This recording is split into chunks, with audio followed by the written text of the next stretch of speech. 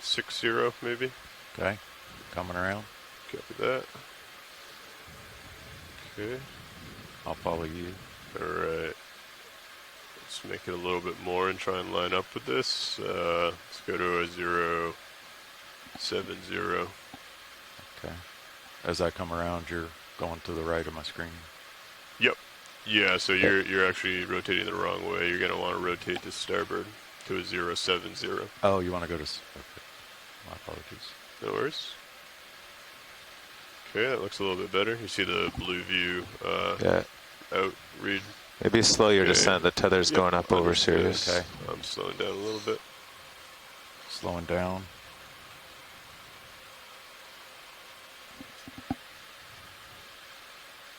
Okay, we have a good hard reading about 30 meters out on blue view. Ranging in blue view. Thank you. Okay, I'm going to push up a little bit. We got 25 delta. I'm starting to see bottom on my camera. Yeah, I was letting you get a little ahead of me. I slowed down. Yep.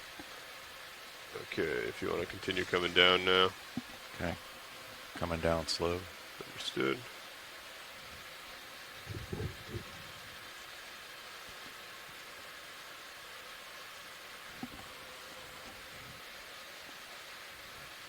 Delta is improving. I was going to say, yeah, I see it. You wanted about 20, right? Bottom in sight. Blue view, a little bit to look out.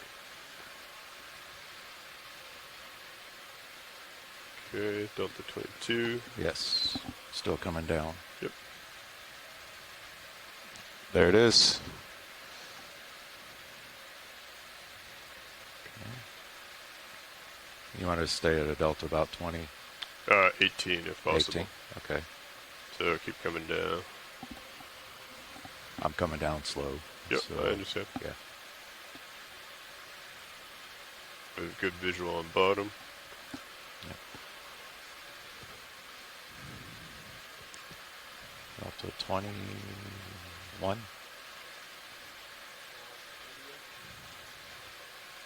Go ahead, video.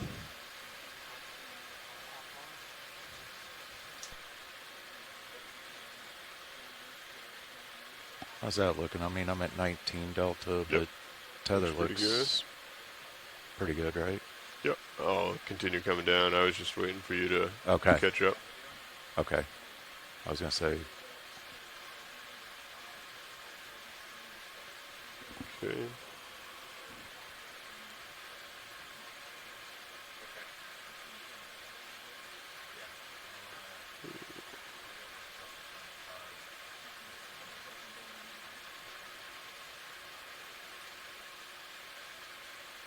Continuing down. I'll admit I'm taking kind of a slow approach, so I don't want to overrun again.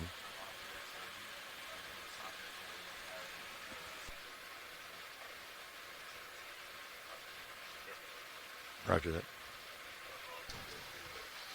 Well, we can, you should be on it for now. Just, Understood. this is a normal, find the bottom and white balance. And all that. 18. Yep. Are you in a good spot? All right, for those of you joining at home, Starting we to come are down. approaching bottom. As you can see, we Looks have pretty clear. Looks pretty quite steep. a feature here. We have some soft sediment bottom, some unconsolidated sediment, likely carbonates. There is a sponge, a glass sponge in view, as well as what looks like overall sheets of different kinds of layers going on the hard substrate. And it looks like we just had a, Okay. I think is a viperfish come through the screen. Have you The start, guides will take a looks moment like to a set nice everything sandy up, spot white here. balance, and do everything they need to. push And then out. we'll progress with the dive. This is an engineering I can use focus that dive. to dial in We are looking to V-bias. complete a lot of our objectives to make sure that our so if you shakedown wanna hold is there. A bit ahead successful. of you, So so stay I'll stop tuned. there. Yep. Winch is stopped. Copy that. Video, main HD is a little hot. If you could cool that down. Thank you. Go ahead, bridge. Okay, maybe come down another meter if you don't mind, co-pilot. I'm sorry. Copy that. Are you Come around down a little A-frame bit now? more. Come down a little more. Okay. Coming Okay, down. would you change to A-frame first?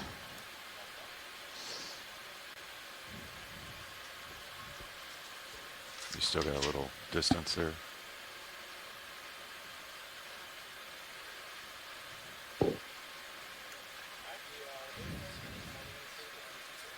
Copy that, Bridge. Coming down. Pilot, I'm ranging in blue view. Copy that. Video, if we could cool down the main HD again, please. Thank you. Alright. Delta's 17. 17. Yeah, I'll come back a little bit so I'm centered on your screen. If you want to hold there for now, as I come back, I should get a little bit deeper. Why don't you stop? Alright, copy that. If you want to work with video to get a white balance done, remember you have the agitator on the arm. Okay. I think I'm going to do a handoff, right? yeah. Yeah, so we may do a handoff first, pilot. Copy. Let me... Understood. Do we want to do that first? Yeah, I think it's time. I think we could skip white balance and get through our other tests given the agitator. Understood. So, pilot, stand by. We're going to do a quick switch off. Understood.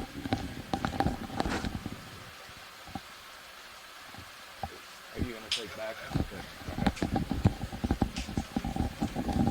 See where we're at. You have an open mic, by the way, co-pilot.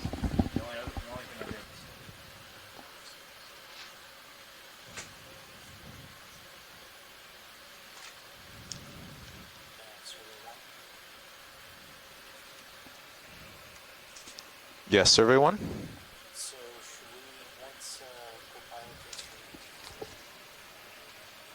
10, 15 minutes below, Yeah, we're going to defer. We're going to defer white balance. Yeah, I think we'll just get settled, do a little ship move to find some flatter rocks on top of the ridge, and we should be good. Yeah, and, 10 or 15. Mark was just relieved. All right, co-pilot. I think we can go ahead and get the lights deployed if you're available.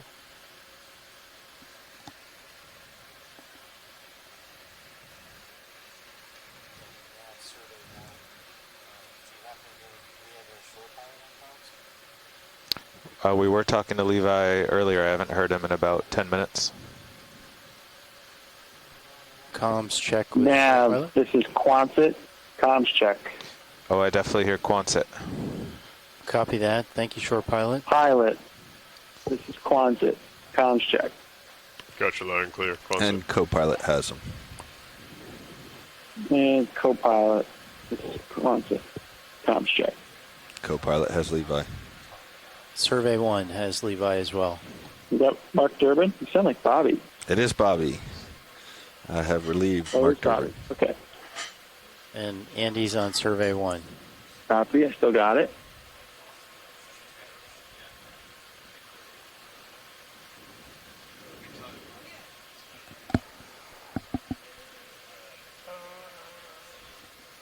All right, short How are pilot. you boys doing in the front row? Say again, short pilot.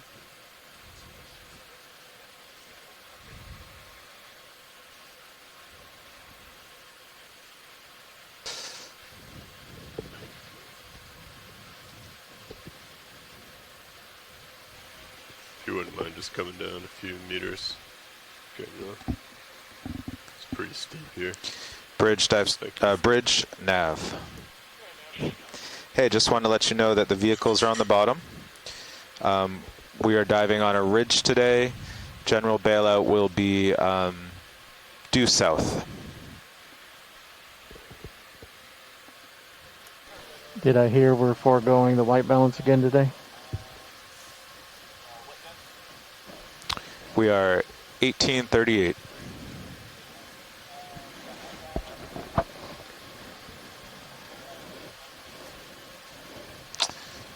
All sounds good. Thank you, Bridge. Pilot, this video. Go ahead, video. Did I hear that we are foregoing the white balance again today? Yeah, we're gonna forego it for the time being, and we might adjust it a little bit later on once we get some of the major tests out of the way. So once you two are settled, I'm thinking we could do a ship move. We saw a lot of rocks coming down. We just missed the axis of the ridge by, according to HIPAC, 30 meters or so.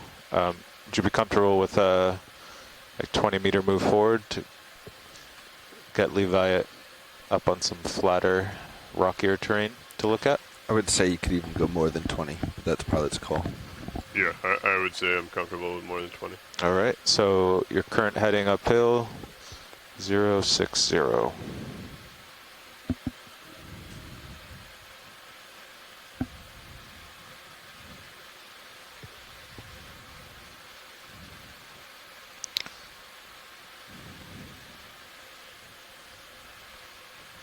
This is Quonset. What's your Z bias at? Just curious. Z bias at the moment is negative 24.5, 24 and a half.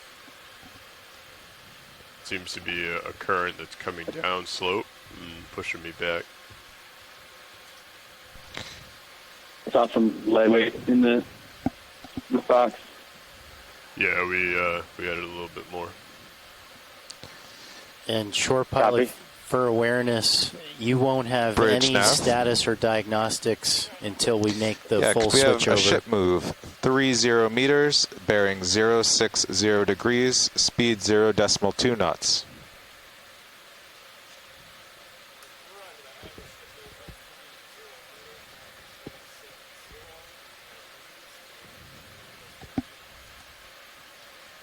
Good copy, Bridge. And short pilot, I'm still dialing in Z bias, so I'll let you know the final number.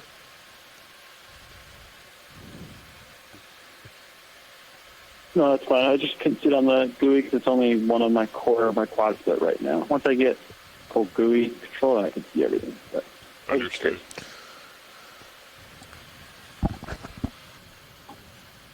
Did you say you saw the weight in the box, Levi? yeah, when you had the wings inboard, you could see the weight in the starboard forward rock box. Yeah, understood. I was trying to figure out how you could tell with current layout. No, I saw it earlier. What else you got going on in the vehicle? We got the agitator in the shilling off on port side. Swing arms are now deployed. Uppers are out and up. And lower starboard is out. Lower port is still stowed because of the agitator ring. Understood.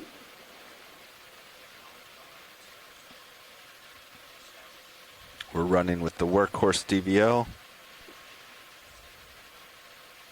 And I think that's it for vehicle changes. I noticed yesterday on my GUI with Workhorse on the sensor page, it was not there. I don't know if maybe that my sensor page here is set up for the ASNIN or something, you know? That could be we're getting live updates on our sensor page. Yeah, that's correct, shore Okay. pilot. You have a slightly older And my version relay of the names GUI. might be different. But other than that, I think GUIs are pretty close.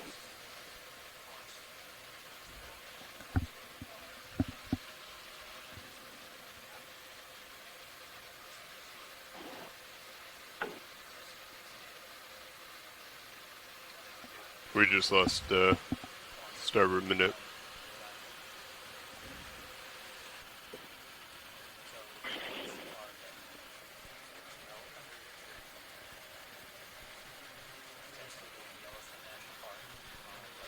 Other one video.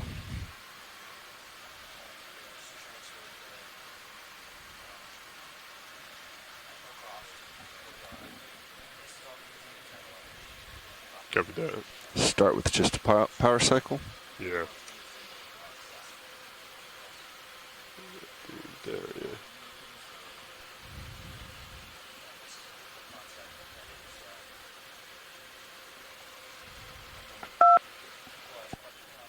Roland, if you want to change stream 3, quadrant lower left to minute.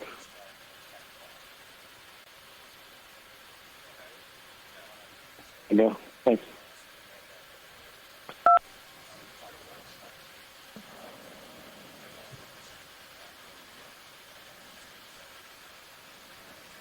I've still got no Couple signal. hesitations in my video stream.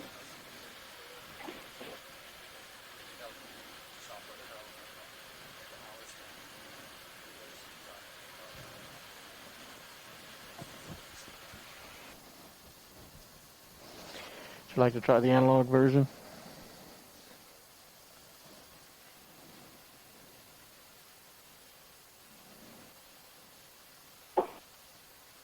All right, power cycle seems to have done nothing. Yeah, if you can verify that. I think we have that. I think it's rails. Actually, I'm not sure what's on the analogs.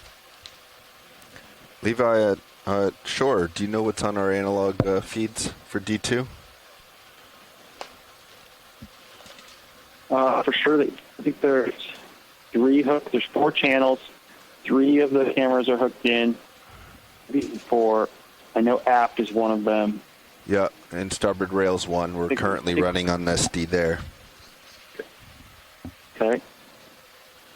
Not sure. We'll see if starboard I think it's one manip of is the one. manip, but I don't think both. Yeah, we only have the 4 channels and 5 cams, and figure it has to be aft. I've got it listed as Yeah. port manip analog, ROV aft analog, port rail analog, and starboard rail analog. Yeah. That's what I had listed. Okay, pilot, the ship Copy. is underway.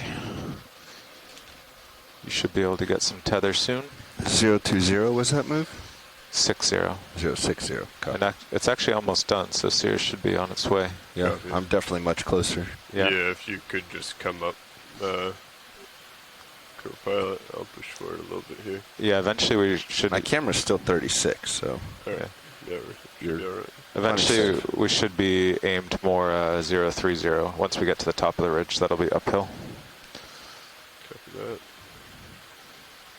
We got our rock feature coming up on port side. Actually, if you look at Sirius, there's more rocks to starboard, but ridges are always tricky. On Sirius to starboard?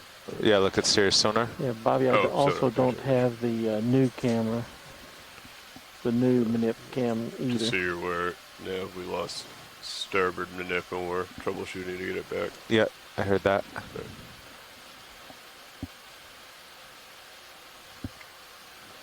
Okay, I'll route that to you. unfortunately it's 3 views of the The same port. angle. Oh, it is. So we got an HD, an SD, and a second cam all Yes. giving us that port view. And I do have all of those, so. All right, thanks, Roland. I can have somebody take my chair and I can go check some connectors in the back. Seems unlikely, but I can have Chris jump in here. He's ready to jump into video. Go for it.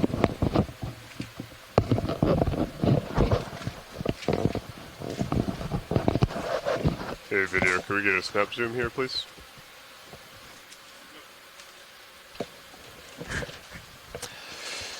Yeah. Stand by.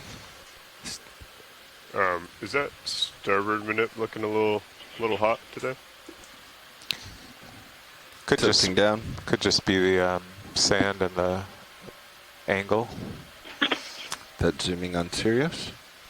Yeah, just doing a test. Go ahead, Bridge. You're full wide. Copy, thank you. Camera's now at 60. Copy that, Bridge. Sounds good.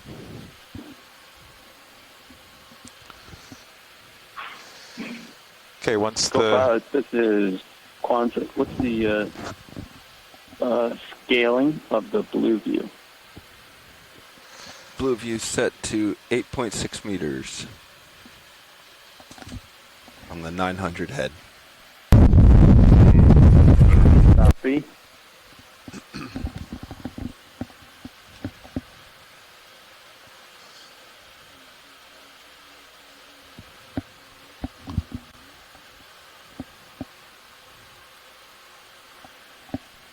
That is a big glass sponge. Negative rack room.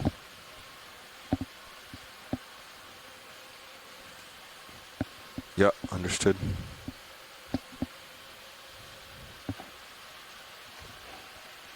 Copilot, this is Quantit.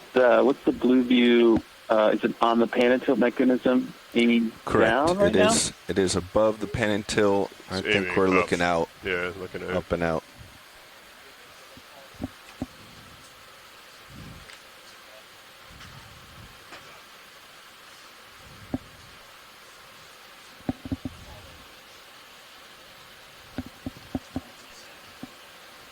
Bobby, I also pulled and put the power connector back in. It did not make a change.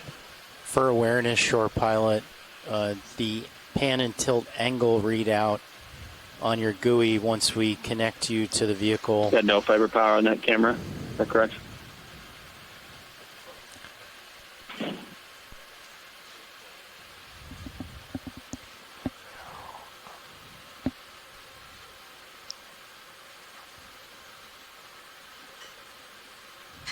For your awareness, Copilot, I'm just going to be coming up to get over this little ridge here. We should be fine, though.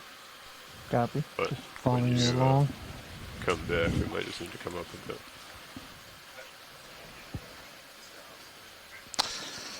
Here we go. Here's some interesting terrain.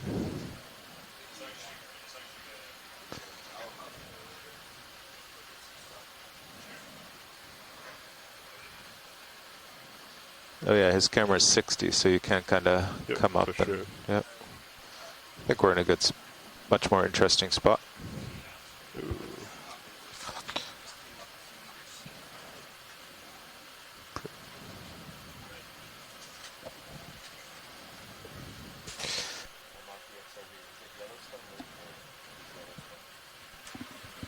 Yellowstone Lake.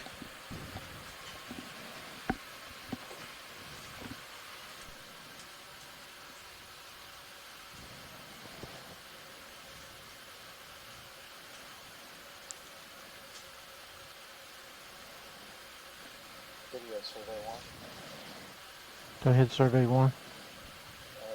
So at my station, to communicate with Shore Pilot, I should just talk on OKX, correct? That is correct. He is listening to there. I can also put your position on his control. Good copy. You still got me at 60. All right, I got a little bit more room to... Comms check, Shore Pilot, survey 1. Understood. Hey, Survey 1, I can hear you. Can you hear me? I can hear you, Shore Pilot, thank you. I just wanted to make you aware, Charlie. once we connect you to the vehicle, your pan and tilt angles will not be correct on the GUI. They're set for Mini Zeus currently Understood. versus ME20. Copy. My Joy box is mildly unresponsive if I click it. Should I power cycle the Joy box? Currently, you should not see any status, so that's correct behavior for right now. Once we connect you to the ship, then you should be able to use the Joy box normally. So, Pilot, maybe we should Got it. get you in a good position in autos and make sure they're stable, because I believe we'll be mostly using autos. Are we trying to get to the top of this, or it looks like there's a pretty flat, sandy spot over yonder? I was hoping to have something to look at. Oh, okay. So we have this ridge that kind of like runs up with sand on one side and rock on the other. That Yeah. might be like a pretty clear like split that he could look at. We also have this large rock over here. Yeah, I think if you're just aimed uphill, Okay. kind of center of Sears screen. Understood. I mean, even, yeah, I just wanted to get off the sand. And Sure. Let me get lined up. I'll try and split my screen with the rock and the sand. we could do another maybe 10 meters on Sirius. I have you at 50, 50%. 50 Okay, degrees. so you have some room, yeah. Yeah. I think this is good. Okay. Go ahead, line up, center, auto altitude, auto heading, auto XY.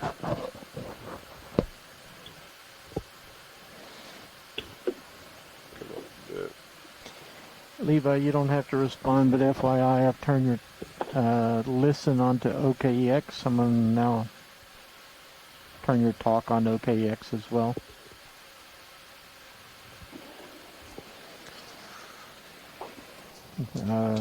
Andy's listening to you from the OKEX channel at Survey 1.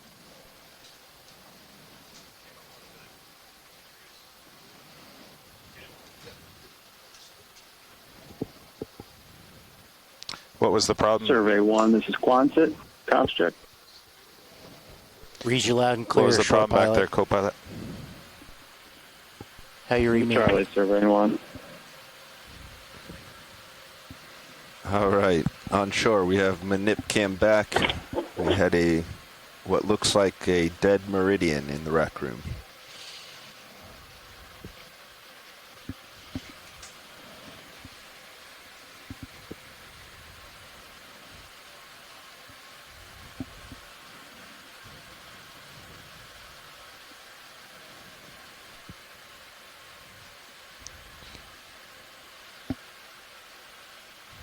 Did you copy last, Quonset?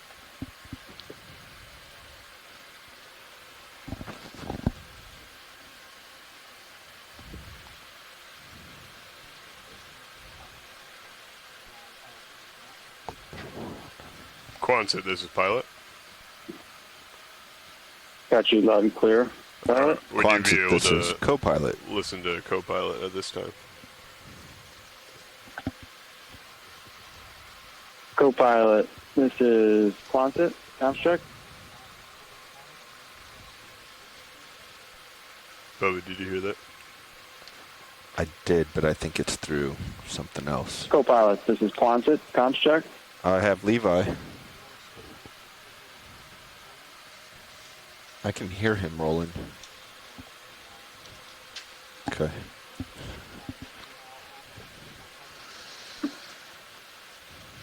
Co-pilot, this is Quonset. Comms check. I have Quonset, loud and clear. Name it Charlie. Oh, he has it. Roger that. Sounds like. Yeah, I have OKEX. I have him now. I had him before that as well, but he can hear me. Report is we have starboard minute back. It appears to be a dead meridian in the rack room. Copy, Meridian. Okay, so before we begin, I think we're actually in a good spot. Bailout is south, so we can have the ship start moving south if D2 were to lose all thrust or control for a bit. Copy that. And then I believe Sirius would just turn to port 180, and we would start hauling up, and we would end up in tow mode, basically heading south. Does pilot and co-pilot agree? I agree. All right.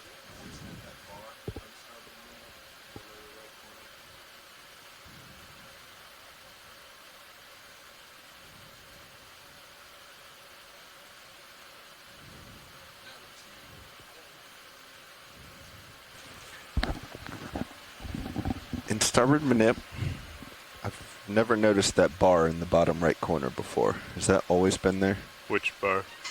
The bar blocking the box? Oh, no. So that's a guard for so the craft doesn't come in and hit it. Yeah, I mean, I know what it is, but I don't remember ever seeing it. I don't either. I mean, I've seen it this cruise, but I've never really. Has it been there this cruise? Yeah. I haven't paid attention enough, I guess. Yep. Just seems so out of place to me. Okay, if pilots are comfortable, I can get Survey 1 to initiate. Yes. Okay, so we have our bailout plan. We're looking at fairly interesting bottom and full autos. Survey 1 nav. Pretty significant oscillation in autos.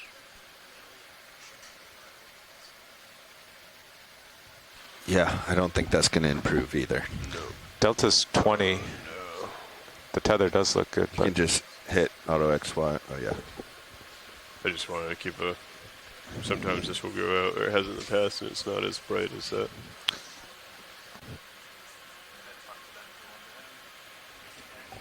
Copy.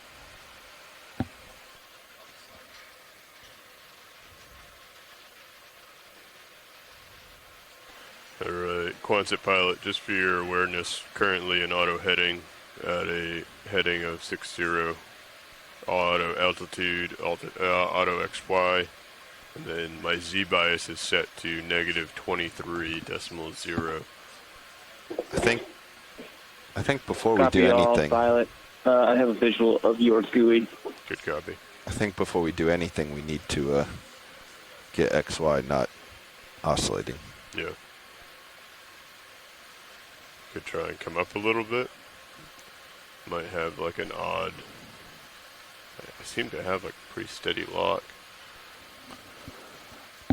Okay, pilot survey 1. Go ahead. And shore pilot. When we're ready, let me know.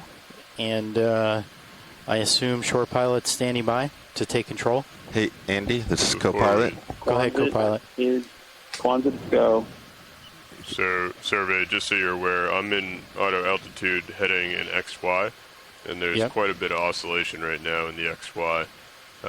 Do we feel comfortable proceeding with this oscillation? Yeah, I mean, Y oscillation, I think, isn't a reason to delay this test. Copy that.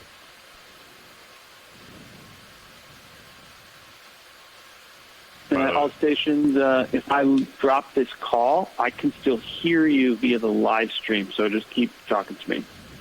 Copy that. Will do.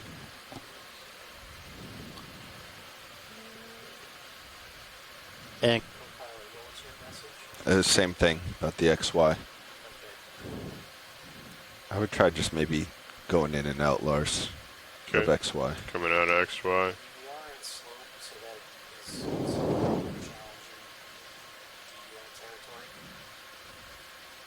Going back into XY.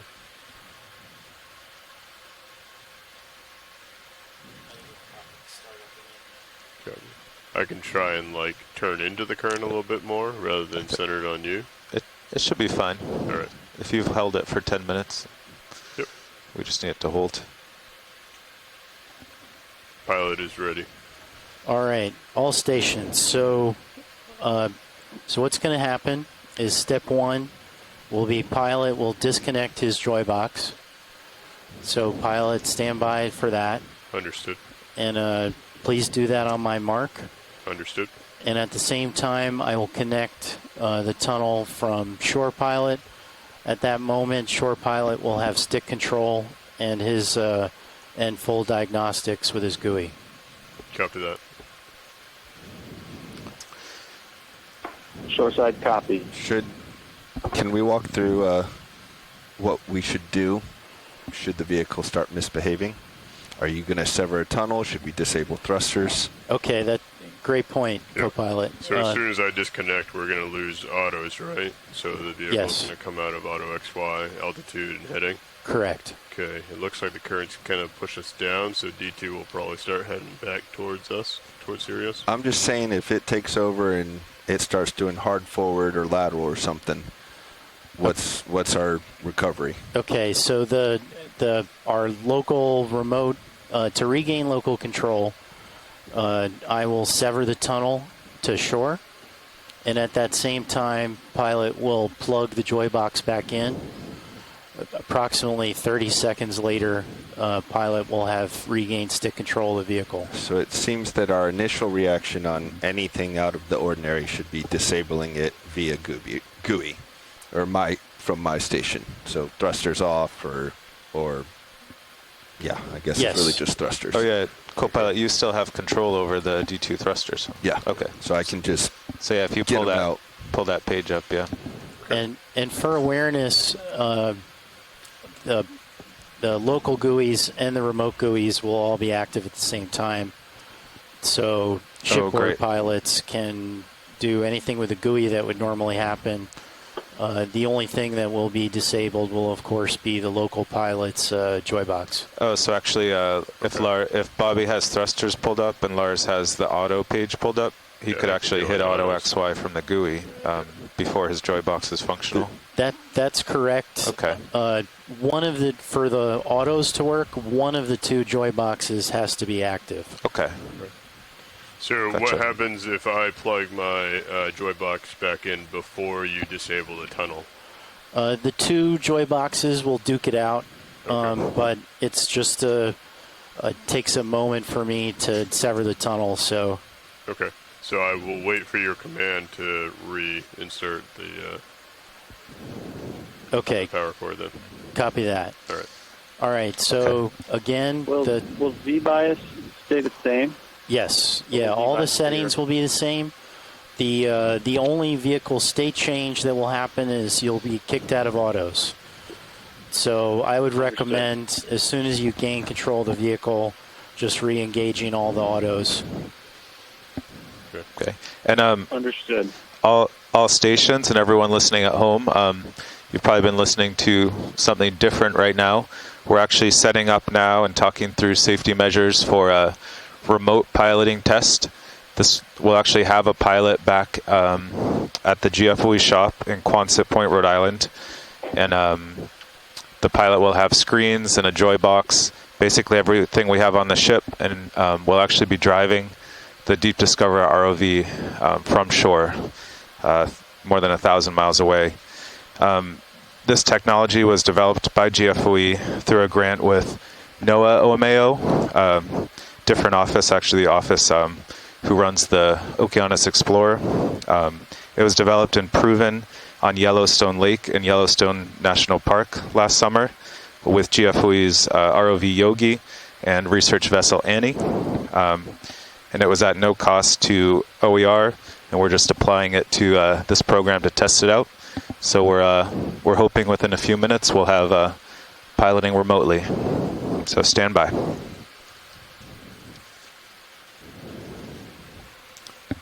All right. So local pilot, if at any time you want to regain control of the vehicle, just say so in the comms, and I will sever the tunnel, and you plug your joy box back in, and you will have control of the vehicle again in approximately 30 seconds. So that's our bailout plan. Understood. All right. If all stations are standing by, please say so, and we will start the test. Co-pilot ready. Pilot is ready. Nav's ready. Shore side is go. All right, pilot, on my mark, please unplug your joy box. Understood. Mark. Unplugged. Autos are out. Okay, shore pilot, you should have full status. I'm seeing your joy box coming into the ship. Punching in autos.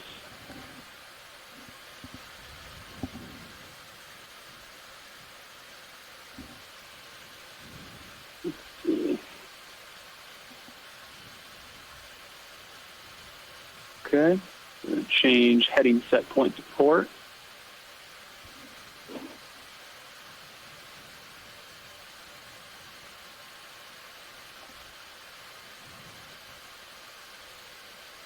Thruster feedback is a little bit glitchy. Okay. Update rate is slow. Copy. Punching in depth.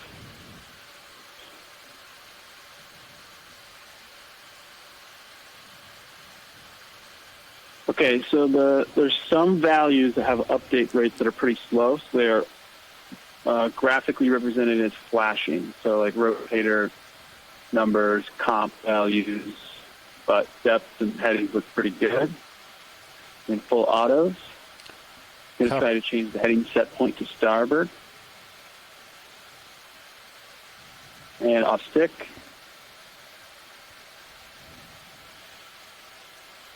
Okay. About a 1 second delay.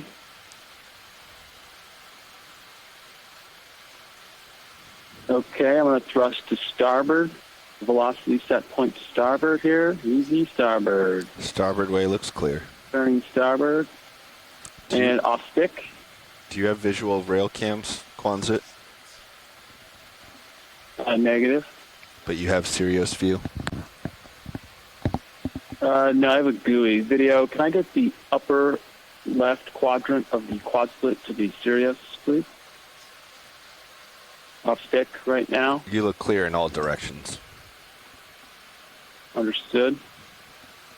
I'm going to try to center up that rock here. Turning to starboard. And I'm going to stop prematurely in anticipation for a delay. Yeah, that's pretty close. I'm just going to try to center that rock into my field of view here.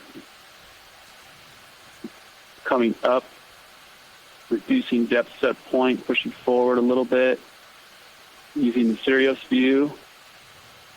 I'm no longer coming up, just coming forward and off stick. Gonna let that settle. Co-pilot tilting up.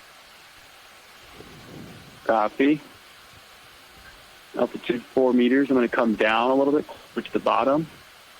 Bringing my set point down a little bit.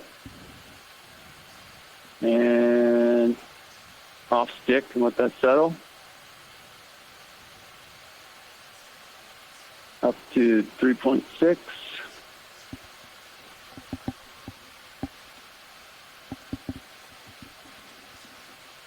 So like I'm floating up a little bit. 4, 2.5.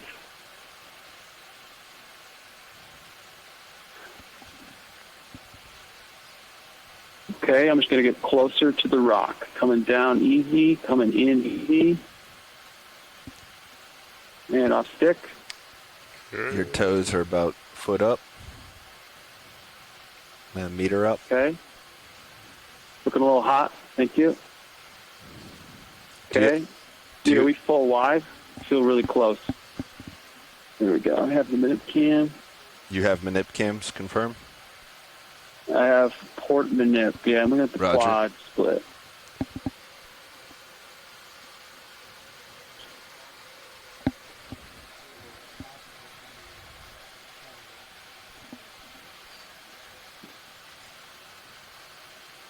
Okay.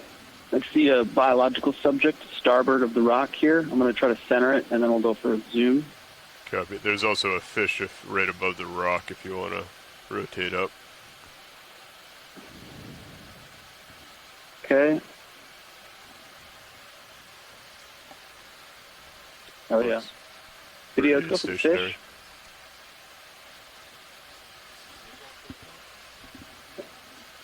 Yeah, zoom in on the fish.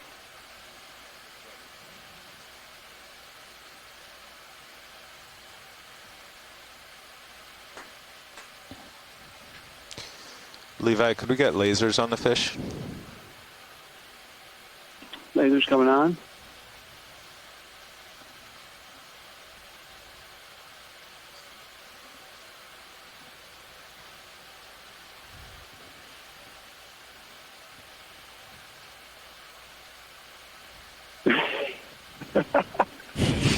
Oh, kind of got to tell the future a little bit.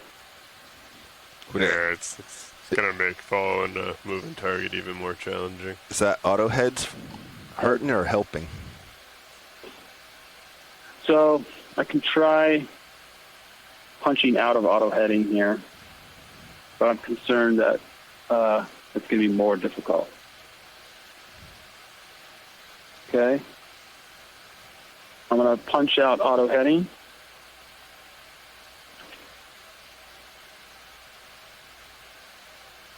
Okay, looks like you switched to auto altitude rather than... As I pressed the wrong button. X depth, let that settle out. Okay, I'm back in depth. And punching out auto heading with joy box. Okay. The all right. fish is off to your port. Oh, sorry, your starboard at this time. Yeah, I saw him go over there. I think that's a little star. Slow changes. Otherwise, it could very quickly go bad. Okay, video, come in.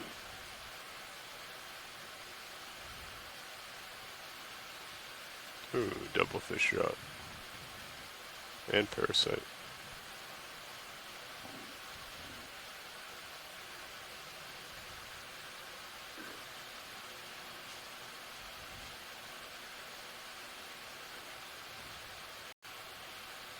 Video has a couple of freezes here, kind of working with it. Take more if you want. going. Yep.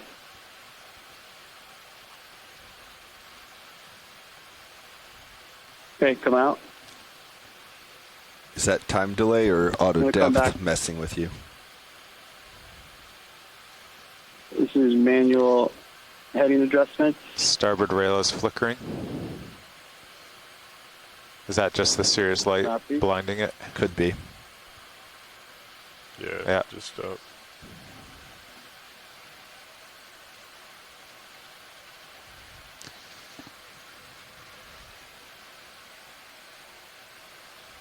Okay, yeah. I'm intentionally slowly turning my head to port.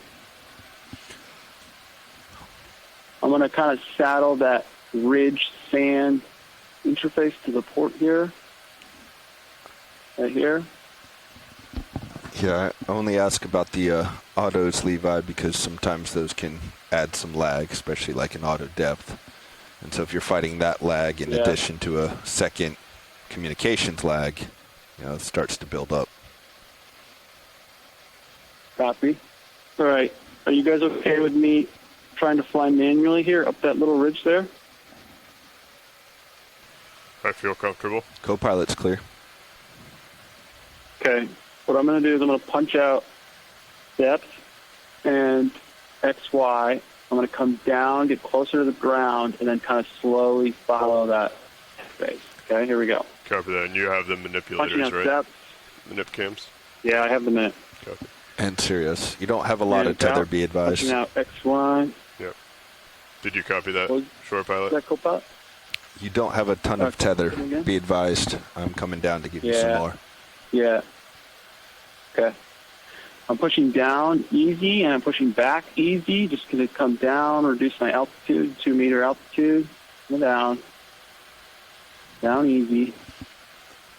Co-pilot Let me know tilting if up. I'm really close to the ground. You're about a foot off Glitch in the right now. video, off stick. Okay, turn into port a little bit. Keeping my downward momentum, pushing forward a little bit. You're getting very close. Keep the interface around the side. Yeah, check port manip. Off stick. Your right toe is touching. You're right to, yep. Right. You're down.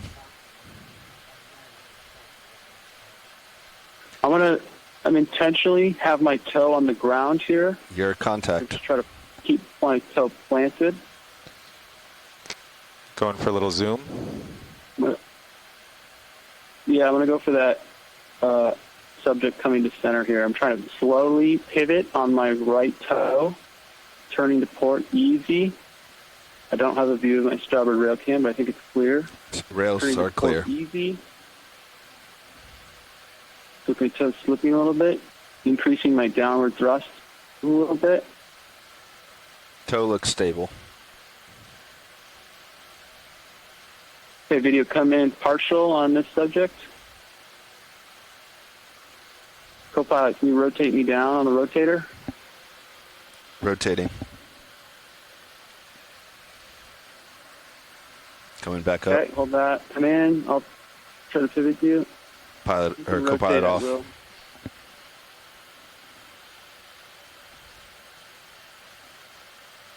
Yeah, I feel like if co-pilot has the rotator, it's probably a smoother video for you guys.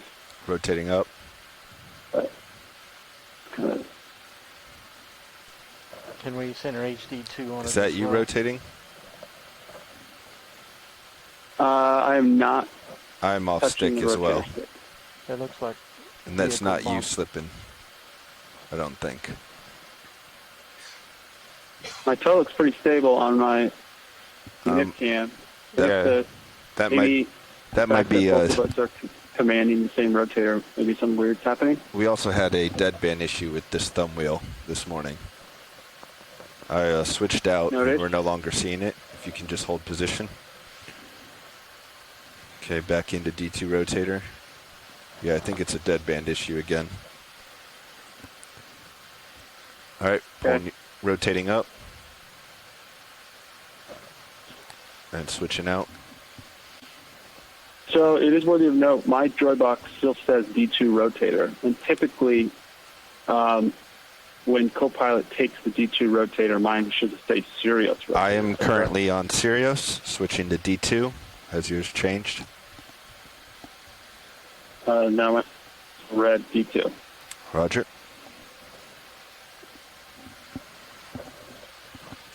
Survey 1, did yeah, you? and my Z-bias, on my Joy box, my Z-bias is not, it says if Z-bias is not enabled.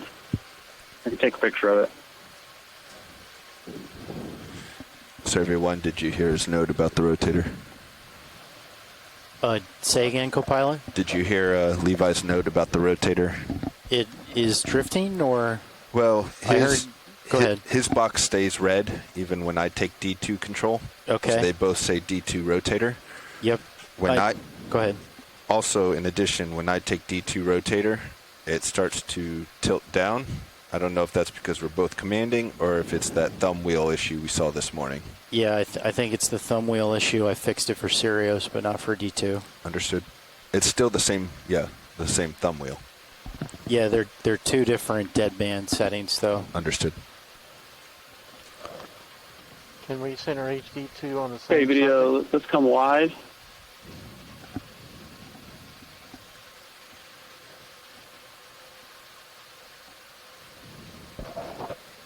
Let's see. Let's see if I have the ability to change my Z-bias. Here we go.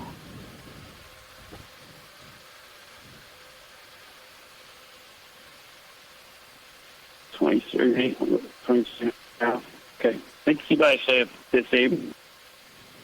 Yeah, disabled.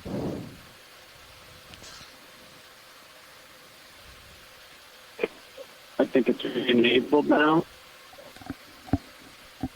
I do not have feed on the Joy box, but I do have feedback on the GUI.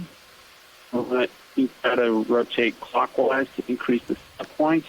23.5 still. 23.9. Okay. Yep. I have control of Z-bias with the encoder, but the Joy box is not displaying. Okay, I'm going to push back down easy, get closer to the bottom.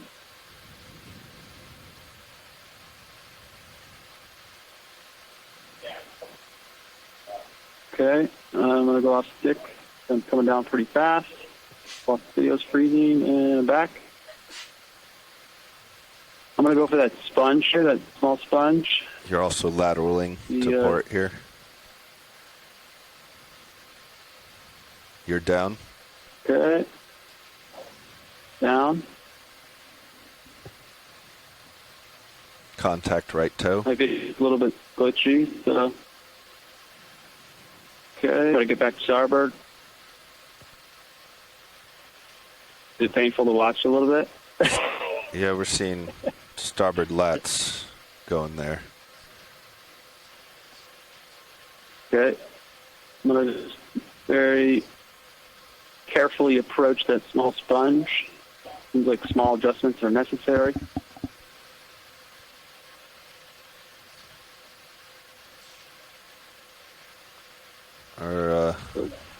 We're getting some high impulses on thrusters. Is that intentional?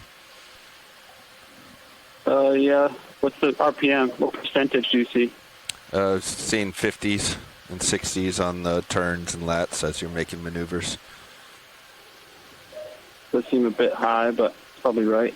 I was moving the six quite a bit. All right, I'm going to try to park right here. I'm going to park the starboard toe in right here. Starboard toe is contact. Wiggle it. Okay. I'm just going to hold that for a minute. Video's a little glitchy.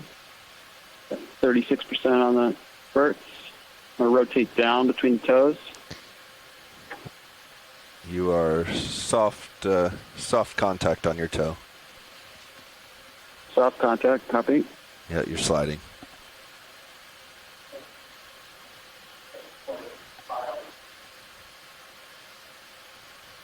Should be a more firm contact now. Copilot agrees. Okay, video's come in.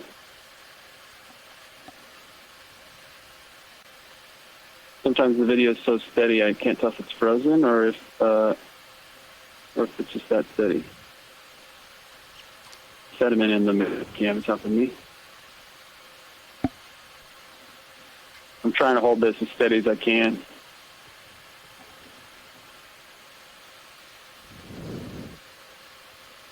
Should we do fog lights for this?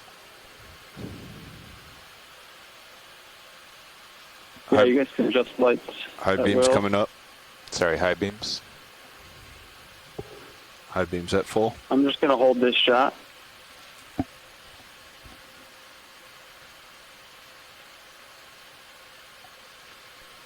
Video's clear. Bringing brights down. Okay, V, you come wide. There's a crinoid up behind it. Need a smaller target. Do not see it. Stalk coming into view now. How big are we talking?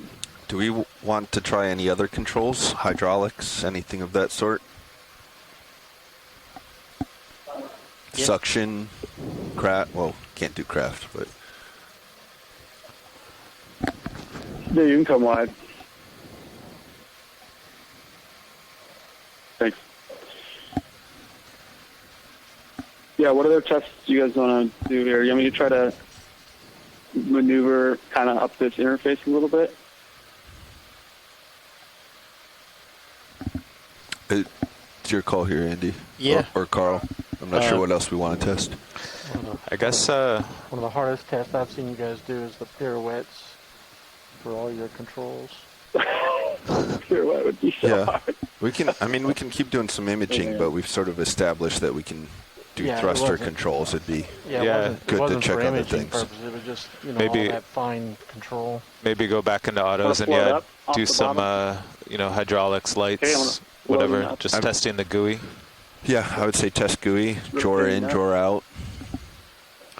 Yeah, I've been noting the issues with the remote data representation. Copy. I'd like to take my camera and I can take a video of my GUI so you can see what values are kind of flashing in and out. Okay. All right, I'm floating off the bottom. Auto depth button pressed. Give it a second to kick in. We could have There it goes. Levi set down and do XY. hydraulics from the GUI while Lars grabs a rock. Dual. Collaboration. He can't. Oh, he can do a craft. Craft, yeah. Yeah. Sure, pilot. I'm logging all the traffic on your side, so I can troubleshoot that Got it. afterwards. Minus Understood. minus winch control, can Levi essentially take on the co-pilot role? Do drawers, swing arms, while Lars takes a rock or a sample or simulates, like you were saying, Carl? Yeah, This is GUI and box capable. Well, right now his box is set up seems as like- a pilot, Okay. so whatever the pilot Well, controls. but he has the sliders on the Andy, GUI, right? When I press sample boxes on my Joy boxes, the button goes green momentarily while my finger is on it, but then when I release it does not kind of bring up the sample box window to, does that make sense? Okay. I'm kind of stuck on like the home page of the pilot Joybox GUI. So if I hit upper swing arms, like it just stays on the. What So, about yeah. your GUI? Can you enable HPU from remote? Okay. I'm gonna try. You want me to try Joybox? Hydraulic functions are clear on the vehicle, so you could drawer Okay. in, drawer out. Okay. I'm gonna enable hydraulics. 3, 2, 1. I confirm here. And my GUI has it now. Took about a second, maybe. Okay. My GUI is probably a second delayed. Enabling valve packs. Let me look at the starboard valve pack here. Enabling valve packs. 3, 2, 1. I confirm. Okay. And I confirm. And you want me to draw out? I'm going to rotate down just so I can see. Drawer is clear. Okay. I have it in the port minute cam. I'm going to draw out easy. Oh, yeah. Not sure what the deadband is, but Are you doing this from your I'm on joy the box joy or box, from your GUI? Joy box. Copy. I see. No motion I yet. see the command in the GUI page, so I think I just need to push a little harder. No motion. I see the green bar growing on the feedback. I think I just need to give it a little more. There it goes. Yeah. You have movement. Yeah. And I'm off stick mark. I'm off stick Stopped. there. All right. I'm going to continue to extend if that's okay. Extending, extending, extending, extending. Now stick. Extended. Okay. And are you ready for me to retract? Ready. All right, here we go. Coming in.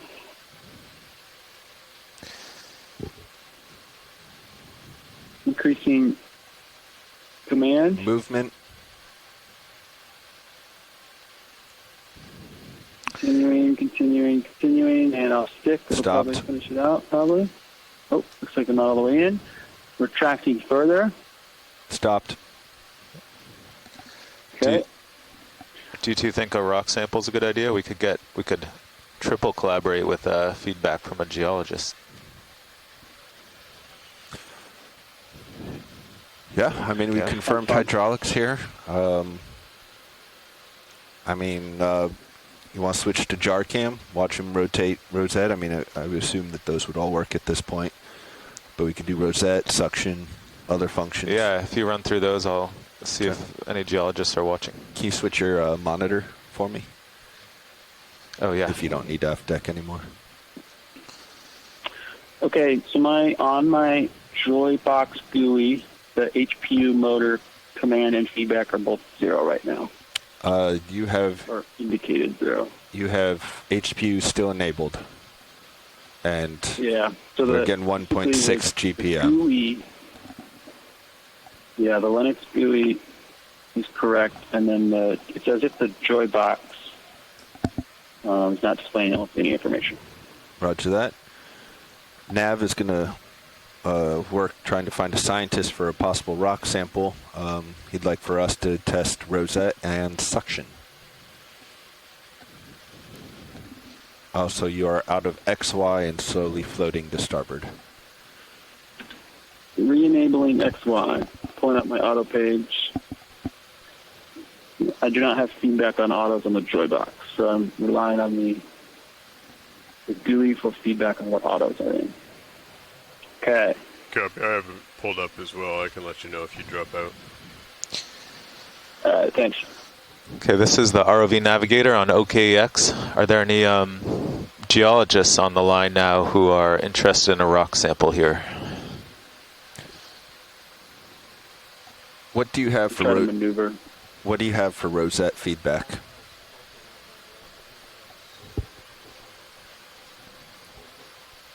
Okay. Okay, Suction sampler. You're currently on jar 6. I'm going to go to jar 1 here. Jar 1. Confirmation of rotation. GUI on touchscreen. See it moving. Yep, jar 1. Okay, you Yeah, have that so on your my quad. Joybox Okay. screen is not giving me any options here, basically, so I have to use the GUI. As we're prepping for a rock sample, it looks like there may be one off to starboard if you check out Sirius view. Otherwise, if you back up and drop down, there might be some there. Okay, I'm going to turn my heading to starboard here. Okay, confirmation on rosette nav. Excellent.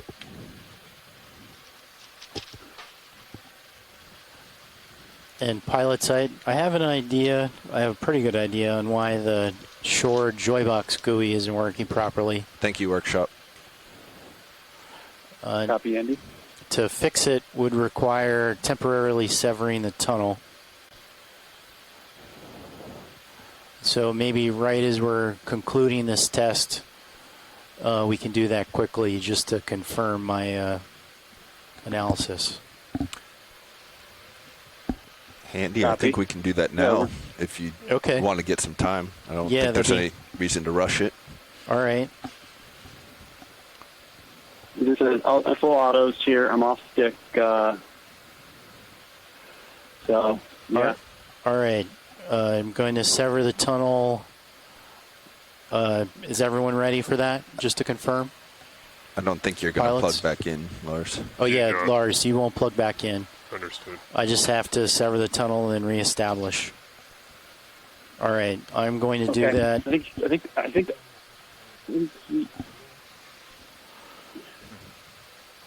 Short pilot, you ready? Yeah, I'm ready. Okay, doing it now.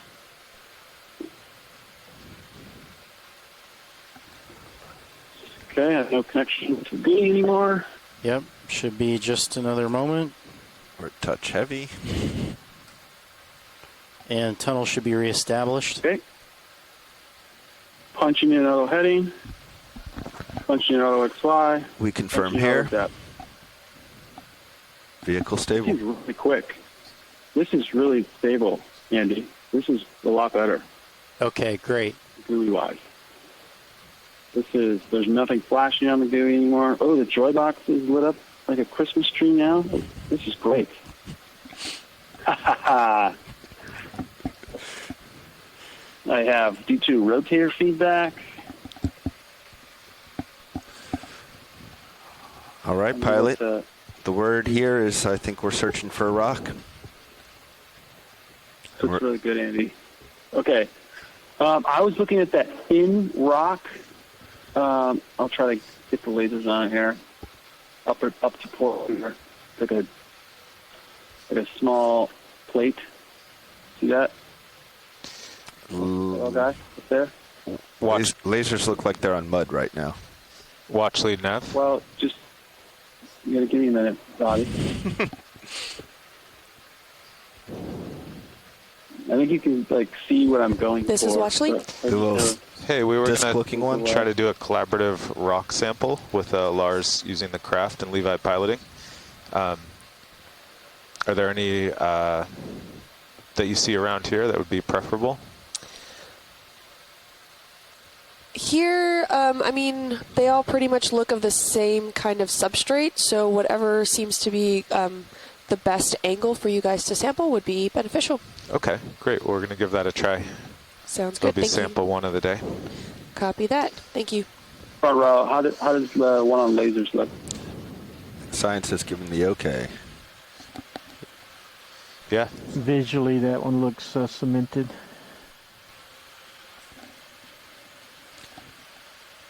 What do you think, Lars? Yeah, that should Want to try that one or not? We can go ahead and at least set up and go to a poke. Okay. Looks like my starboard toe is basically on the ground. I'm going to try to get closer to the rock. Over. Copy that.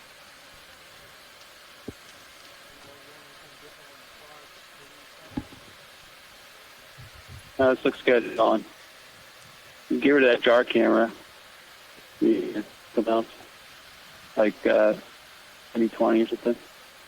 Yeah, actually, yeah, it's good. I like that camera view.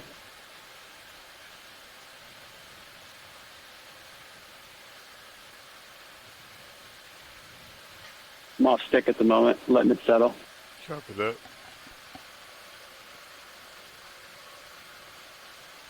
Rotating down. Off stick. Looks like it's just a little bit far out in front of you. I'm going to try to get you a little closer. Copy. You're pushing that off stick rock to the starboard. Yeah, they all look loose at least. Yep. Yeah. Okay. Okay. I'm going to reduce the depth set point to push into the ground a little bit. Pushing depth set point down just a hair. 30% down, that should be fine. Do you not have joy lock? Basically, I'm just tickling the bottom here. I can do joy lock if you want. I'll leave heading in here. Okay, punching out depth. Pushing out XI. Pushing down easy. I have heading still engaged. Pushing down easy, gonna make 35% or so. And I'm gonna try joy lock. Yep. Okay, I'm off stick. Joy lock is in. Keep an eye on me, boys. All right. I think I'm pretty. It looks steady on my end. You want to try craft operations? Sure. Do you want to try and spin me up? Disabled on my end. HPU is enabled at the Oh, they're moment. still enabled. Okay. I'm going to try controlling the HPU with the joy box here. Hydraulic motor. Pressing in the encoder. Confirmed. Yeah. Okay, so I don't have feedback to the hydraulic motor on the joy box right now. Okay, video a little glitchy right now on quad split. Oh, that's what he's doing. He's messing with my, okay. Okay, I'm going to control the HPU with the GUI here. I'm going to bring the RPMs up a little bit. Okay. I'm going to increase the RPMs a little bit more with the touchscreen slider to halfway.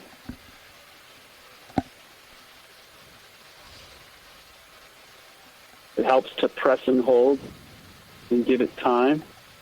Okay. LPEX are enabled. I think we are go for craft. I can do the joy boxes. You've come Yeah, loose. it's starting sample to boxes float for up. you. Shore side. Did you take joy Okay, I lock got you, out? Lars. What was that? You're starting to float up. You've lost your toe. Okay, Did you take joy lock out? copy. Joy lock out. Oh, joy lock fell out. Yeah. Disappears. Okay. Pushing back down. Changing. Oh, auto heading popped out. Re-engaging auto heading. Set point to starboard. Off stick. Pushing down. Roll is 40% down. And re-engaging joy lock. That's strange Okay, I'm that off joy stick. lock would fall out. Copilot, Is that looks like Copilot? all of the autopilots went out. Not quite sure why. Copy. Okay. Okay, hydraulics are up. I'm back in joy lock and auto heading. I feel a little bit too far away from that rock now, Lars, for you to grab it. Or do you think you could reach it? Should be able to reach out there and tap it. It's a pretty steep wall here, so we're pretty close. I can grab it. Okay. Okay. Drive permission to bring the starboard wing inboard. Port wing, you mean? Sure, we can do port. Clear on both wings. Yeah. Okay, port wing coming inboard. Easy inboard. Is this just for a test or? No, this will be real. Yeah. Okay. All right, Alright, Lars, looks like you want you're... to do craft operations? Yeah, we'll go ahead I will and be switch standing by. ME20 over to my other view here. If you could center up that rock sample. You should have control of Mesus, right? Or the pan and tilt. I can try pan and tilt operations here. Okay. You want to center up? Where do you want to center up? Just get eyes on the arm as I bring it out, I guess, if we want to practice using it. Reminder. Starboard on the pan and tilt. Reminder, it's the big camera there. Yeah, it's the From large. starboard, off stick. Okay. Is that good? Yep. Ready for arm to come on? Yeah, I'm ready. Okay. Arm's coming live.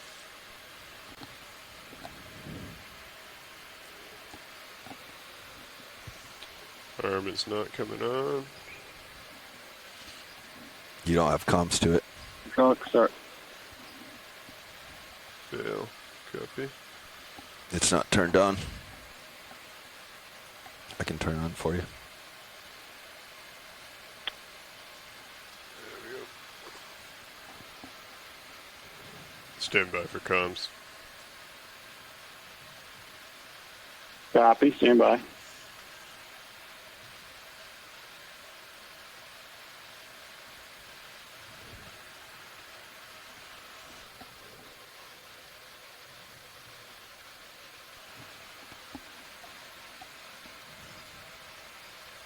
Yeah.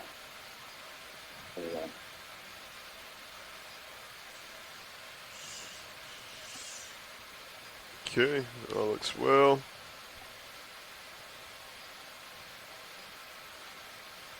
Alright, arm coming live now. Arm is live. Copy.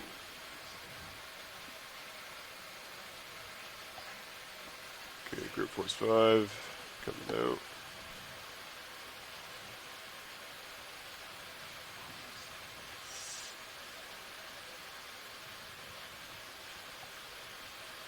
If you want to just follow me out to the rock, we can go ahead and wiggle it. Make sure it's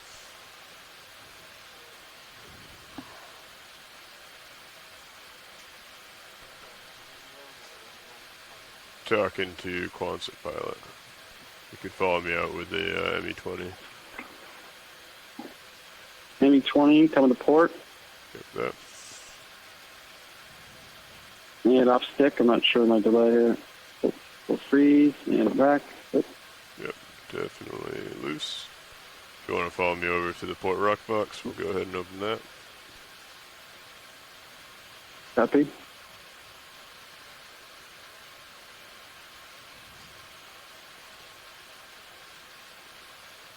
I'm moving really slowly just because I have some video glitches and I'm not sure my delay.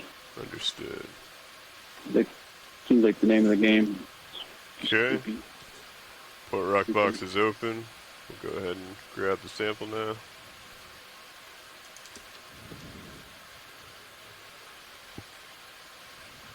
Okay, Alright. looks like it's Out a pretty little bit. fragile. Go ahead and go down to 3.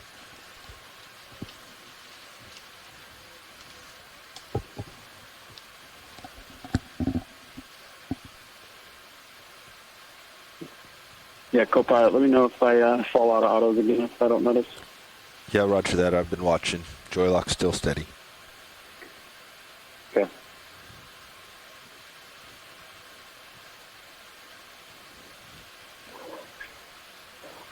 Oh, that is very soft. Oh. Do we want a little piece of the crust, I suppose? I could feather it in. That was only grip force 3. Any piece for Copy, geology is crumbly. fine.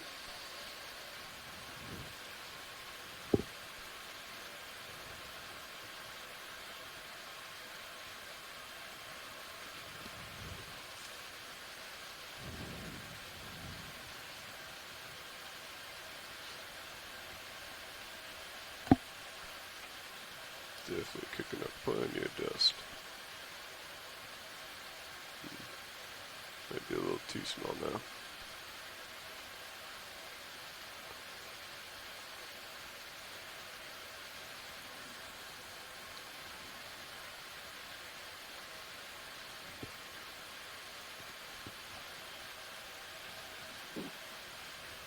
Follow me back over to the rock box, please.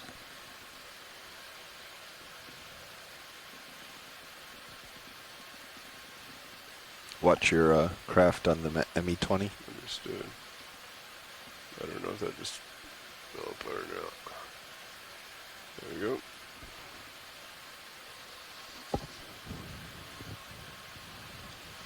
Okay.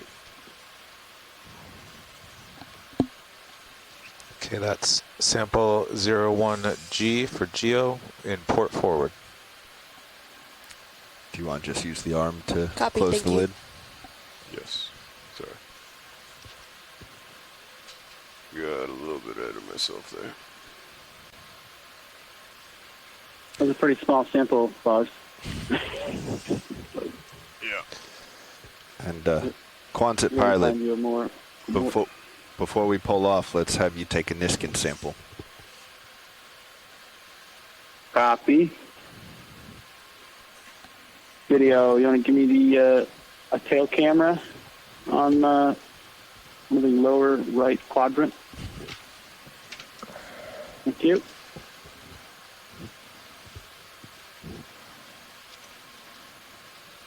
Okay, and I need to reset it first, is that correct, before I fire? Correct. All right, are you ready? Go. Always check with the clipper. They got to Clipper, record. this is Quonset. We are about to fire Niskin number 1, I believe. Correct. Clipper is setting up. And resetting. Clipper is recording. Clipper's recording. Copy that. Firing. 3, 2, 1. Commanding. Confirmed. Boom. I saw the snap. Thank you, Roland, for the camera view. I'm going to bring the port lock box back to its out and stowed position. Wing outboard. Okay. Like I'm back with my minute cam. Yeah, are we full wide on Zeus? All cameras are wide. Copy. Okay, what's the next test, front row? Confirmation really quick on the Niskin bottle, was only one fired or multiple? Just one, Niskin 1. Copy, thank you. So that we now increment to O2W, is that correct? That is correct. Okay. Okay, pilots, what's going to be our next test? Can we fly around in manual some more or more autos? I'd say flyaway and manual. Get a better feel for the vehicle as we figure out a test here. Okay.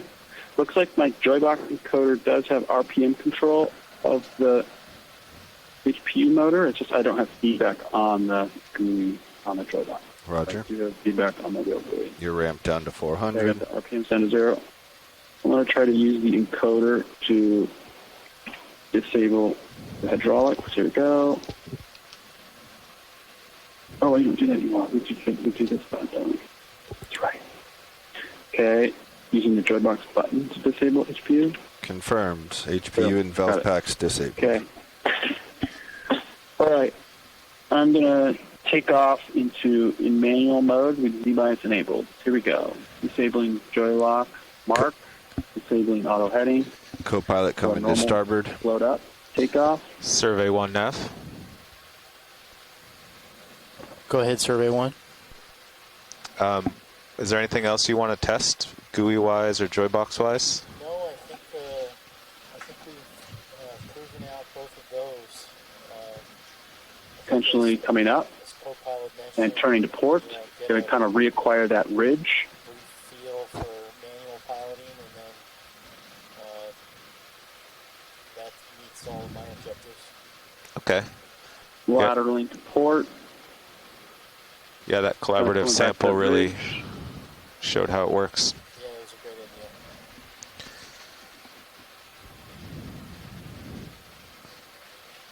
idea. And off stick.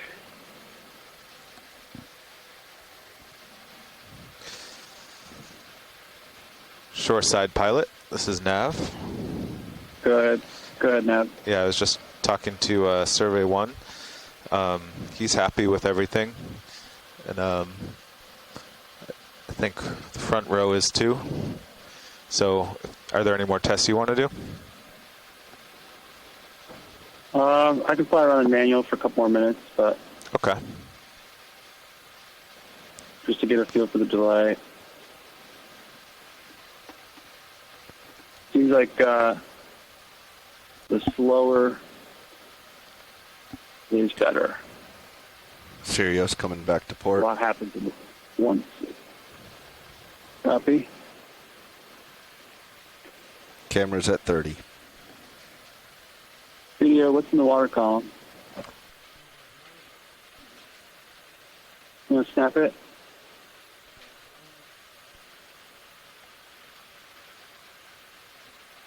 Ooh, we have a lovely holothurian here, gliding through the water, translucent.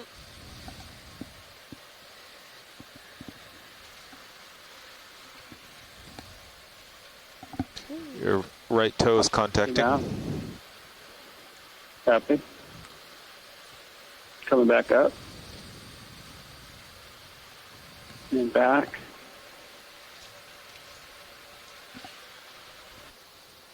Gonna come back to port.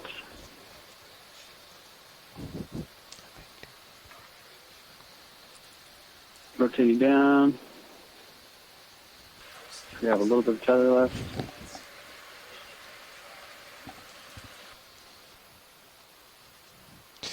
All right, let's figure out our ship move direction then, which... I mean, that's just a test of the RTS system, which Yeah. we've proven. Video, you want to give me the sonar on the lower, actually the upper right. I don't need maybe 20 Which, sonar, or, yeah. And then high pack. Give me sonar and high pack on that quad.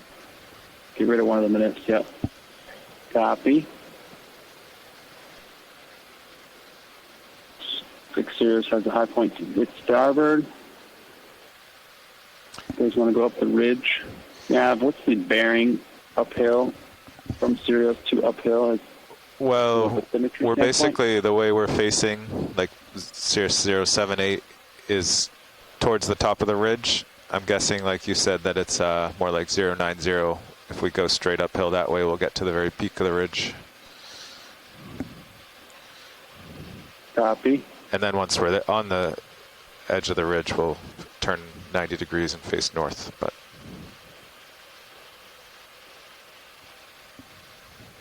Copy. Laterally to starboard, kind of center up with Sirius.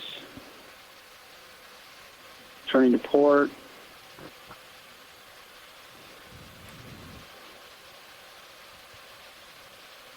Explore here.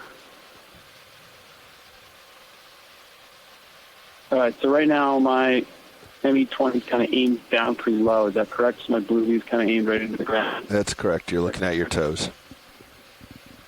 So I got to bring... Bird is calling you now. oh. So Bridge, this is Nav. what tilt is about level on the pan tilt?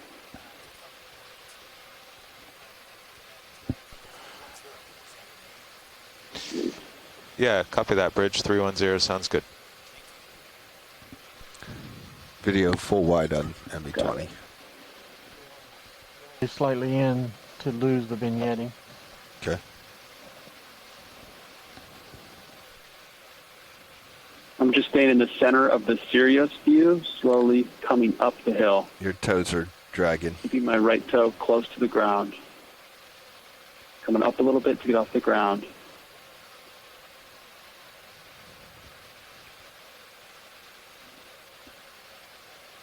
Coming up a little bit, pilot, or co-pilot, excuse me.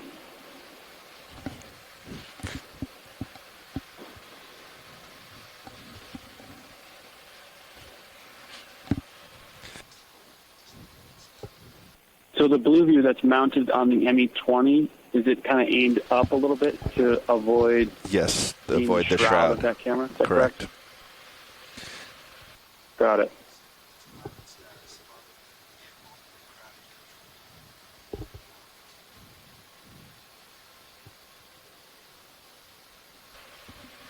What value does your tilt read on the Panatilt? Mine says negative 50.1. That's correct. Yeah, those were not, they were homed and everything works properly, but they don't quite reflect forward and horizontal.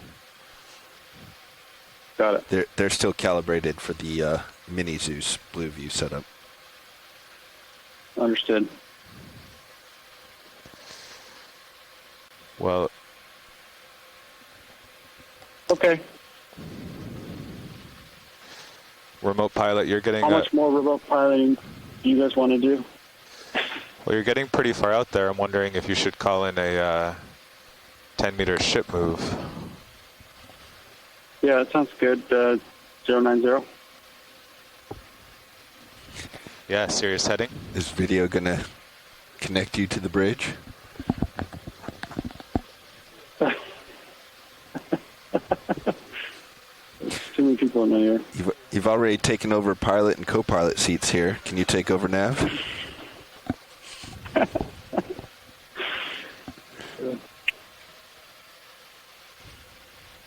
Media, what kind of squat lobster do we have here? We have a squat lobster approximately 7 centimeters long in squat format. Copy, squat format. But you should be asking our esteemed science department that question. I like that term, squat format. We'll keep it that way. Oh, it doesn't look like that. It seems to be a living lobster anymore. Go ahead, Bridge. Copy. Copy that, Bridge. Thank you. No, it is My right twitching. toe touching. Good Yeah, one. right toe is touching just barely. Copy.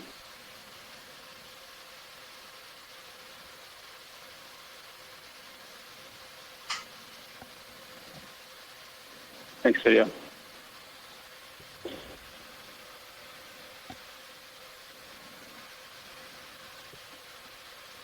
On your stereo sonar, how many meters is the first ring? Is that a 12 and a half?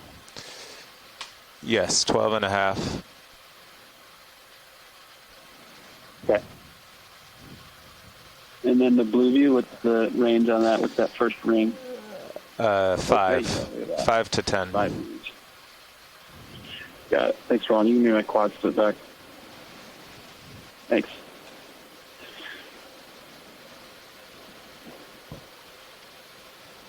Okay. I'm going to come off the ground here. Coming up. Oh, we have a stocked crinoid. Stop crinoid.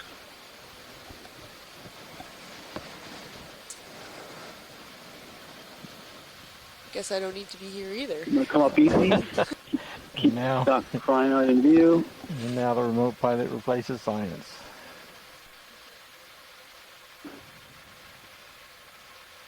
Just going to slowly lateral starboard, turn left, getting close to the ground. My right toe's probably going to hit soon.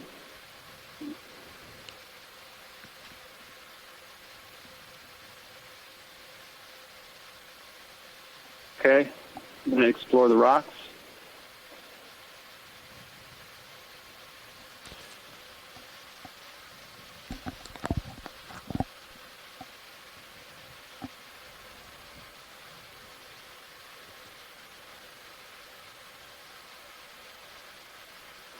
All right, let's check out what's on top of these rocks. Do I have enough tether? Yes, you do. Co-pilot's also coming up slow. All right. Okay, I'm going to slowly go forward and get to the top of this rock here.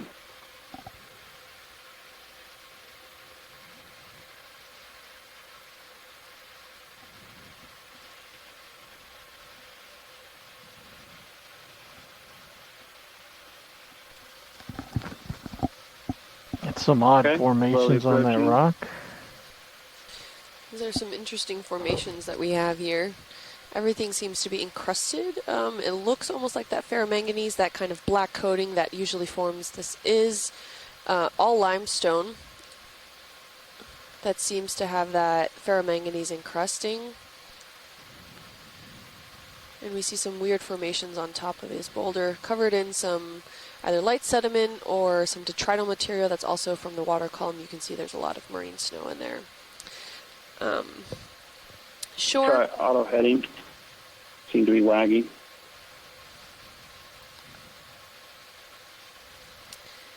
Sure, pilot, just for overall awareness as well as pilots on board. There was a request that if there were trying to traverse some geologic areas, with the understanding engineering objectives come first, but if there is any complex terrain or potential passages or overhangs, not to go directly in them, but to get an observation of them, that would be helpful. Copy.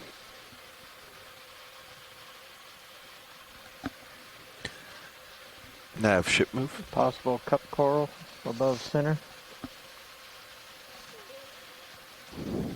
15 You're talking about meters. the small 15 white meters, Yes. 090. hanging upside Yeah, down? let's do it. Shore pilot, that's correct. Right at near coming up on the bottom of the screen.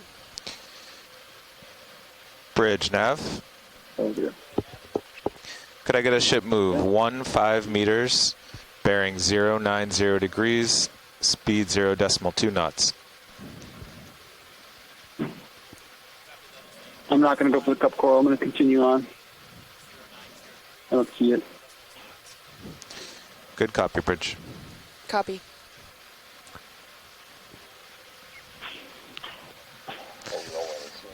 Okay, shore pilot, we're getting Sirius a bit closer.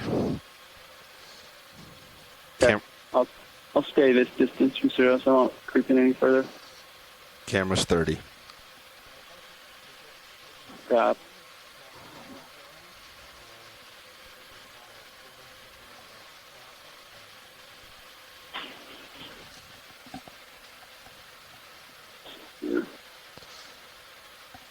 Toes are very kind close. of come around the left side of the rock here. Yeah, I'm close to the rock. I agree. I have visual alignment at camp. I'm going to come back just a little bit and then push to port and kind of see the other side of this. Port rail clear. Copy. Since we're making moves, I'm going to go ahead and pull your lower swing arm up.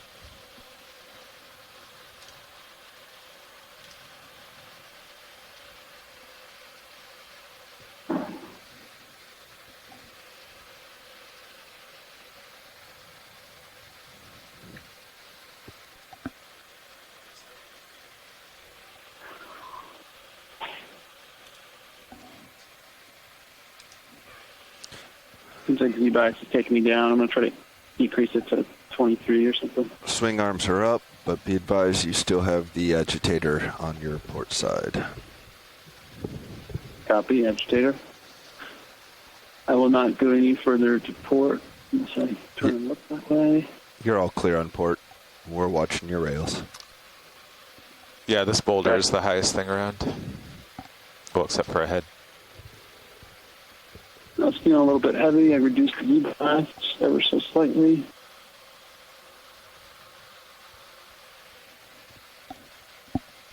Just going to take a scan with blue view here. Command my big camera. I don't have a feel for the attitude of the blue view. I think it's pretty much straightforward, but Yeah, tilt wise, I guess. pan 90 is forward, so you're at 92, so really close. Okay. For those of you watching at home on stream 3, you can have our quad view, which also includes that blue view which Shore Pilot is communicating on. I was up, and now I'm going to slowly tilt down and watch the paint here on that blue view. Apologies, stream 2 and stream 3 right now are not being broadcasted due to tests, engineering objectives that we are completing now.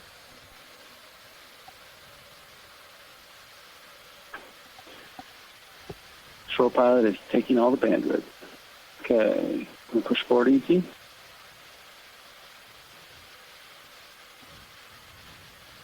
Come nicely above this feature here. Got a little bit of tether. Okay. A little bit of lag here. Pushing back a little bit just to reduce my momentum. Good.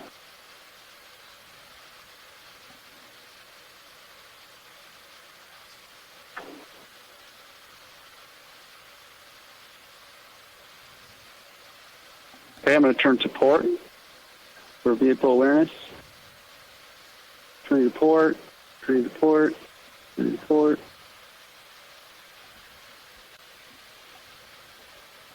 Changing my set point to port, still in auto heading. For a nice smooth heading change.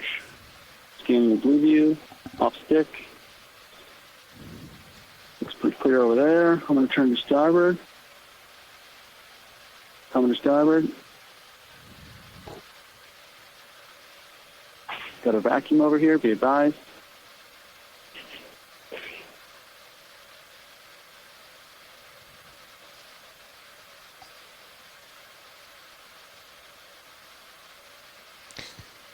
Take a look at my light page. I'm going to dim lights down 5%. See if I'm going to have control of that. Like a nice deliberate press does the trick. Copy that, Bridge. Bottle temperature 107. Turning to starboard. Let's take a peek. Looks like you came towards me, Bobby, and came up. Yeah, I'm still moving towards you. Yeah. Just tilted down. Okay. I did not come up, though, in the last minute. Kind of more level. Turn back to port. Turning back to port to line up with the Definitree. And then I'm going to move forward up the hill. Stereo's coming up. Copy. D2 pushing forward. Easy. Camera 40. I'll try to keep my thrust percentages low here to reduce risk.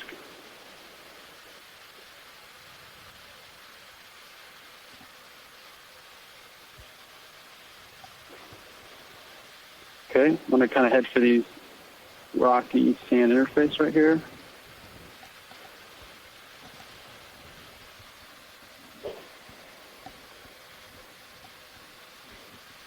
I see a biological on the rock there. I'm going to go for it. Light blue in color, possibly sponge or coral. Looks like a sponge. Small grouping. Slowly approach it. Going up a little bit.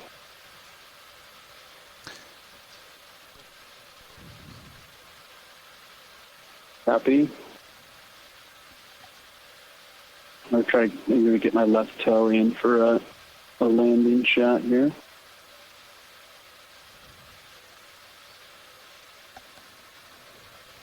I'm going to try disabling auto heading. It seems to be wagging a little bit. Just going to slowly approach. What was that video? No, that's fine. Actually, yeah, you could get rid of the sonar for now. Slowly approaching.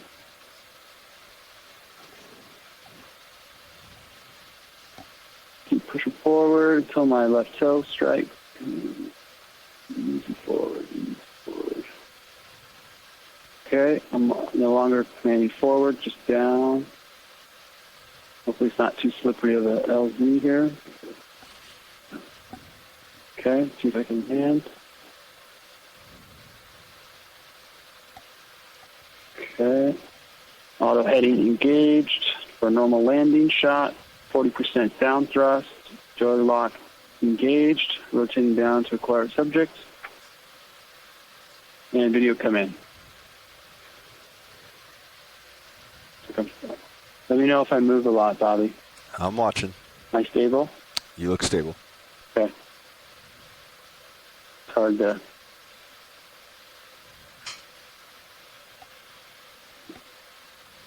Got a nice sponge here. Looks like a glass sponge with a little hermit crab. Change that point to port, just a tickle, try to center up the subject.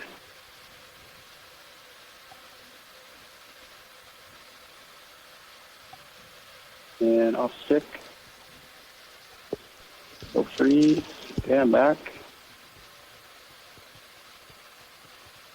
Oh. Rotator adjustments are pretty difficult, but once you get it, you just gotta leave it, I guess. You can probably... Yeah. Okay, I'm going to try to pan left by changing heading set point to port. Easy. might cause my left toe to break. Right toe should remain. Your right toe looks like it's getting Heading close. Okay. Left toe Off switch, sliding. that. You're loose. Okay. Disabling joy lock. And coming up. Easy. Copy. Okay. We're full wide. I'm going to continue kind of up and kind of stay in the center of Sirius view more. Like I'm a little bit off to starboard. Yeah, I think if you sidle to port, you'll square it more, and we've got to the top of the ridge. Okay. No large obstructions. Going to saddle to port here. Kind of get in the center of Sirius view. Sirius coming up. Copy. Pushing forward easy.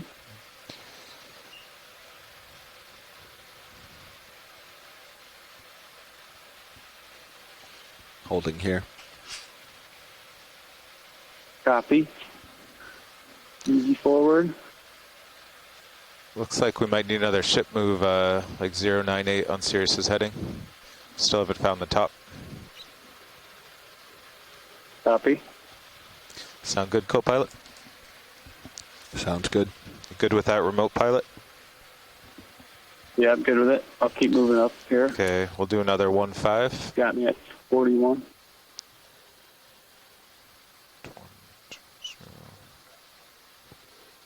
I'm going to try manually doing heading.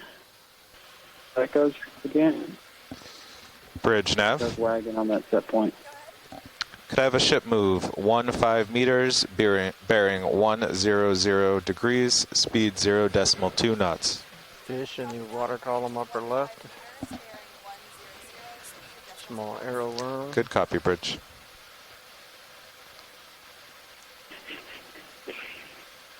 It's definitely the most challenging rolling would be a fish. Yeah. I pointed out, you guys decide if you're going to go Glass. for them. Yeah. Copy.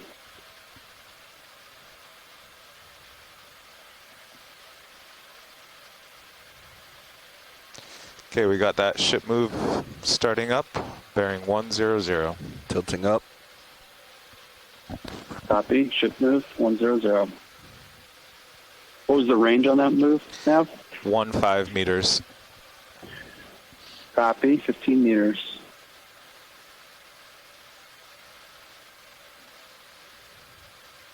I think I got a saddle rock between my toes here. Just slowly approach it.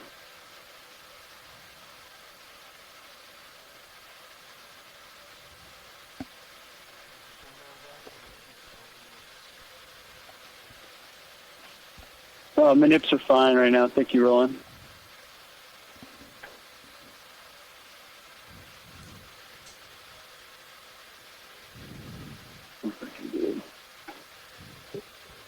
Try autos here. Heading XY. As you guys dialed in pretty well. Video coming on sponge.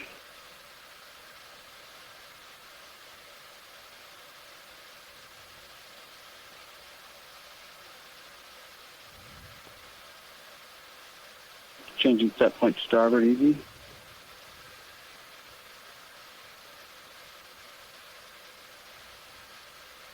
This is floating in autos for the record. Leo. Good.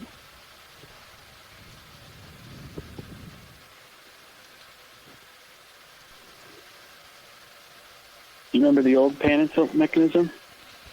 That's kind of what it feels like. Okay.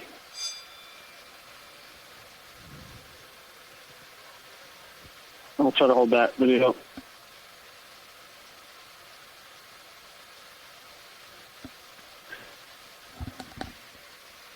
A little bit of oscillation, but not bad.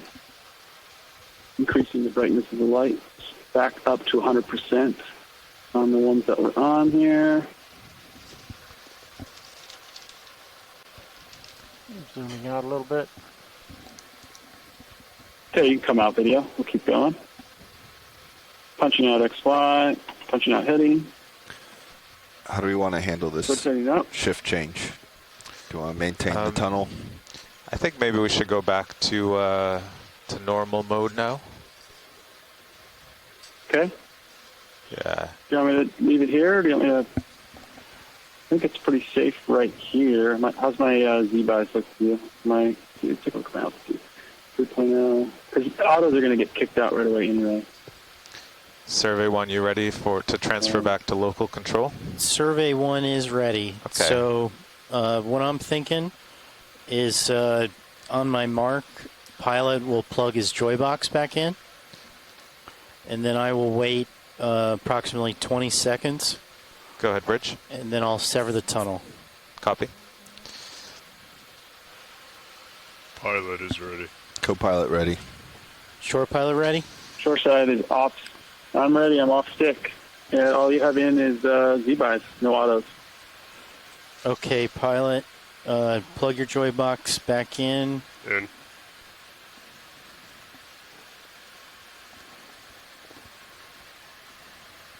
Second landing on the starboard tail.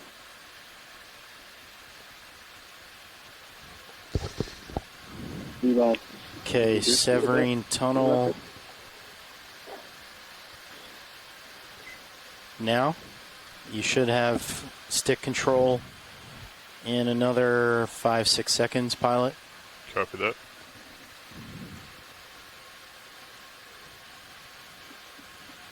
I've lost my GUI. Pilot has control.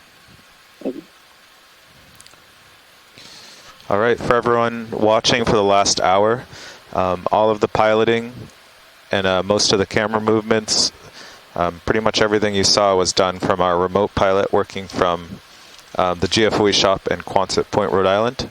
The only thing we had to do from the ship was use the craft manipulator arm to grab that rock sample. Oh, and of course the co-pilot was controlling the winch on the ship,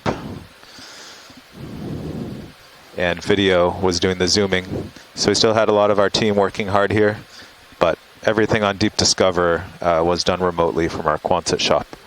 And that was a grant in collaboration between GFOE and NOAA OMAO. Now we're back to local control, and we'll move on to hopefully some working with science to do some practice samples and zooms. Great, thank you, Nav. That was a great collaboration, great done, very well, job well done, everyone.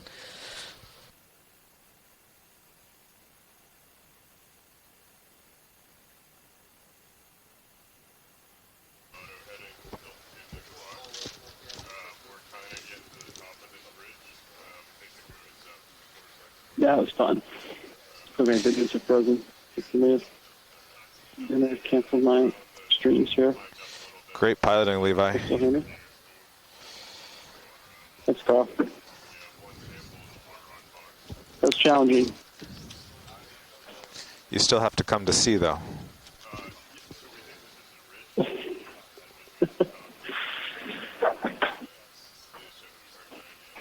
That was interesting. I don't know if I'm still talking on OKEX, but I can hit 0.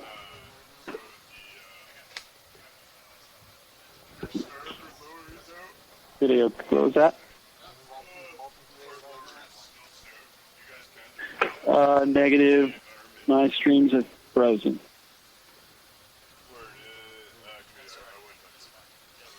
You check the browser-based stream. Okay, browser-based stream is working, but the VLC stream appears to be frozen. 1 minute ago. Well, am I still on OKEX?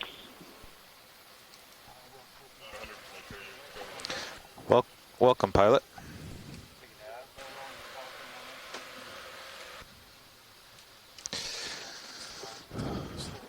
Yeah, it's a really really nice dive. Not a lot of current, clear water. We got you right to the top of this ridge.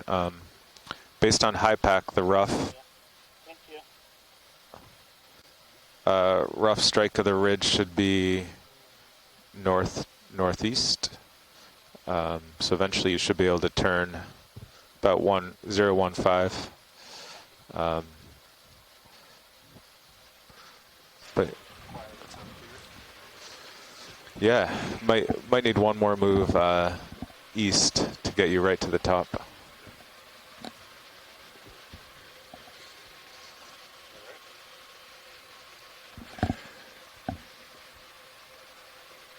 And you're in full auto, so.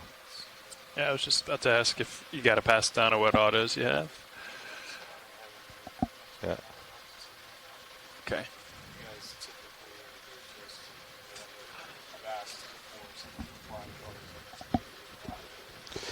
I think it depends. Yeah, I think for cruising around this nice bottom, auto XY would be difficult. And auto altitude, because as you go over the little rocks, it'll keep bouncing you. I tend to control altitude by looking at my toes and the shadow of the toes. Yeah. Heading, I think if there's a lot of current, I'll keep it in. But I kind of like to drive without it, yeah. But Yeah, this is like the perfect bottom for no autos. yeah. With no current, rocky bottom. And if you need to put in auto head, if you're steadying up for a shot and you're like got one toe down or something, that can sometimes help. But it's really like just at the last minute to eliminate one of those variables.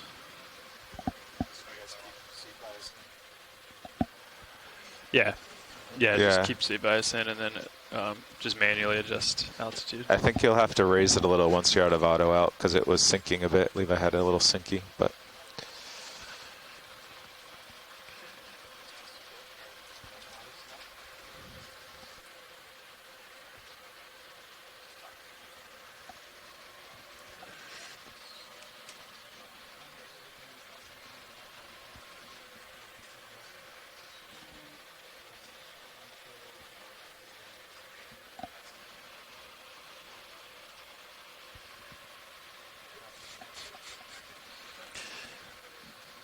You still want pilot talking on OKEX and us on EXRV?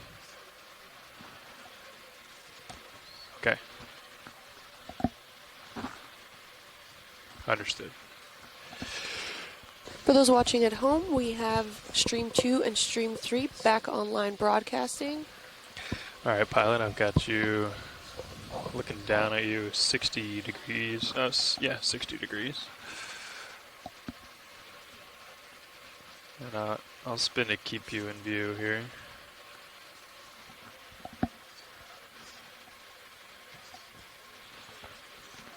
You have upper swing arms deployed, lower starboard partially deployed, lower port inboard. I think you're all clear. You've got a bunch of tethered and just kind of do some exploring out there. You got your Z bias all dialed in, you think? Yeah. Yeah, it looks like that's pretty close there. Yep.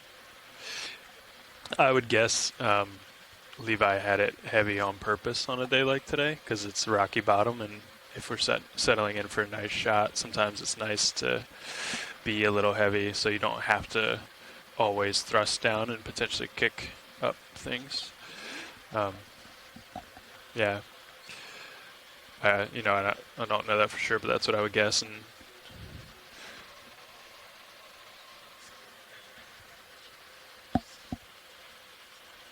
Copy, thank you.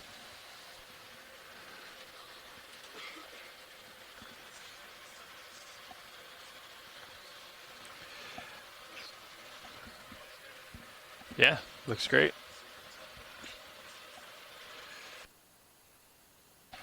Yeah, I would just say pick something, a local area that you want to maybe try to do a sit down and tight zoom on. Yeah, like that white thing or something.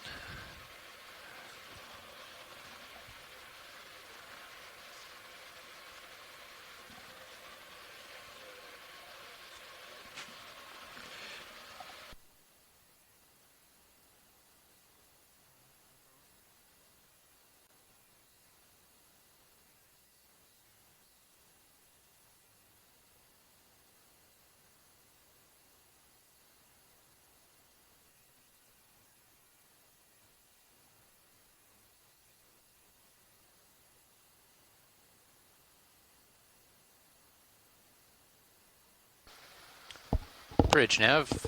We just did a watch change here. Were you calling Nav? Yes, calling now. Just wanted to do a slight heading change here to keep steady the current. Left to 305. Oh, yep, 305 is fine. Just to confirm, you've got your rotation center at A-frame, is that correct? That's correct. Okay, thank you.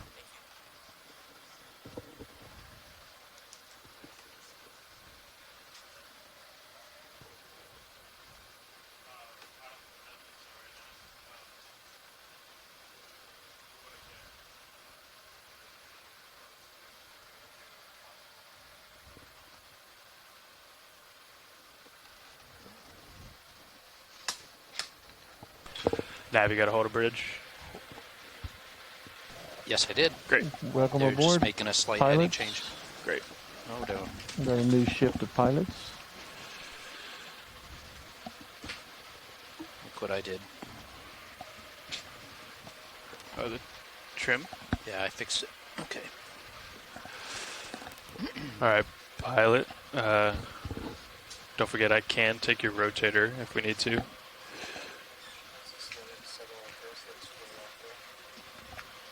So I got a pass down from Carl on Nav, guys, that as you get to the top of this ridge feature, that we're going to transition, the ship moves up to the north-northeast along the ridge.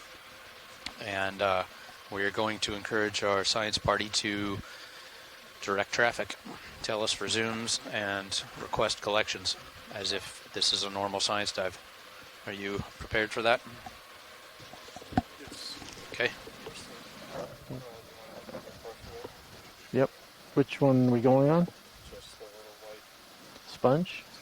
Okay, you'd want to tilt down to put it in the center of the screen before I start to make it less movement when I'm in tight.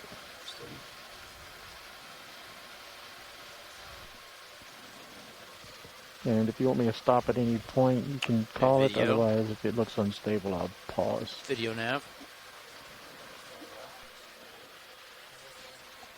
Just confirming that the navigator should be talking on EXRV today, not OKEX. Is that correct?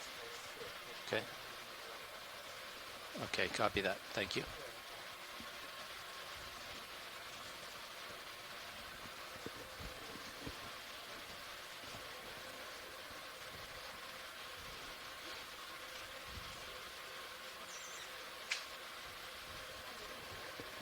Yeah, it's nice and stable. Well, the problem is you got joy lock on. So with joy lock, you could do auto heading and then move it around a little, which actually might be something you might want to try.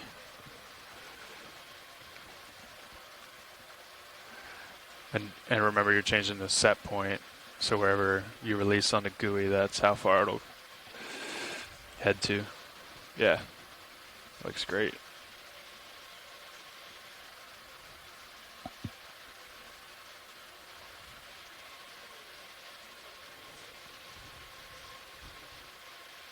Can we try it with your extra lights?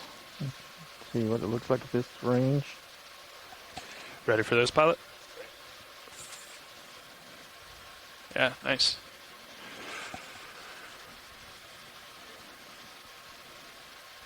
Seems to only help with certain things. Yeah, give it a little more contrast separation from the background. Yeah, I guess that's pretty. Chris got it pretty dead on, like flat to the camera, so maybe that helps. Okay. We'll tilt to center that on the full screen. Bridge nav, go Center ahead. for full screen. Copy that. Ship heading is steady at 305. Thank So you. put the stock at the bottom and the top at the top. So we'll try to maximize the image for science. Take steals though.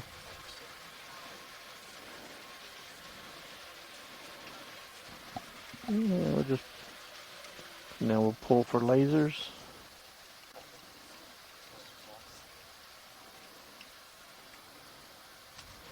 Sweep them to the base. Sweep them across the head.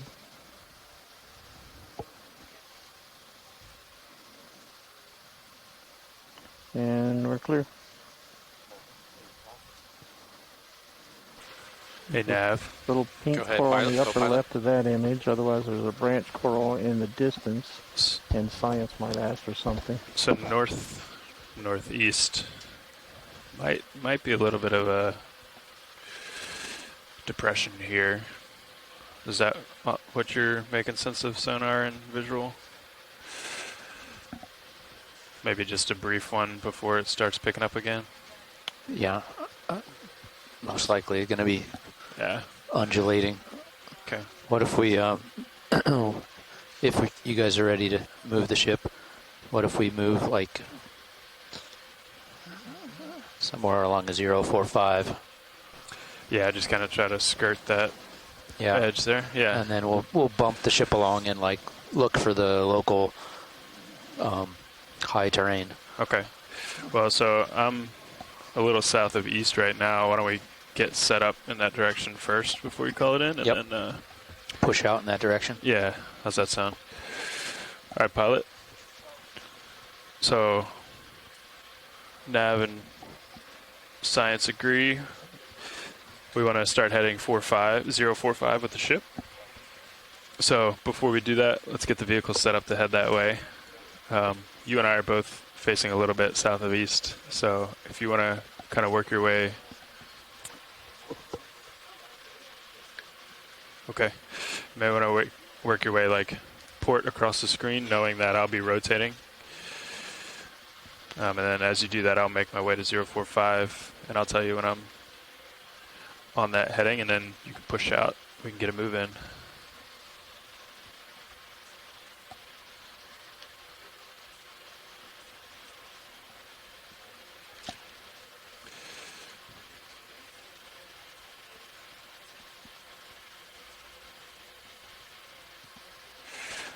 Yeah, it looks good, and you can, don't feel like you have to face away from Sirius. You can just turn and head that way too, if you needed to. Yeah, this will be a little awkward for a minute.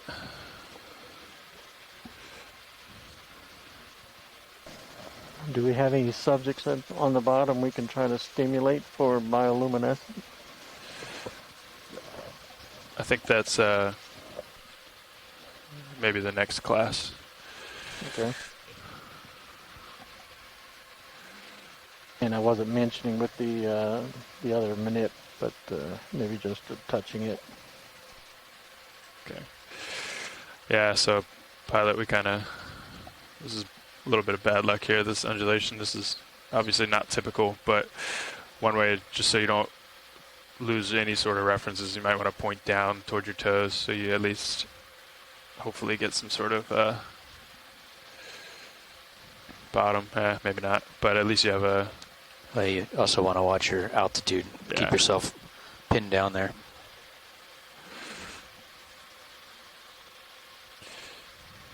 Okay, I'm facing east now.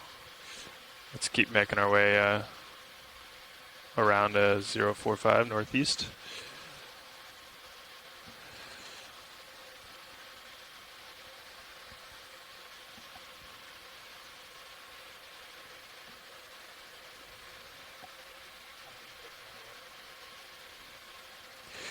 Everything looks good. Video swapping out momentarily. Thank you, video.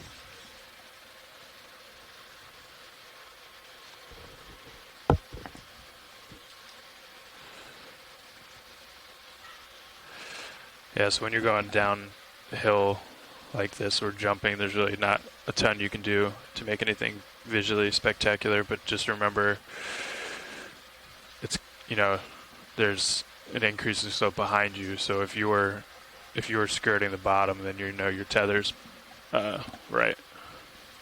But you can, For you everyone have a watching at home, 5.5 we're meter actually altitude, going to so start more you've of got the plenty of room scientific aspects to of these dives. play We're with. incorporating more, so feel free to participate either in our chat rooms or in our telecon line. You want to get a And move? we'll be happy to take zooms. Yeah, I just as wanted to well say that as also, possible like, samples. So we have turn and face the still slope and slide open. sideways. We have one As long as black you have box, eyes as well as from 4 Sirius, boxes and keep 4 good Niskin bottles. contact with the bottom, so right? Please keep in mind Don't we're just looking look off into for deeper all water. feedback and It's hard to go participation, downhill, and we're looking for but a great you dive can slide today. sideways My or colleague, slideways at an Thomas angle. Moreau is setting up next to me, and we'll Yeah. begin to also narrate some of this dives. And you remember your and altitude looking measurement forward is to it. from pretty far back on the vehicle, so you can keep that number pretty low if you're going downhill. So I'll get a ship move. What do you say, 50 meters? 50? Well, could do 30. D2 is at least 20 out in front of Sirius right now, so. Yeah, I would say at least 30. Yeah, and then we could tack on more, I guess. We're not at 045 quite yet. If you want to kind of do what Todd was saying, come over. Or just turn, like along the slope and come. Say, all right, I'm going to dial that in. Okay. Bridge nav? No, I meant like, you're good now. I don't think we want to do it, but yeah, Bridge. If we turn could 90 degrees start a to move, port please. and then come along. We'd the like to face. go 30 meters. But you're good now. Heading 045, 045.1 knots.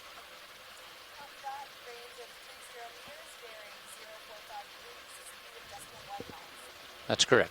Thank you. All right, I'm all lined up there.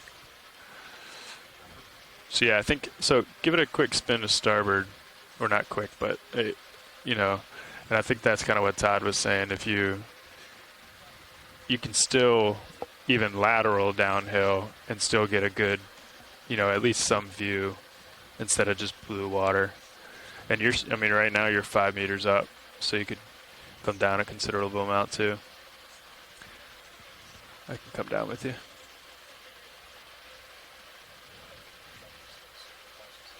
Yeah. Sure. So you might contact your right just in a minute here.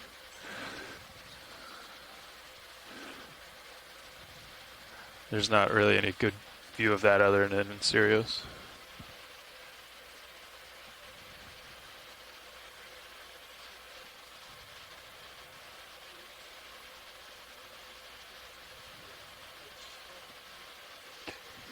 What's the speed on that nav? Sorry. 1/10. Okay. So you could turn as much as 90 degrees right, just sidle along, Chris. Yep. Get used to driving sideways. Yep. A lot of the walls we kind of meander as we go up the hill.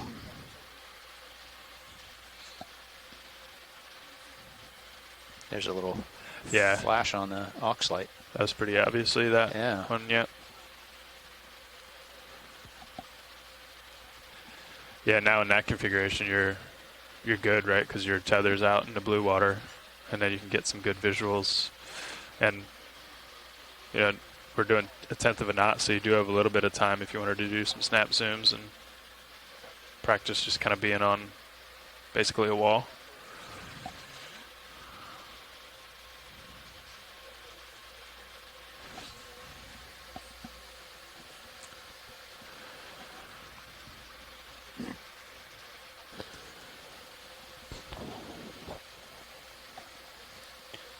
All right, as we settle into position on this rocky outcrop, we see a couple of, looks like at least a sponge, maybe a cup coral off to the left. We'll let the pilot set up here, maybe get a couple of snap zooms. Hey, co-pilot, have you played with the bucket lamp? It looks like the jar cam is still black and white. Have you played with the intensity of that light? No. Let's do it.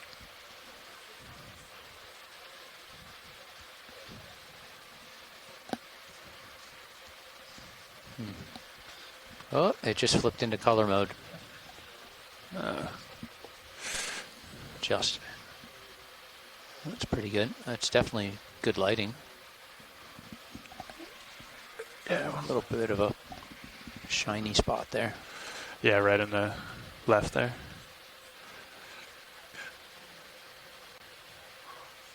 Yeah, one of the things is sometimes we do it with like the drawer halfway out. So we're looking at a sponge here. It's really hard to consistently keep an that associate.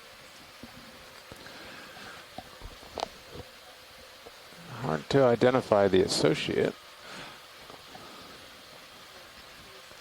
we keeping the As a port reminder, if you're lower joining us in from today home, we because have of the net? benthic animal identification guide on the That's Ocean what I was told. Exploration website. I It's think we one can of probably get away my with a little primary bit. tools for figuring out what we're looking at when we get these beautiful views on the seafloor. Looks like the ship is Sirius is starting to move a Yep. little bit. Yeah, for sure, coming off that top. You've got time though.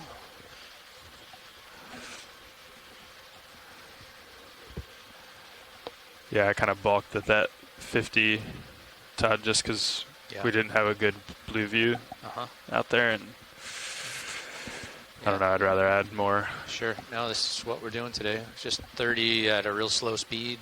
Yeah. Kept just enough pressure on Chris here to drive, but Yeah. Yep.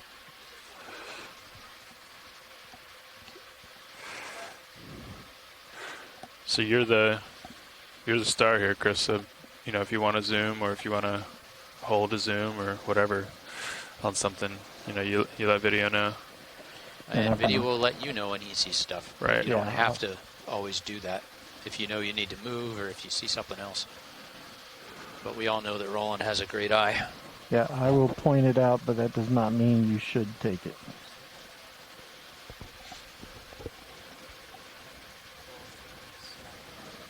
You have to center it up. You're a little bit off to the right, so you need to go left.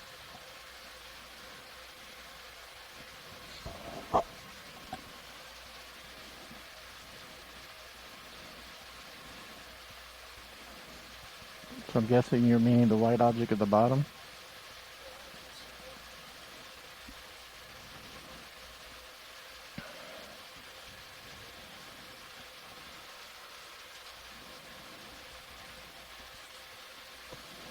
This looks like another sponge, a little bit different than the one we last saw.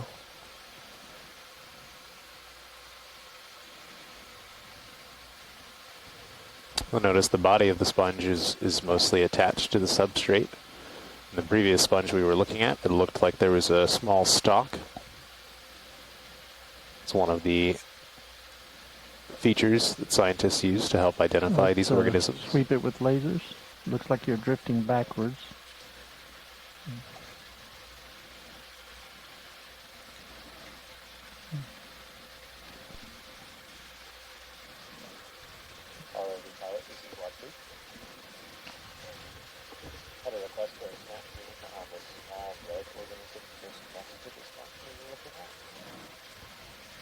So we just need to get a little more stable.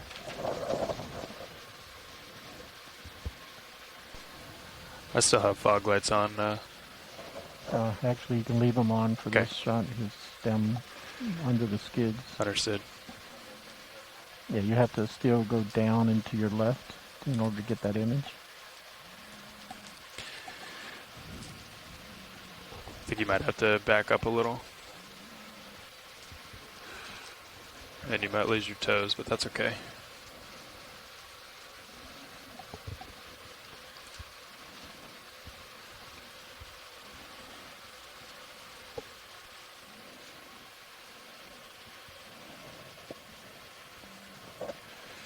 Okay, pilot, I'm looking down at you. 70 degrees. Still got a little bit of time.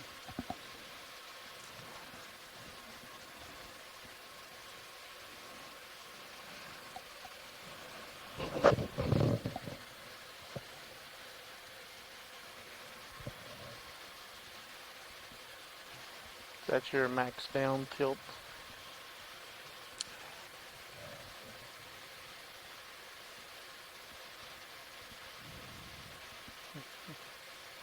I can zoom on that when you're ready. Thinking that's an antimatter.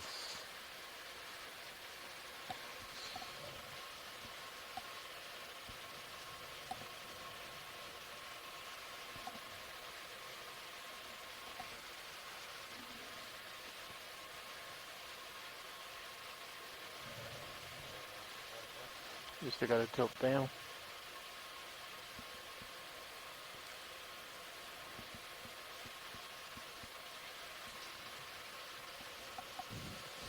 What we're zooming in on here is this small orange organism that was next to the sponge, identified by one of the scientists on shore in the chat room.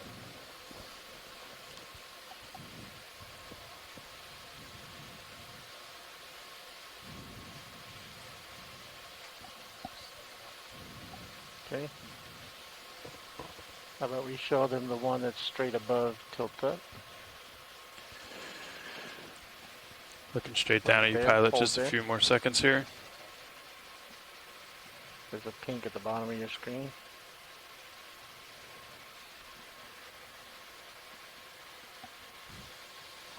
And a very small coral. Okay, video's clear. All right. So I'm on our heading, so if you just want to keep that and either drive that way or lateral that way.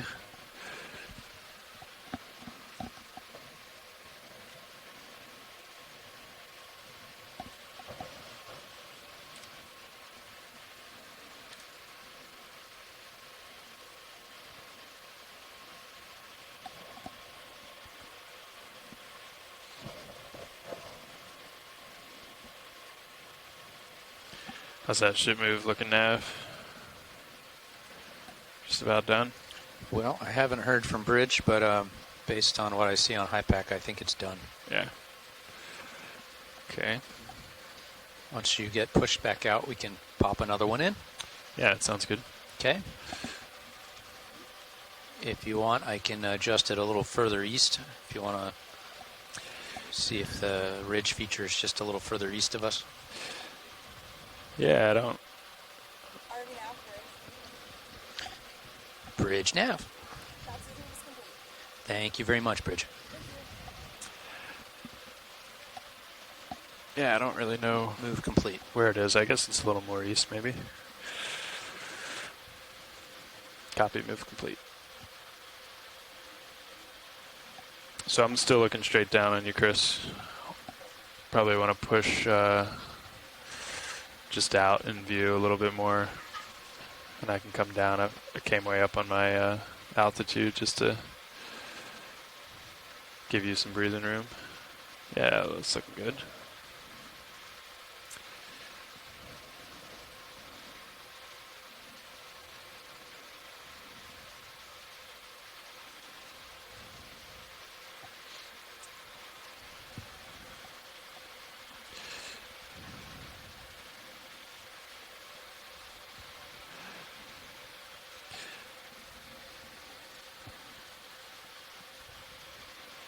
This is a good view, but if you want a little more light and to bring out the details, you know, your altitude's 6, a little over 6 now, so you can come down and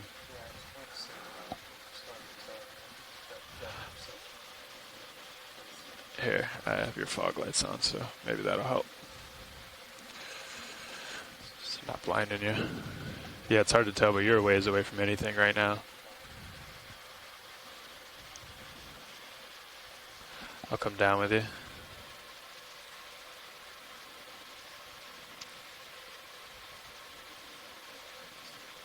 If you're not seeing any reds and browns and yellows in the image, then you're a mile away. Yeah. Yep. Bring the colors out. Now, before we call that move in. Yes, sir. Do you see a rock around here that we could grab?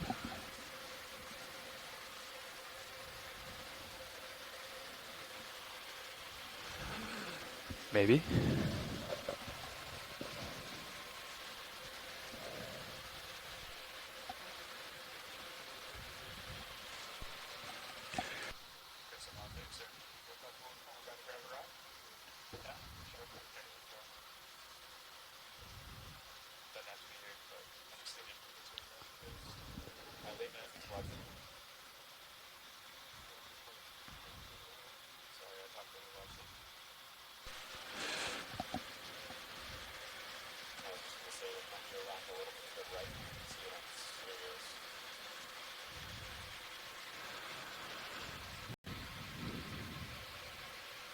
I'm going to turn my heading just to center you up now that we're at the end of that move.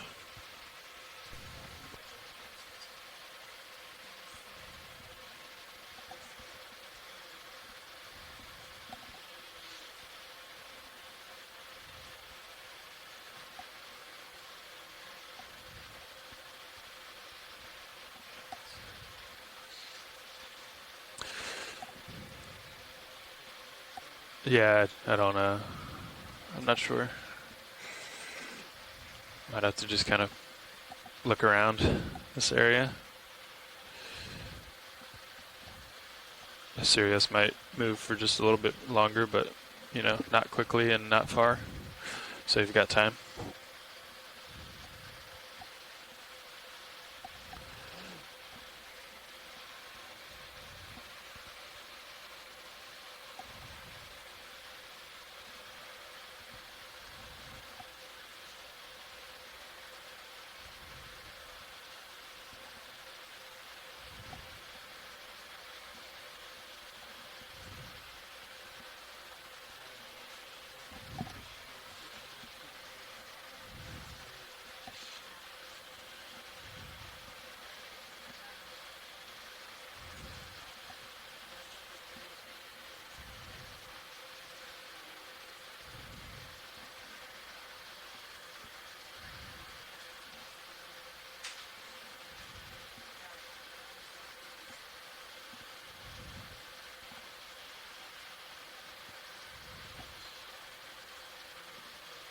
You want me to call out a target or two for you, pilot?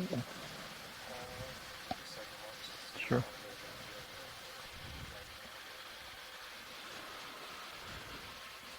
That's what I thought. That's why I was being quiet over here. Yeah, Nav, I guess a little more east might be better for us. What I think is going on, there's like a local high here, and then we're gonna have to dip down into the coal, little saddle feature, and then it's gonna climb again to our north. But I think the goal was to make our way north. Okay. So, yeah. Yeah, that sounds good.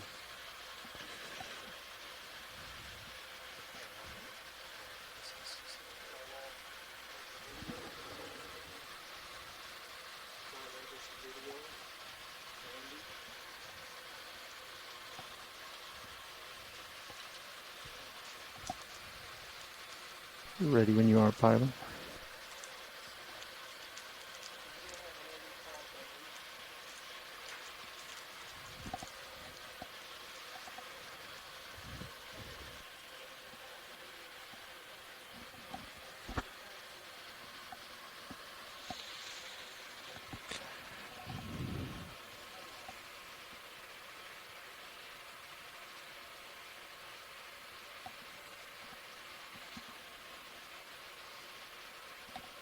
Just brought my head around a little farther to center you up.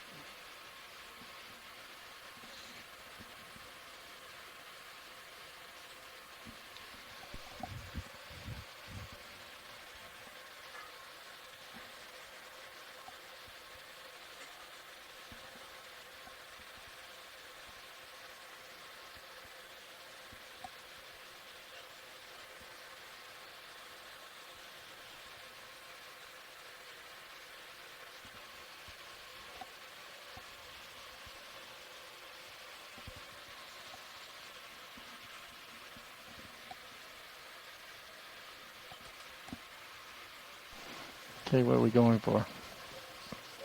Copy.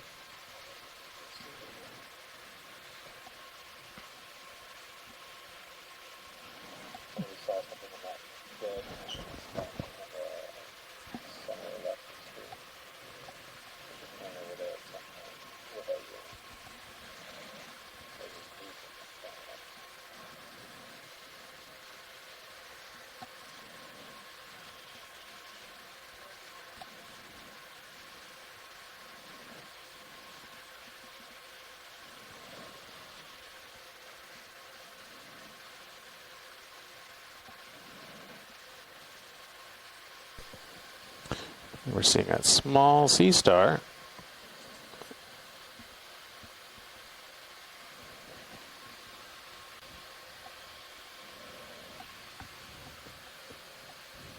I'll see how quickly I can get through the benthic animal identification guide and give you a name. Max zoom.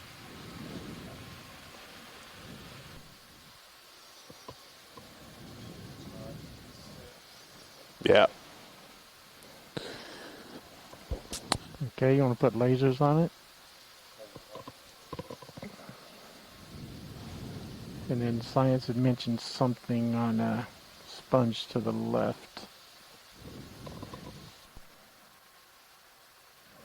That's a small guy. Okay. So with the lasers on, that's about 1-2 centimeters across. Pretty small for a sea star.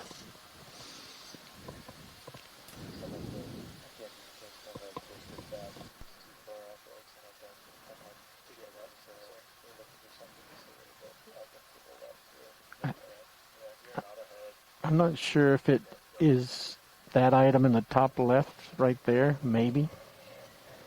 Yeah, it's that hanging sponge, the dead sponge that's top left in the corner of the screen right now. That is movement there. Somebody want to take a closer look at? Yeah, it just drives the main.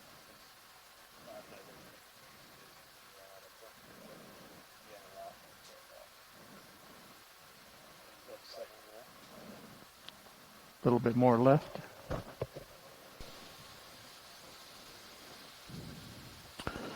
We had an observation of a little bit of movement in this dead sponge body hanging on the rock face in front of us just left of center screen. We're going to try and take a closer look. I don't think so. Of course, if the ROV's presence is what chased off whatever we were looking for, they may be a little too shy to come back out.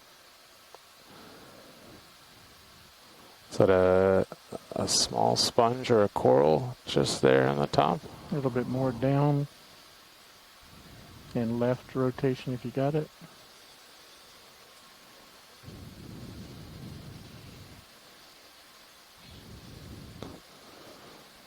Oh yeah, there's a little coral back there. Screen right now as you're looking at it.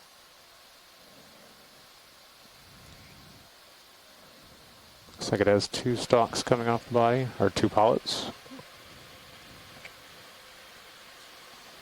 Okay, video's clear.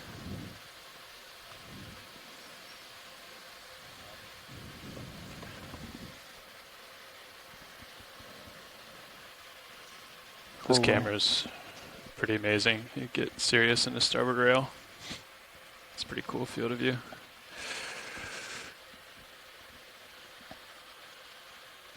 All right, Nav, what do you think about a move?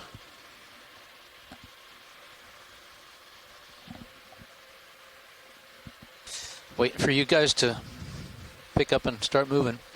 Pilot, you're facing west of south, and we're going to be moving kind of east-northeast. So might want to start getting in that direction, and then I'll punch in a...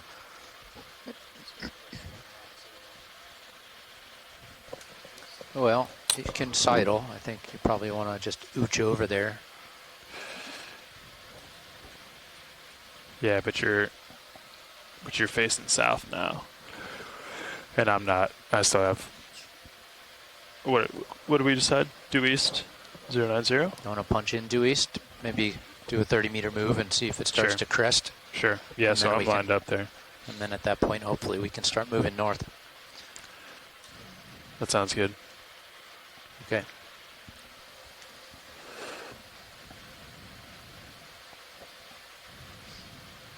I think we could go 2/10. Okay. Looks like some blue here. Yep. You guys ready for that? I'm ready. Okay. Good with that, Chris? Bridge nav. We are ready for a move. We'd like to move another 30 meters, 090, 2/10.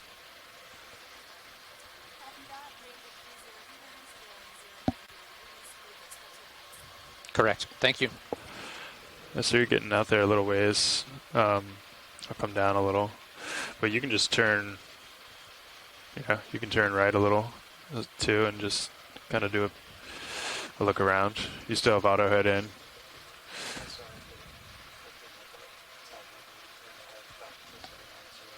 Sorry. Oh, I got you. We can do that. We just lose, you know, you'll lose it.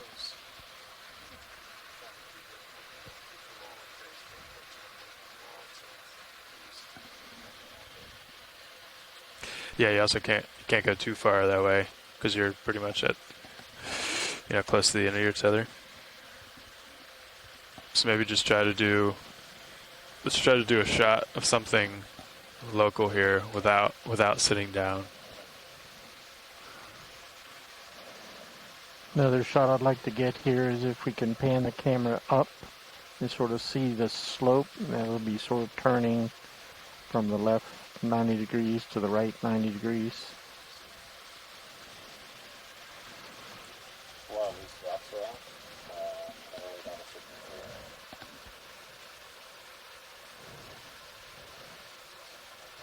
here. Yeah, and now turn your left and then turn your right. That sort of gives you a really wide view to see everything that's around and possibly find items of interest.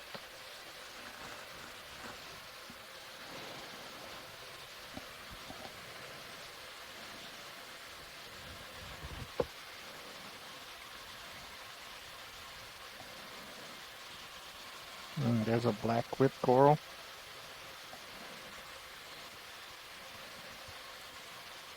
To the right. Yep, there's a possible tunicate or holothurian on the floor. And again, I'm pointing things out just to draw the audience's attention to note it. Yeah, so you're seeing a couple corals, and is that maybe a stalked sponge in the background? Another sponge closer up to us. You got Tom back there. You could ask, well, actually, you know, what's of interest in the most in this area. Just tell him, you know, ship's moving, but we got a couple seconds if you want to pick something and zoom. That's pretty typical.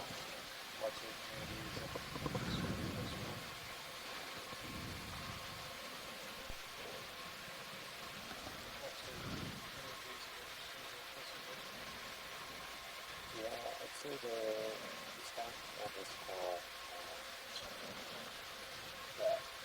that wood coral there, or you said black coral, but I can't identify that on screen. Oh, that is the long stock one. Yeah, the long stock one. I think is the one that this Copilot, if we can also put, if you're not using the sonar, So we've identified on do screen a HT2 on black there as coral. well. So I'll this have to compare the shots. long orange whip-like coral that's floating in the center of the screen. And we're going to set up and take a nice close look at it.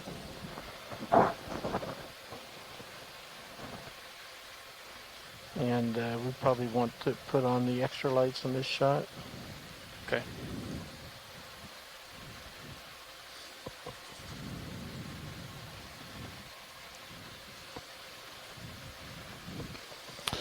And it looks like a holothurian, a sea cucumber, hanging out on the seafloor just below the coral that we're going to take a look at.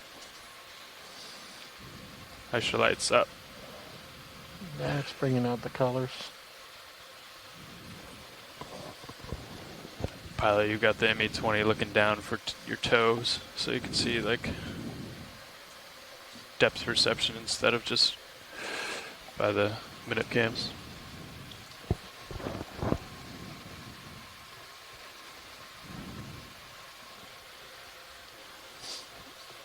Okay, slightly left.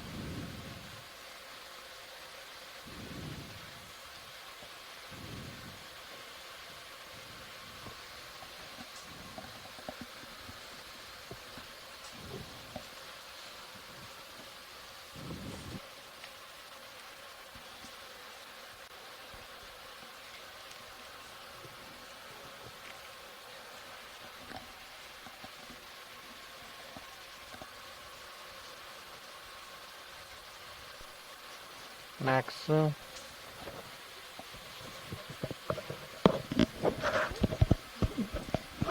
So it looks like we have a black coral here, Antipitharian. So they're deep water corals here. Falling out.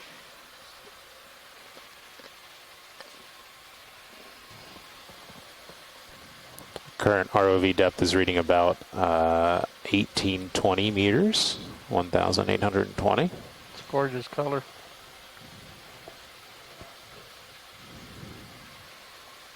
Okay, video's clear.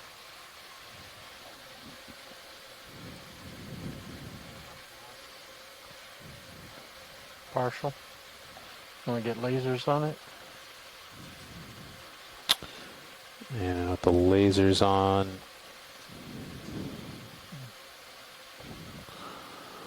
I would estimate that coral is maybe a meter long. The perspective is a little difficult with it kind of coming off the rock towards the camera. Full wide.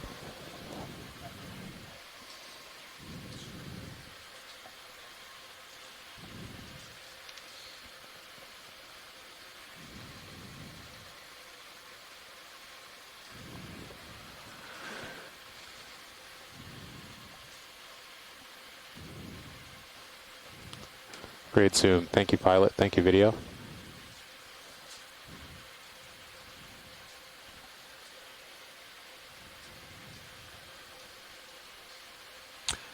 You're okay. Looks like we're almost at the end of that move. I'll probably feel it for a little bit. Yep. Bridge nav. Thank you, bridge.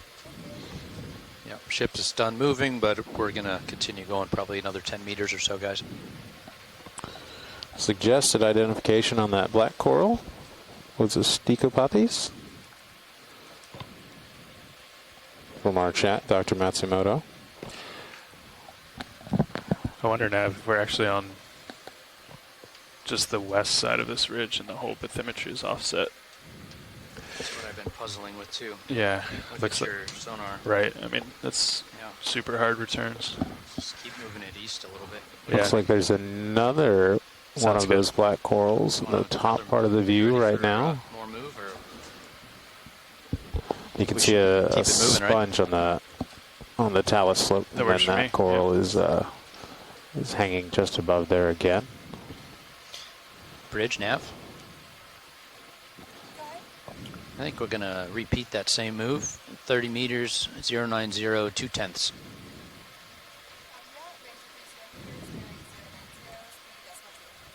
Thank you, bridge.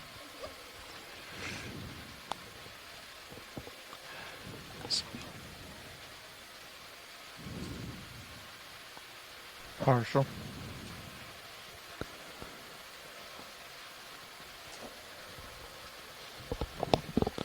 Yep, that looks like another one of those black corals.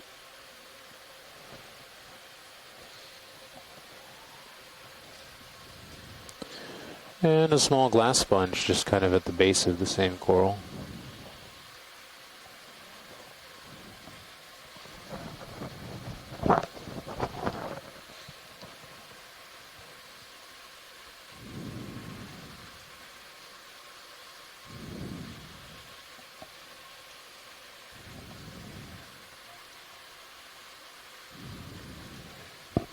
Full wide.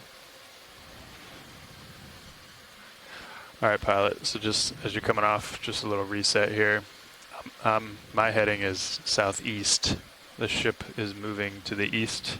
So we're actually moving like that. There's a square tin. Just so you know. Thing, center of I'm screen. facing you because you're over there. But as we move, we'll want to translate. Amongst the rubble we're seeing right to might left be across the street. Anthropogenic product, a tin of some kind. Oh, another coral. Another black coral and another glass sponge coming into center screen now. So the fog lights on. You guys want them off? Yes, Okay. please. Coming down on your fog lights, pilot. Off.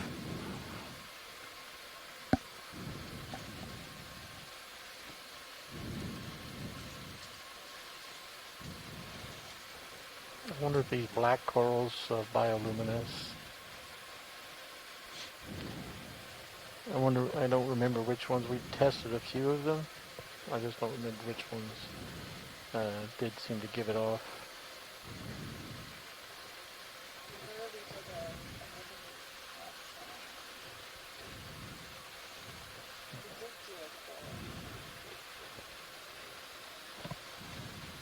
Caitlin's also reminded me that we had seen bioluminescence in anemones.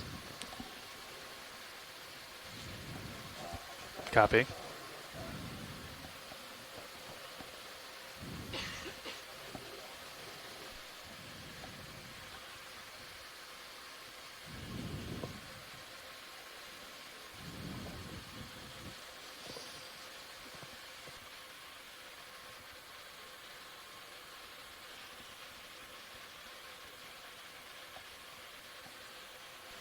Oh, this looks like a stalk sponge coming into view here on the closer rock face.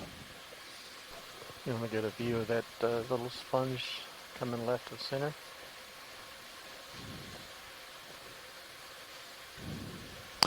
And then just to the left of that glass sponge, it looks like there's a structural feature in the rocks.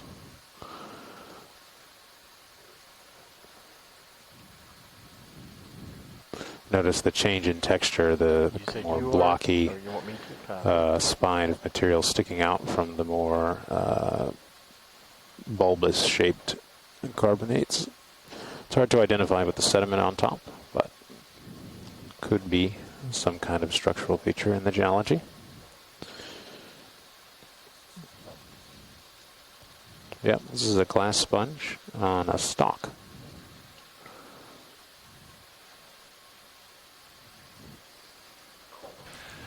Just a little bit longer here, and then we probably want to center up east here. You're out there a little ways.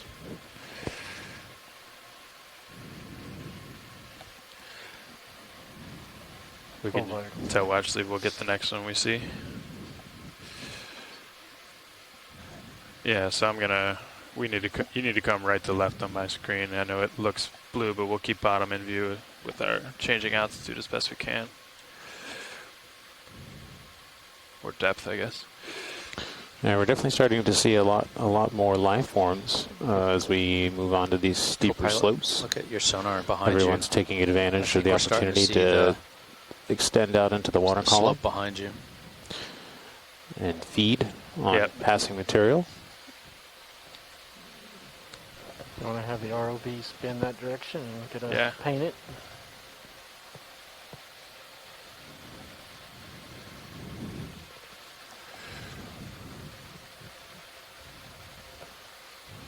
Yeah, so that would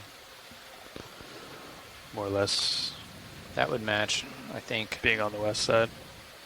Really nice view here of the... Bridge nav, go ahead. The dynamic topography on the seafloor ship in stopped. this region. Copy that. That's settle. I think we might need to start shifting our move back to the north. Yeah, agreed. You guys are going to have to plumb this hole and then shift north. Roger that. Yeah, why don't you come back in a little bit and in towards me, because we're going to want to both turn that way.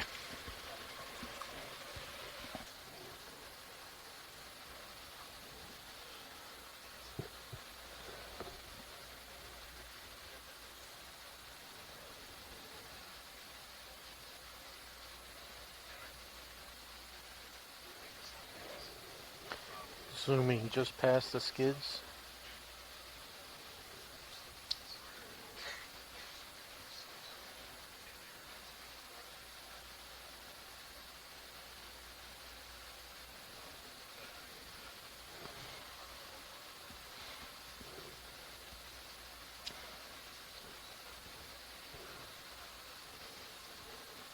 You can see on your sonar how it's starting to fade away on the blue view. On the left side. Yeah.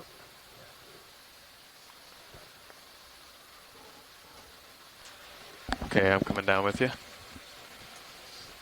That's a little, you gotta let me know if you're gonna go down that quickly. Coming down with you. Purple slime star. Looks like a purple slime star on the sheer face of this cliff. Partial. Yep.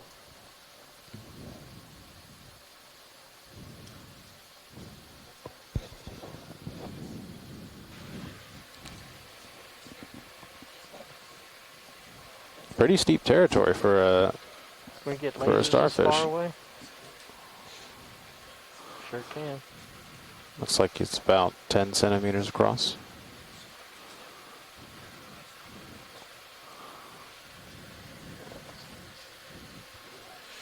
Okay, sounds good. Yeah, we got a good delta now. If you take a look on stream 2, you can see the view from Sirius. Yeah, I mean, in a wall, this sometimes this kind of sheer face fine. that D2 is currently staring at. It'll give you a better idea of the scale of the feature compared to the scale of the ROV. Science, looks like some interesting striations coming up and down on the rocks.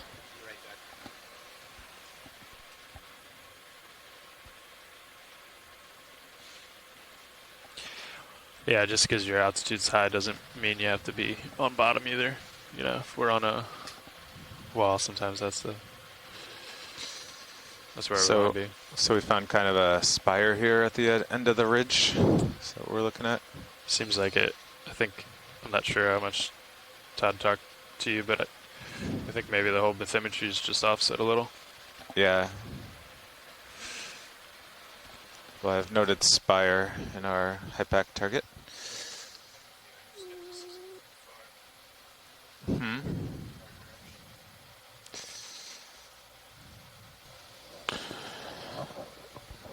I believe it. So from this view, you can potentially identify some of the sedimentary layers in these rocks.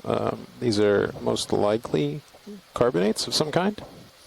It's hard to tell until you get a sample up close. Many rocks can appear to be what they are not, but the layering that we're seeing here would suggest these are sedimentary sequences. Down in a hole, huh? Yeah, I need to not go down any farther, pilot, so we need to just keep this depth. Why don't you come in a little tighter to me, too? Is there anything we can do to try to view this hole-looking structure? Like light it up with the ROV from Sirius view? We've got a ship move in. So the ROV is kind of in this hole-like structure on the seafloor. And if you look on the second stream, the Sirius view downwards, you can kind of see the cliff edge and then the blue abyss off to the left. I'm seeing kind of as D2 backs away from the rock face, you can get an idea of the scale of this vertical feature. Carl's recommendation was to not put Sirius down in the hole. Just spin around 180 and drive over to the sonar target that's right behind Sirius. Do you see that hard target just to the north of Sirius? I would just spin a 180 in blue water and get over there. Yeah. I'm coming with you. There's a very sheer feature here.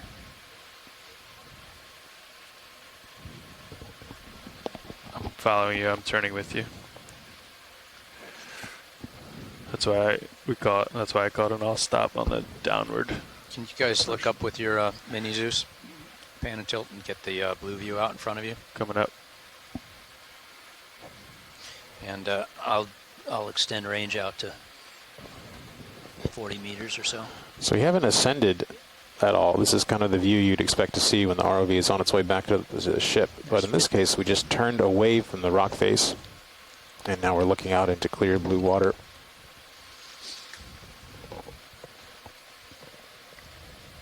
You can see it in your blue view pretty clear. And as the ROV transits over, we're going to run into another portion of this feature. Nice. Starting to come into view now, this sheer face.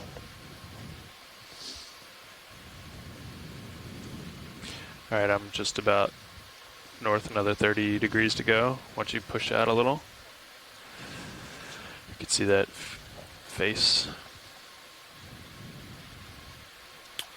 Really steep topography here. Pretty incredible to view.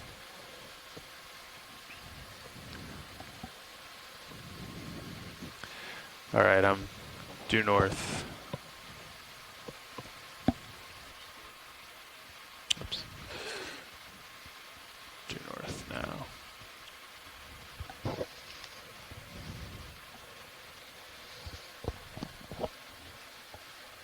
Bringing your multi-beam range down.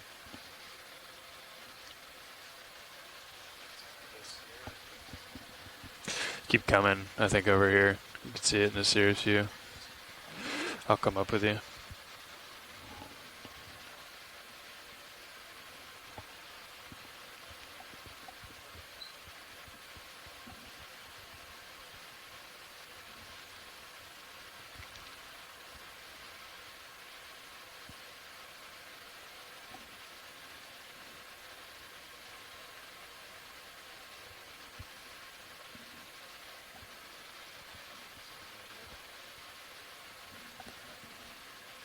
Yeah, might want to keep coming up. Can also tilt up to give us a wide view of the up.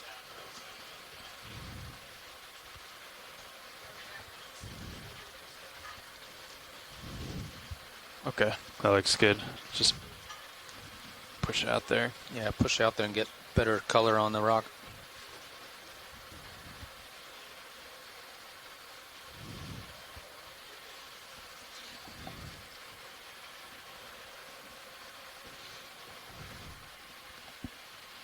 Okay, I'm going to call in a move 30 meters to the north, slow, 1/10. Is that okay? Okay. Bridge nav.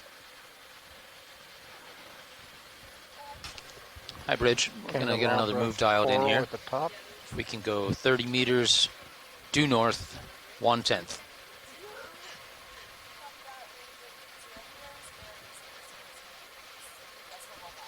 Thank you, Bridge.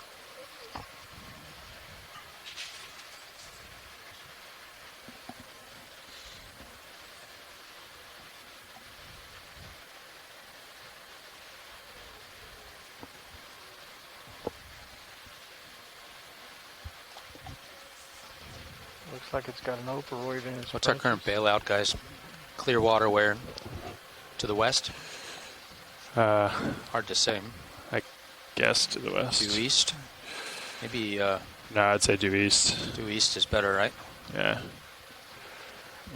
I mean, that's east just northeast, like 075. Sure. Yeah. Okay. Bridge nav. Yeah, Bridge. Just to make you aware, we're on some very vertical features that partially surround the vehicles. We're down pretty low, deep in the feature. I want to adjust our bailout direction. We have clear water bearing 075. Thank you.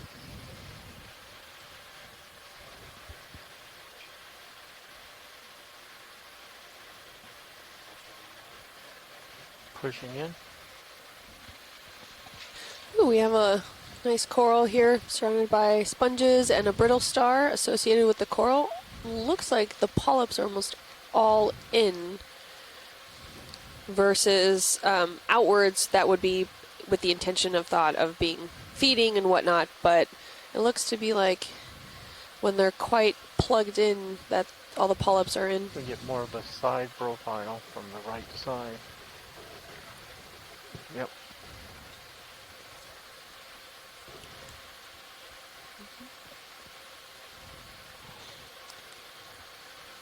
I can't tell. Can we get any tighter zoom to potentially tell what the coral is?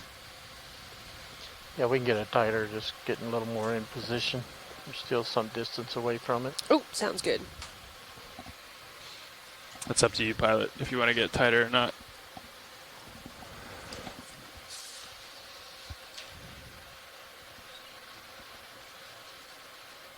Yeah. Yeah, I can get zooms from your But that's your call.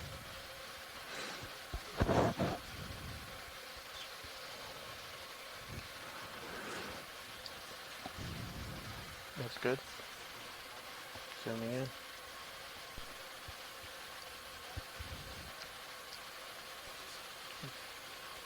So you got a little bit left if you need it.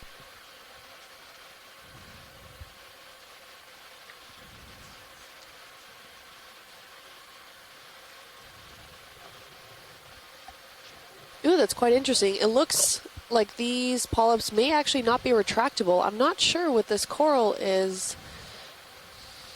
It looks to be almost like bells that are drooping downwards.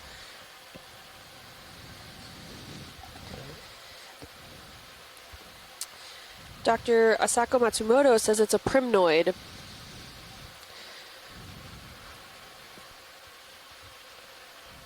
Beautiful. They're good if we want to get lasers. With a nice brittle star on it. And you can see overall just in the background slightly with the geologic of the dark background of the rocks there that there's still quite a bit of marine snow in this area. So that marine snow is covered in detrital material, or consists rather of detrital material, as well as sediments in the water column that are slowly falling and being transported through the current systems.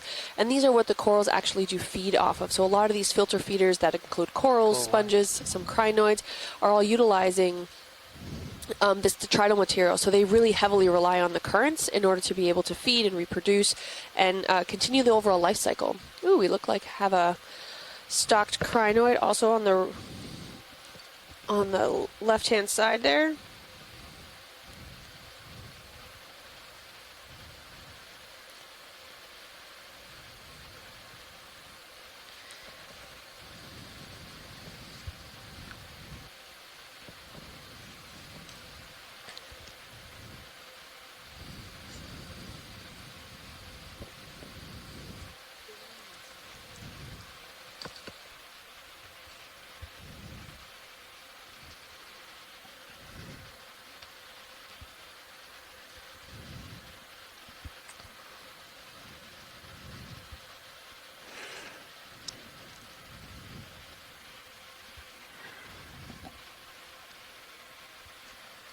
Ooh, there's another coral that's coming out almost at a direct 90-degree angle on the left side of the screen.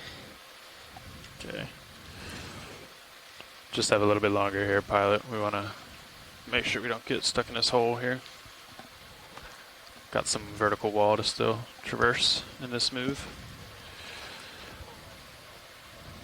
You are full wide. So that's being conservative. You know, you still had time there, but just to start thinking about it, we don't really know what's going on up here, as we just found out in this hole.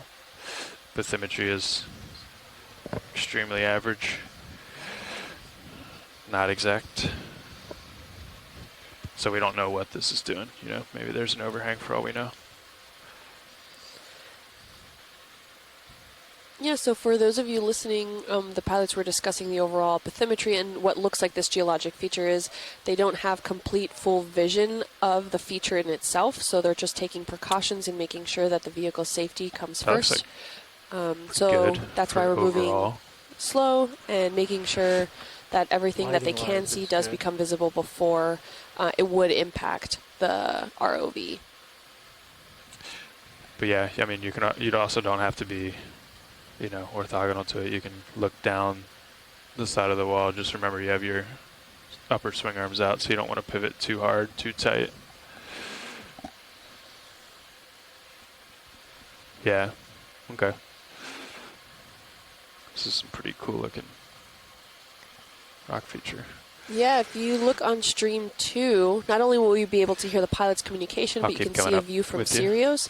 And this overall geologic feature looks really interesting. It's a canyon, yes, but it almost has this boulder-like or even bulbous texture to it, where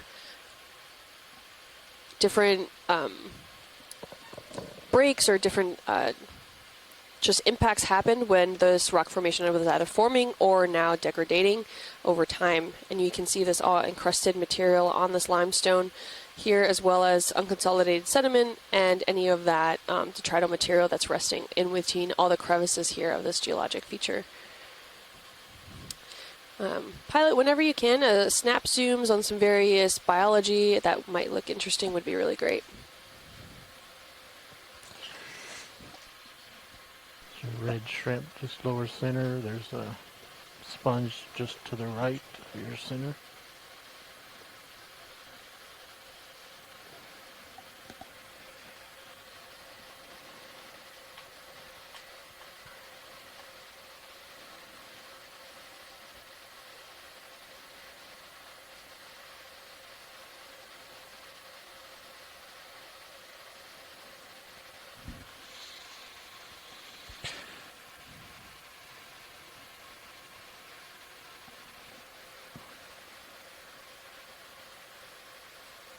pulling out.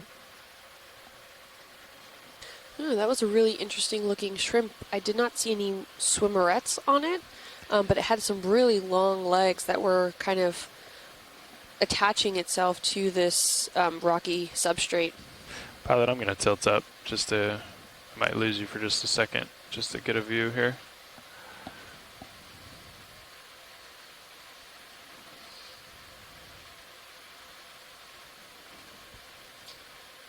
Okay.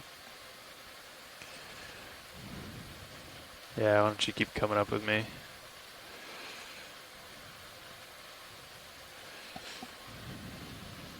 Tilt your camera up, we'll get a wider view. How are we looking on that? Move nav a bit longer? I guess another 5 meters. Okay. For you guys, maybe another 15. Yeah, sounds good. So we're not moving very quickly, but we will want to, you know, make sure we can clear this if we have to.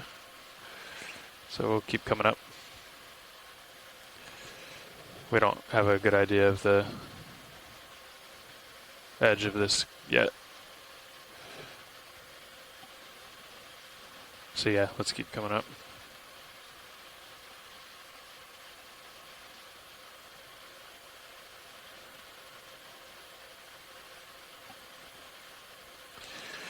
Sirius sonar is good out to 20 meters or so, but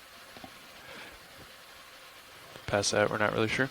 You can also waggle side to side to get show Bridge stuff. nav. Thank you, Bridge. We're going to hang here for just a couple minutes. We're on some pretty vertical terrain. We can see now Thanks. some of this geology has slightly changed, where before it was more rounded off and more almost boulder-like, and now we're seeing more jagged edges, a lot more what looks like piling on top of piling in this section, which again could just be the overall geologic feature of the canyon in itself. We could also be seeing different strata layers that were coming through that have then been misconstrued or slightly now lost the word I was looking for, but covered up essentially by this ferromanganese crust. So 70 degrees. Sometimes in limestones with different layer of geologic time, Yeah, we need to come up. limestone can build up on itself as we're getting high calcium concentrates in the water system, as well as precipitation factors here. So a lot of that calcium can then be precipitated right out of the ocean water and start to climb on this. So usually carbonates generally prefer a lot of warmer water where it's high in carbonate and magnesium within the water column to perform precipitation in this area. There are cold water carbonates, which are also really interesting. But over geologic time, we see that general trend that carbonate production tends to really have a correlation with higher temperature waters, such as like now in the tropical zones, such as Florida, southeast United States, as well as the Bahamas, where you have those beautiful beaches. It's a lot of based off that carbonate material, as well as overall different like silica that has been produced in the water column by various organisms. To the wall there, so you're not just directly under me. Yeah, there you go. Get some good light there, and then we know we Video, can this is what follow it you up need? both together instead of you being right under me. Sure.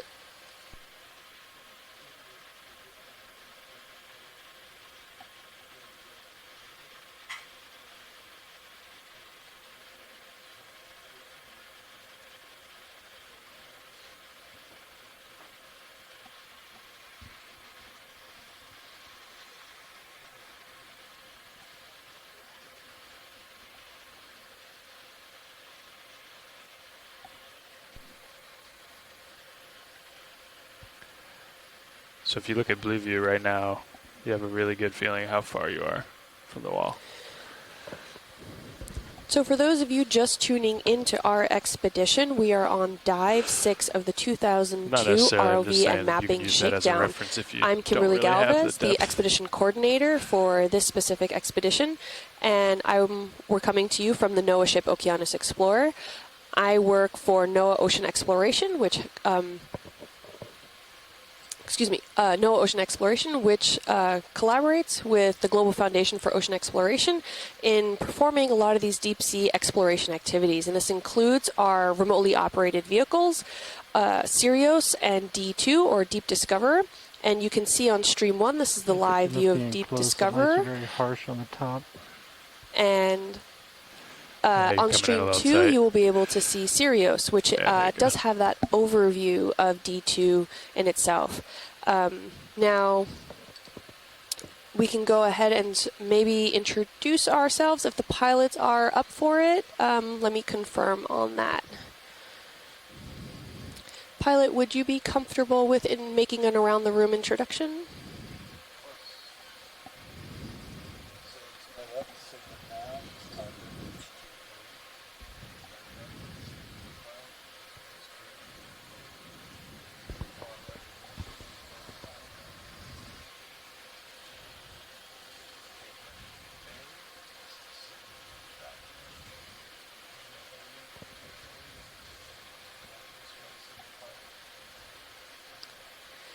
Great, thank you. And if you were able to tune in earlier, there was some aspects that we were trying out on shore, some engineering objectives that the shakedown is meant for. When we mean shakedown, we mean that we're testing all of the instruments, not just the ROVs, but also the mapping objectives of the overall cruise. And it's usually the shakedowns happen either the first or within those first few cruises or expeditions that we take place in order to groom and make sure all of the systems are up to par and working for the rest of the field season. And sitting back here with me, I also have part of NOAA Ocean Exploration, our comms team, Krista Rabenald, and we also have from NCEI, our sample data manager, Anna Linesh, who helps take care of all the sample collections that are done. We process them, we make sure that they have all the right solutions that they're needed in preservation techniques as well as DNA sampling. And we are currently also during this expedition not only taking biological and geological samples, but we're also taking water samples, which then will be filtered for eDNA. We're in a lot happier place now, I think. So, and as we're traversing this canyon wall here, we can see various forms of biology. Already, so we have why don't we stopped just explore this local area? crinoids. We have various glass sponges. We've come across a few Antipatheria corals, as well as primnoid corals. In this area, and you can see just in the background landscape exactly just how dense of sponge community we're actually observing in this area.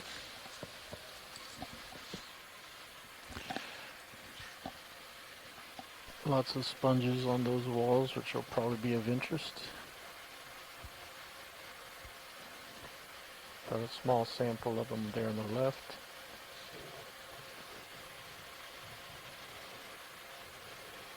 Yeah, I'm looking at you 35 degrees. You're nice and stable now, Chris. So we don't have that pressure to characterize the wall any in the immediate future. We will when we start moving again.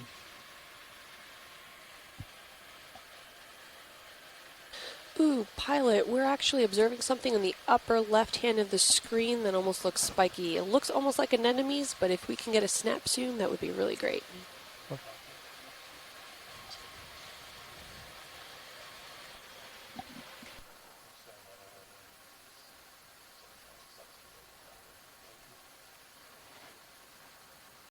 Those may shoot in as they feel the vibrations. Yep.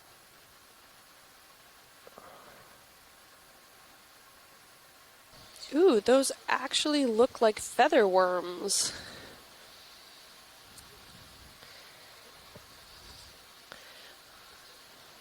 Yeah, would it be possible to get even a zoom?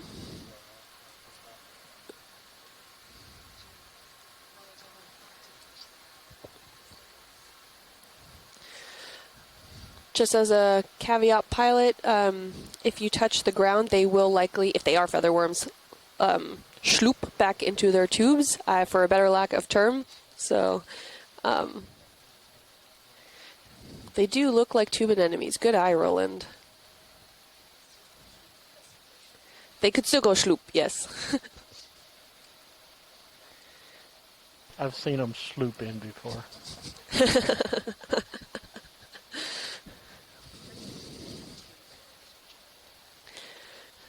Yeah, I'm not sure how common they are, but having two right next to each other is definitely a special treat here. Maxing. They almost look like dandelions. you know, if the option to sit down and take a pretty shot isn't there, then you could either do auto altitude if you were confident in DVL readings, or auto depth, which is what I would suggest here since you're kind of over some rocks.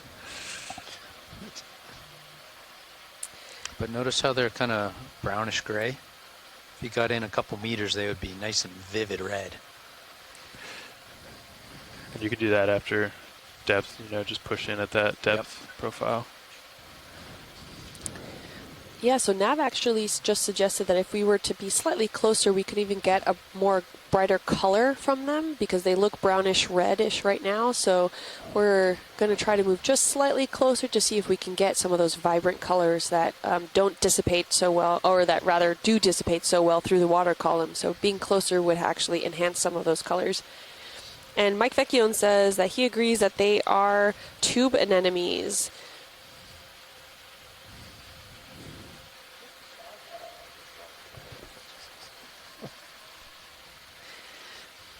We almost don't need me out here. Oh, that's not true. You do so much more than just the verbal. Thanks, video. Oh,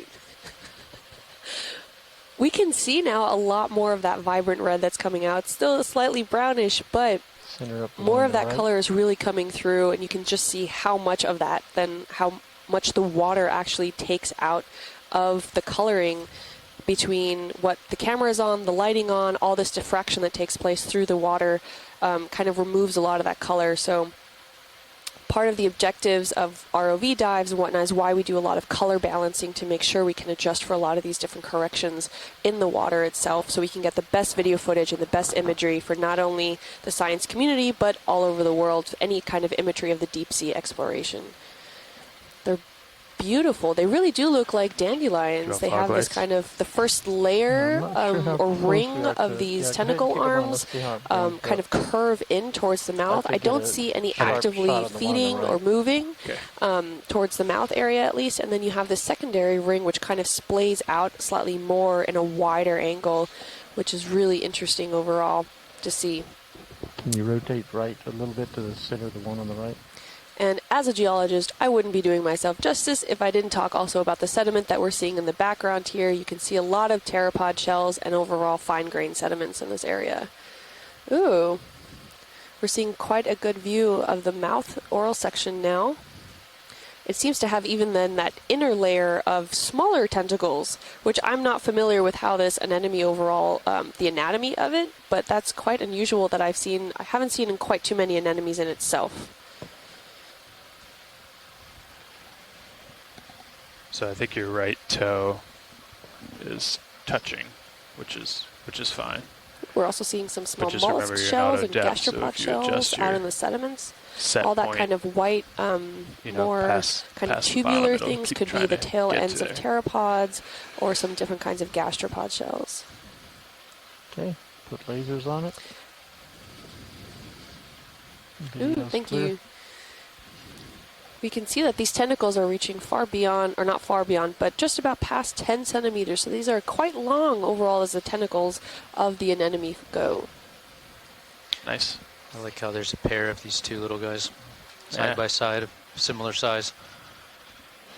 Pull off whenever. Mm-hmm.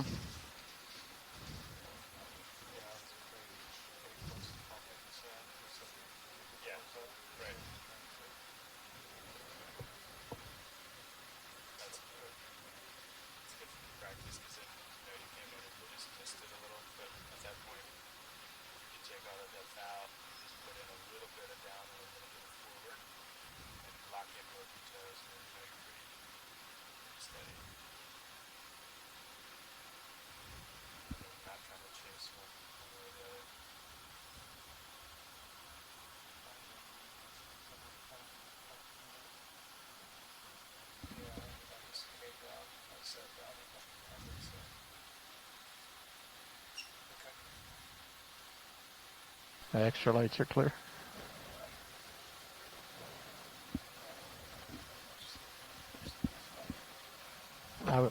I was very happy with the stability. So some pretty cool facts about burrowing anemones or tube anemones. Many of the 7 species of these guys have tentacles that fluoresce, and that means they can absorb ultraviolet light and shine it actually back as visible light. Guys, you're It's really cool. just starting to get stretched out. I was going to dial a move in. You comfortable with 30 meters slow?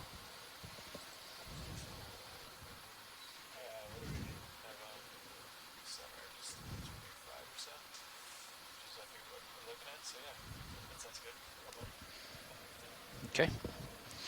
Bridge nav. Yeah, I think we're ready for another move. Okay, if we can do 30 meters, due north, 1/10 of a knot.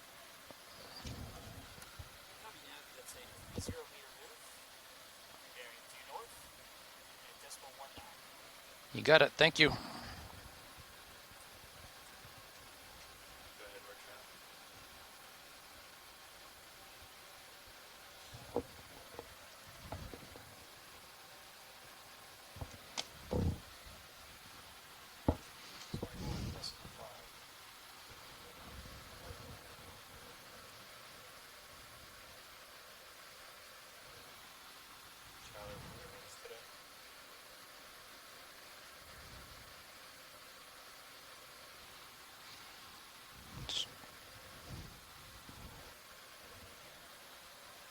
Here tomorrow and do a shortened dive and rinse tomorrow. And we should be able to do that unless the current shifts too much. Does that sound good? Sure. Yeah. Ooh, what do we have here? Oh, Partial. does it look like an anthomastus? Is this also known as a strawberry coral? It is very squishy. And there are various colors of them. I have seen quite a few that are bright red, and this one seems to be a soft pink. That's just kind of was on the side of that general geologic feature, just slight limestone area that was kind of jutting out a little bit. We can see so many glass sponges around, so hexactinellids. I'm not familiar with the type of species that these are, but there seems to be quite a few of them alive as well as dead, and you can tell the difference between the dead and alive ones. From the dead ones look kind of sludgy and brown, like they got trapped, overloaded with a lot of that schmutz and marine snow that's in the water column, whereas the live ones are more of that translucent white feature that are potentially still actively feeding and filtering the water through the water with the water column, so that they are absorbing a lot of that detrital material that's also in the marine snow that helps feed them and keep them alive. 340 or something. Nav. Is that where you got that contact? Yeah. I'm not seeing That shiny anything rod shiny. to the left of the sediment. Yeah, just its range is is right around 20 meters out, so Less than our move, yep. less than our move. I'm seeing returns beyond that wall, but Right. there's definitely a vertical feature you're bouncing that sound off of. Yeah, probably just right beyond D2's lights. Yeah.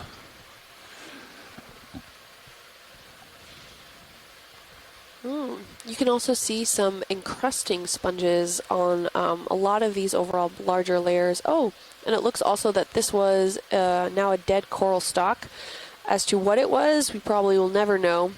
But what you can tell from this is actually a lot of even that dark material that's precipitating on this coral stalk in itself means that there is active minerals within the water column and also encrusting on this coral piece. So just like you see that black layering on this limestone that we're looking at, the same thing is happening to this carbonate. So this carbonate coral stalk that's been left over after the coral died.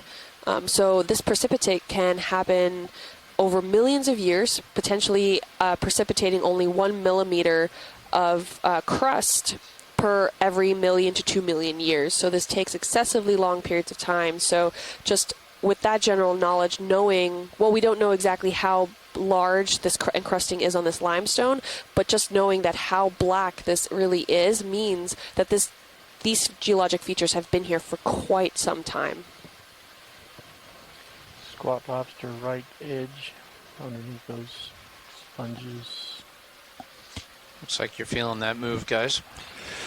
Yeah. And there is a rather vertical feature coming up, pilot, so you're going to want to stay pushed out. And if you're listening on stream 2, you can hear pilot communications, but if not, we're taking this very slow and easy just to make sure, because we can't see beyond a lot of the light penetrating through this very vertical feature that we're kind of currently traversing and scaling. So we're just making sure the vehicle is really safe, taking it slow, making sure that nothing is above us that could impact the overall trajectory that the ROVs are currently taking.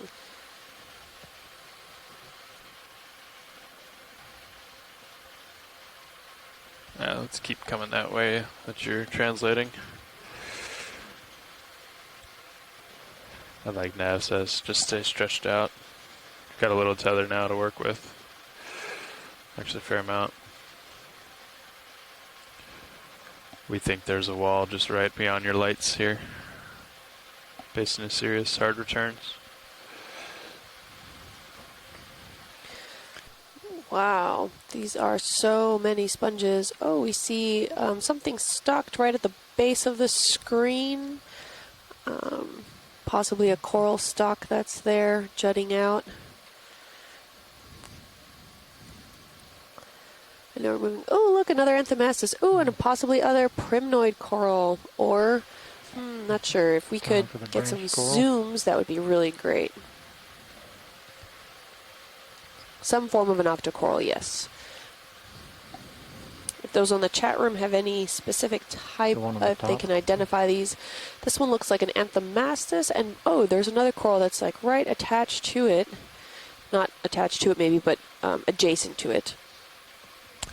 We only have a little bit of time here. Which also looks like a primnoid. Pan up to the one on the right.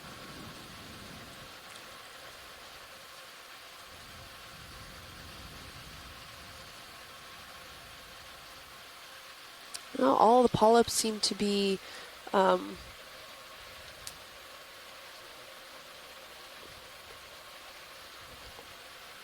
contracted. Thank you. Okay, video's clear. Really beautiful branched coral. Yeah, Mike Vecchione is suggesting possibly a bubblegum coral, but I have not been too familiar if bubblegum corals have been within this area. But if it is, in fact, a bubblegum coral, that would be really interesting to overall see. That looked like suction light to me. Ooh, and it looks, we have another coral right here. It looks whip-like, but it doesn't look like an Antipitherian coral. Snap on the stem, see if it's a bamboo. Possibly a bamboo coral. Yeah, any snap zoom along the stalk would be great. Ooh, oh, it is in fact a bamboo coral. We can tell this based off the bands that you see within the skeletal structure that are just coming through the translucent tissue that's surrounding the coral, including the polyps that are there. So we see these black strips periodically throughout the coral in itself, which does indicate that this is, it's a highly indicative way of telling that this is a bamboo coral. Okay, I'm coming up and then tilting down. And what's interesting is the majority of the polyps, at least at the base, are facing in one direction for the most part. And as we're getting closer to the top of this coral, there's a few stray polyps that are facing a different direction, but overall they tend to be unilateral.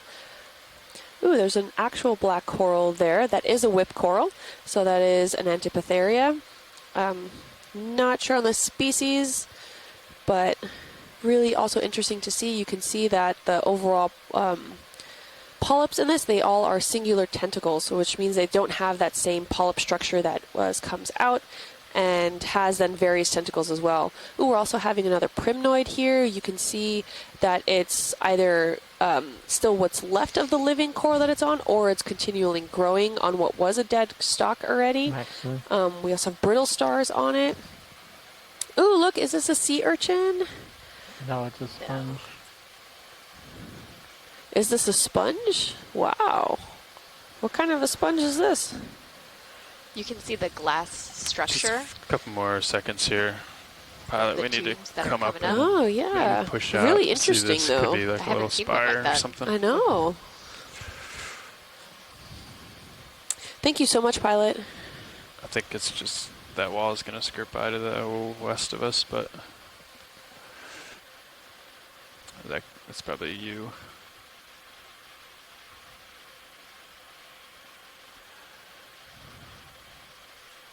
Okay.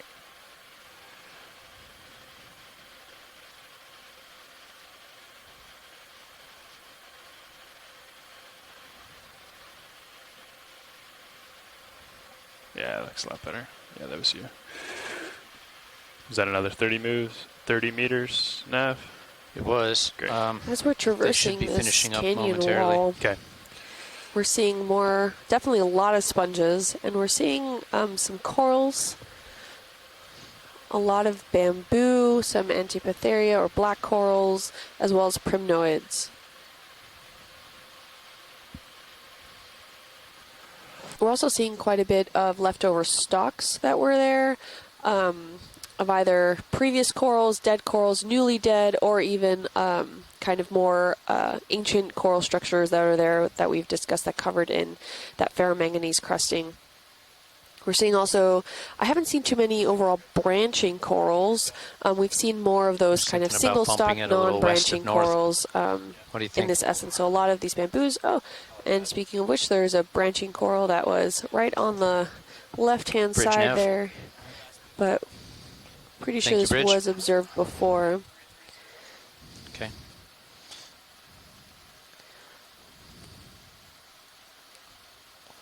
We're seeing a lot of boulder debris as well, and this is just probably as the degradation of this canyon or overall the weathering that occurs through the water cycles. You can see that some pieces tend to break off and maybe fall and extend ready further for down another the move? canyon. Some get stuck in You'll the probably sediment, still as you slide can another see 10 here, meters north, and then covered in sediment. but he's way out But there. we're seeing that nothing looks freshly broken, because otherwise we would have been Bridge able to nav. see the underlying limestone. If we can dial another move This in, looks like another sponge we're coming going to up, another go glass 30 sponge. meters, bearing It could be 330 similar to the stocked at one that we 110. saw earlier when we first started the more scientific incorporation of this dive. You got it. Thank you.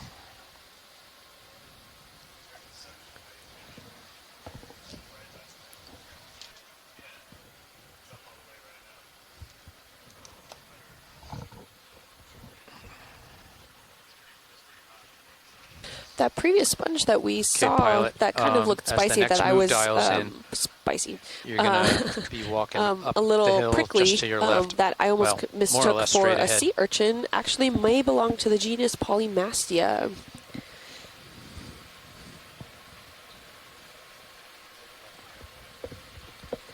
Yeah, and we saw this in the North Atlantic Stepping Stones expedition last year in 2104 that took place in the North Atlantic Seamounts area.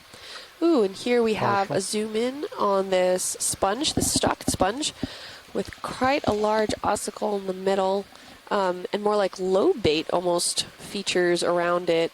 We also have a crinoid that looks to be on a primnoid coral. It doesn't look to be stocked from what I can see, with some brittle stars around it. Primnoids. Put lasers on as you go. Okay, pilot, as you come out, Lasers are clear.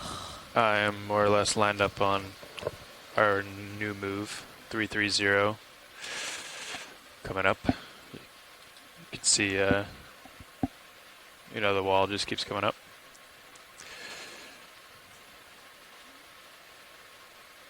So I think same strategy. You kind of stay stretched out, and we'll just come up together with you at the end and taking zooms as you can, but not loitering for too long.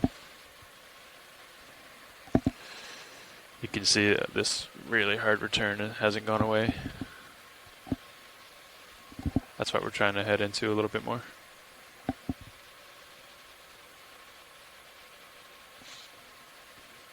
Yeah, it's a good heading to get back. Nice.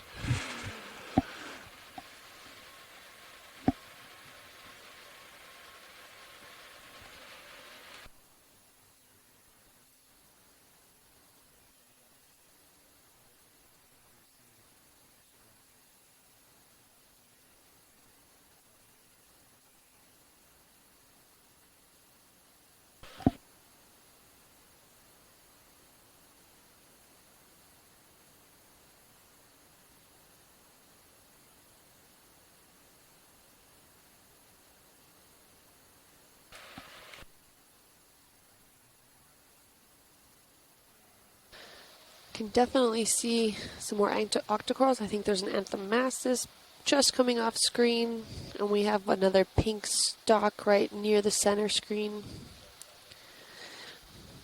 And I think we're going to try to take another geologic sample at some point, just looking for a decent size and loose rock that would be applicable to be able to take a sample.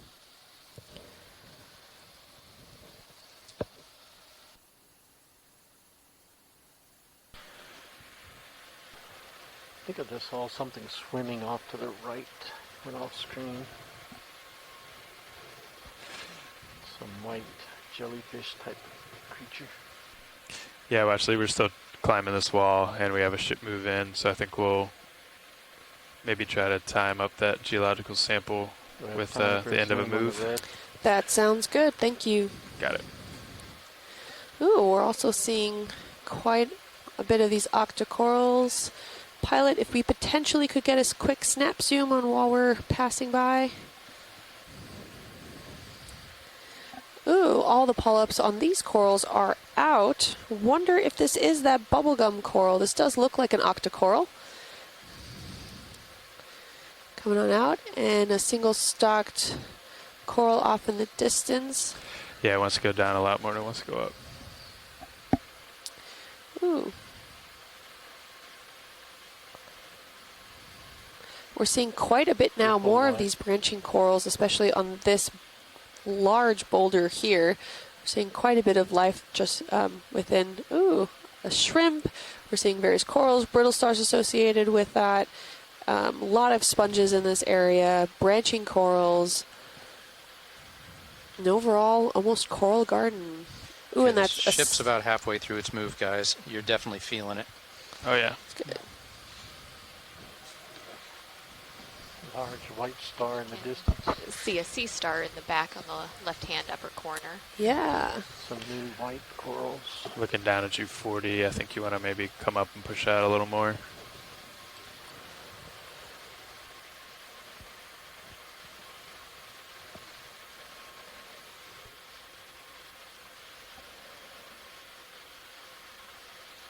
Looks like this is the edge of a ridge or something. Maybe just follow that kind of up towards the end of my view here.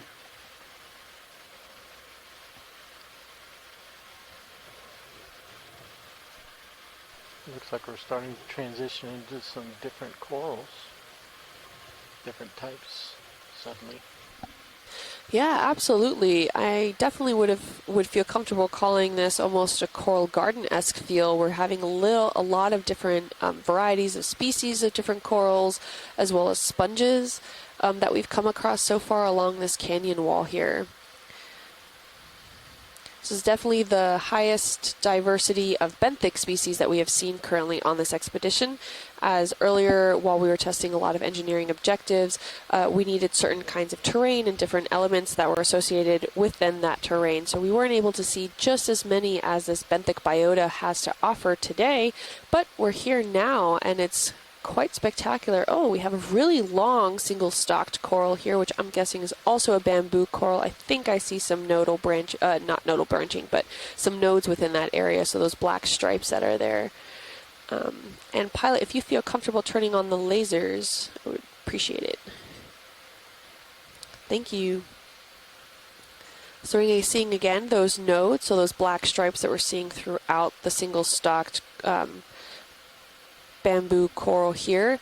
The polyps almost look to be going in all directions, so I can't tell because we're not looking at the other side of it, but there are differences in sometimes corals that look almost exactly the same, but how the polyps are generally facing, in what direction, are they facing all directions in one direction, how they are shaped. These polyps can all help us determine different species, and sometimes just by looking at it, we really still cannot tell until we have either the physical sample with us, as well as possible DNA sequencing that can help to tell us that they are in fact genetically different overall. This is a great shot. Thank you. Momentarily focusing on their back. Ooh, yeah. You can see some of the polyps have actually their tentacles contracted, but so many of them are coming outwards and they're ready to feed, just looking for whatever the current brings so that they can feed. Okay, I'm starting to come up and over you. We still have this hard return, so we don't maybe just finish the shot here. Nice black background there.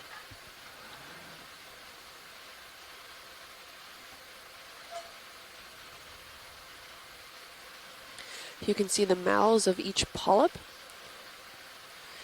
and you can count 8 tentacles on each polyp, and that also helps us identify that this is in fact an octocoral. Ready for wide?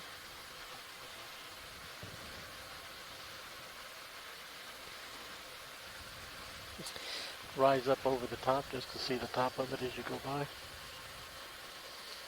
It might be coming up out at you. Check your, yeah, it is. So you might need to back up a little. Nice. Ooh, and this is quite the long stalk here that we're going up and over with.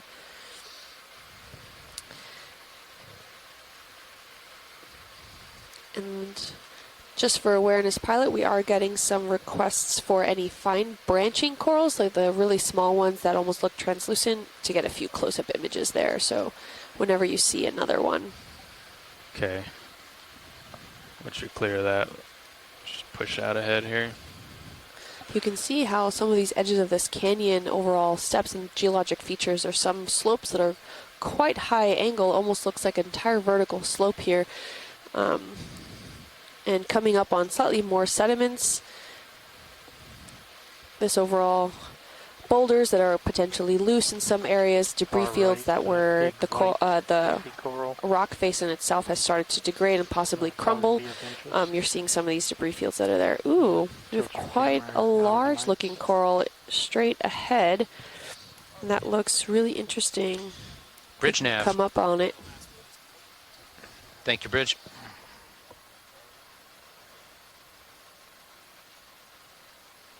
It's a sponge. Is that even a coral? That almost looks like a sponge. That's the way we want to go. So if you Long want to get in tubular sponge. tighter. Where we have squat lobsters and crinoids on it. That looks really cool.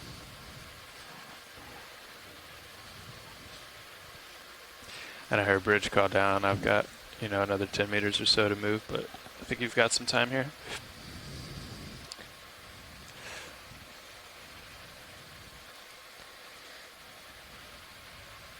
Yeah, we can zoom in on the sponge, and then I see some of those finer branch corals around too, so if we have a moment to check those out as well.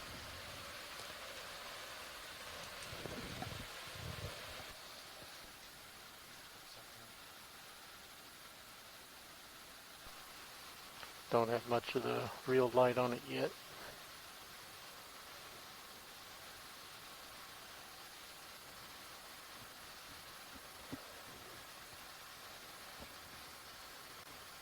Getting a little close,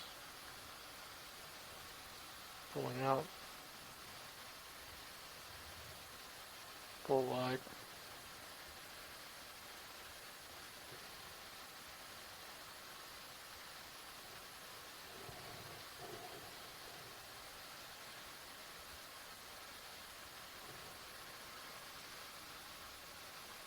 Wow, this is a spectacular view not only of this very large branching sponge, it's like in so many different directions coming out from this wall here. Almost reminds me of a smokestack, actually. And we're seeing a lot of now different colored crinoids. So what we've been seeing before of crinoids has generally been yellow and they've been stalked, and these are red and unstalked. And it looks like we have also an octocoral just at the base of this sponge as well, along with some smaller, finer branch coral surrounding it. And of course, with all those very prominent hexactinellid sponges that we're seeing that have been very dominant throughout this entire dive.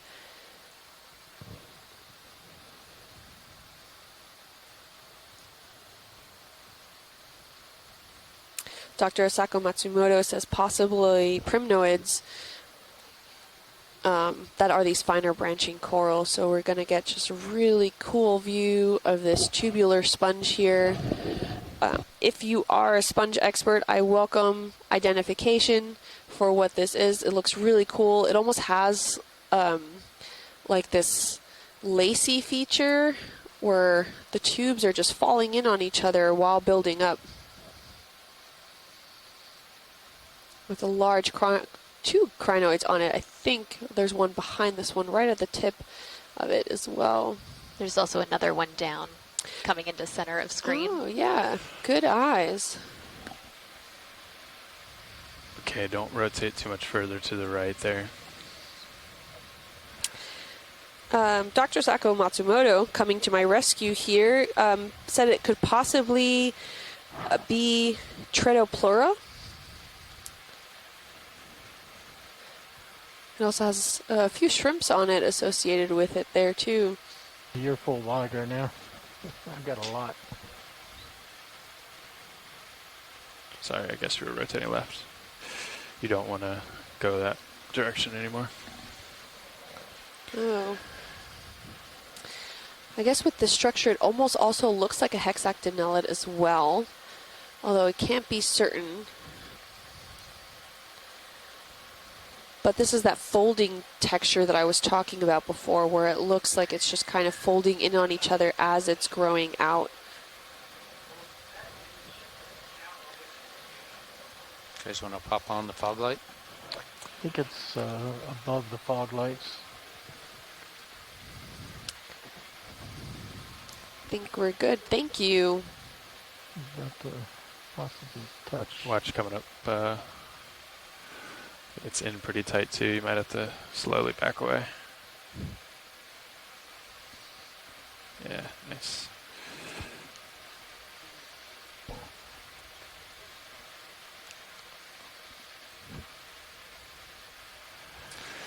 All right. So as you come up and you're clear of that local feature there, you push out. I'm looking 70 degrees at you now. I'll just follow you up. And then once we're happy out here, we can keep the train rolling.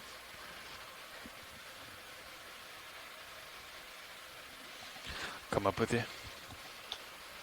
Based on Sirius's sonar return, it looks like the slope is moderated a little bit. Would you agree with that, guys? Moderated. We're having quite what looks like a neon yellow sponge coming right almost dead center. I've seen small little sporadic ones as we've been a bit transecting through this dive. Bridge nav, go ahead.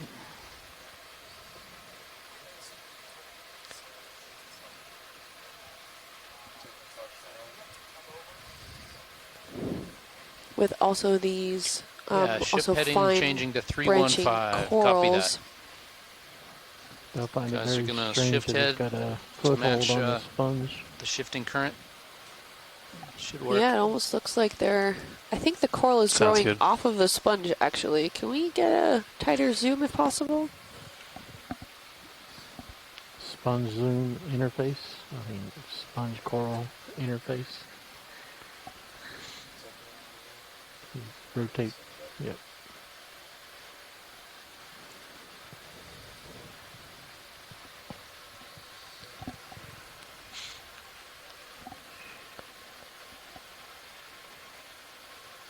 I'm going to suggest a change in the bailout direction, guys. How about 135? Basically, that's Ooh, more it in does line seem with the to be ship's growing off this yellow symmetry. sponge, this Yeah. primnoid coral. Makes That it sounds real good. easy. Fine branching. You can see its base attached Bridge to the nav. yellow sponge that's there. Yeah, I'd like to change the bailout direction. Yeah, why don't you... Basically, do Ooh. just Why don't about you try do a that shot with stern. no Let's autos? call it 135. Yeah. Thank you. And I think, especially on a day like today, you can do anything you want with no autos. So why don't we try to get, since we know we're stationary, just get set up on that, get some good light, get some good imagery.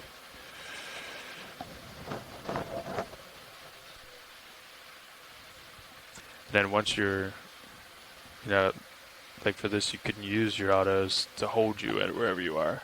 But if you fight them on the way in and then you're oscillating and all that, sometimes it's harder than. I think you get a little bit of a better feel if you just fly manual.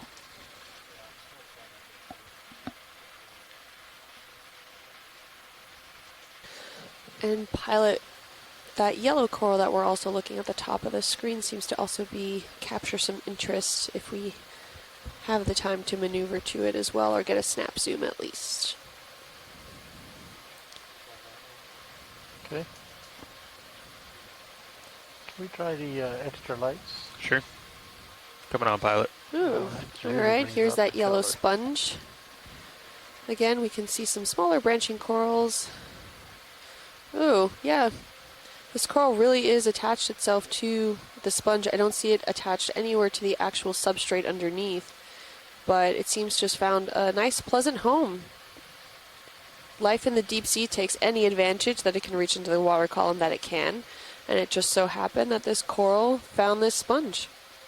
See a brittle star just tucked right under that section of the sponge. I think you're pretty and stationary. then looks like a little knob your manips coral are good. right You might be a little that. bit, but I think that's in pulling out zoom.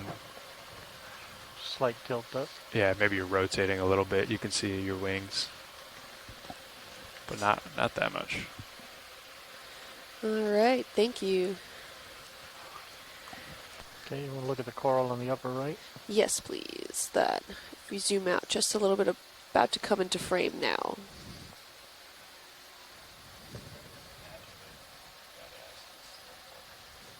Yeah, and Mike Vecchione actually points out a great thing. In order for this coral to have grown on it, the sponge must have been there before. So that means that the sponge is likely much older than this coral is. However, we have not been able to effectively age date sponges yet and growth rates. So if you are one of those people working on it, I highly suggest you let us know so that we can properly predict how big certain sponges are depending on possible growth rates. It's still very difficult to determine growth rates of overall corals as well. A lot of the times you can almost use ring structures, as well as there have been developments in the lab to test physically the age of the skeletal structure. But I've also been age dating the ringlets within the skeletal structures that are there. But considering most corals grow in so many different branching forms, it's hard to really predict at what age certain branches reach, or if it's continuously growing all around. So yeah, snap zoom on that yellow coral that's almost dead center would be great.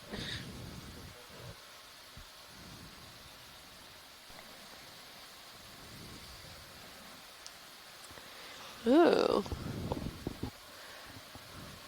Has quite the amount of brittle stars on it.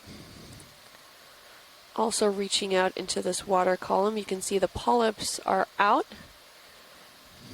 Not every coral that we see does have the ability for the polyps to contract within it. Has changed. Are you guys ready for another move? Octocorals are able to contract. Okay. So those polyps seem to be extruded and ready to be able to grab any of that material in the water column. You look like you're facing straight uphill. Should we do another 3-3-0? It could potentially be a plexurid octocoral. Good eyes, Dr. Asako Matsumoto. Bridge nav. Yeah, Bridge, if you've settled in on your new heading, we're ready for another move. Okay, we'll do another 30 meters, 330. You can bump it up to 0.2 if you're able. 30 meters, 330. Thank you, sir. Yeah, you can almost fly when you're setting up and trying to get your toes in. Almost fly just by watching those and then checking every once in a while to make sure you're center, like so you can get it with your tilt and just fly with those.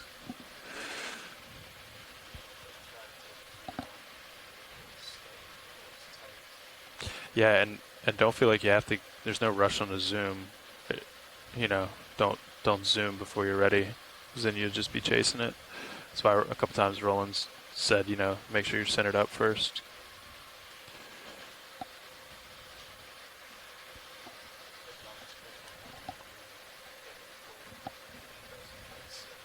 Yeah. Why don't we try a few floating? Ooh, Dr. Matsumoto says in the chat that at the depth of where we are currently, which is 1,773 meters, is where we saw that yellow coral, that possible plexurid coral, octocoral, would be mostly some of the deepest borders of this family that has been observed to date. So that would be really interesting if that was true. We have logged it in CTube. I recommend also for those watching at home, log into CTube, create those annotations so we can better understand what the general association for a lot of these different organisms are around the world.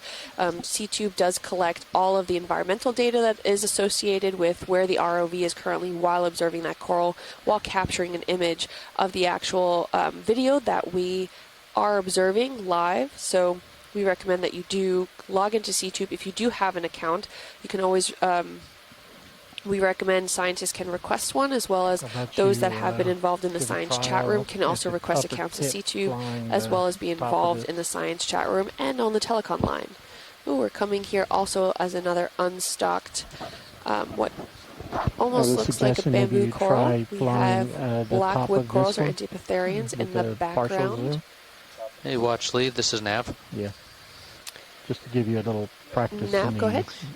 Can you log back into the EK60 for us? Sure thing. Thank you.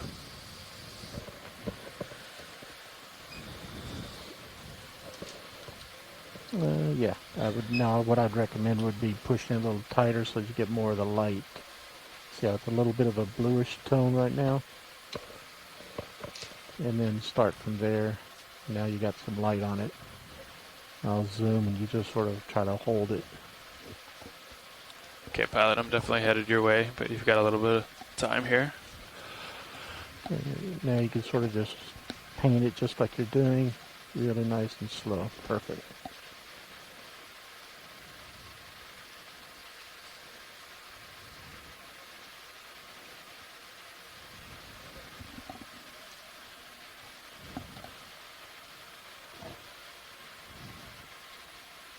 And just continue to drift up to the right side of it.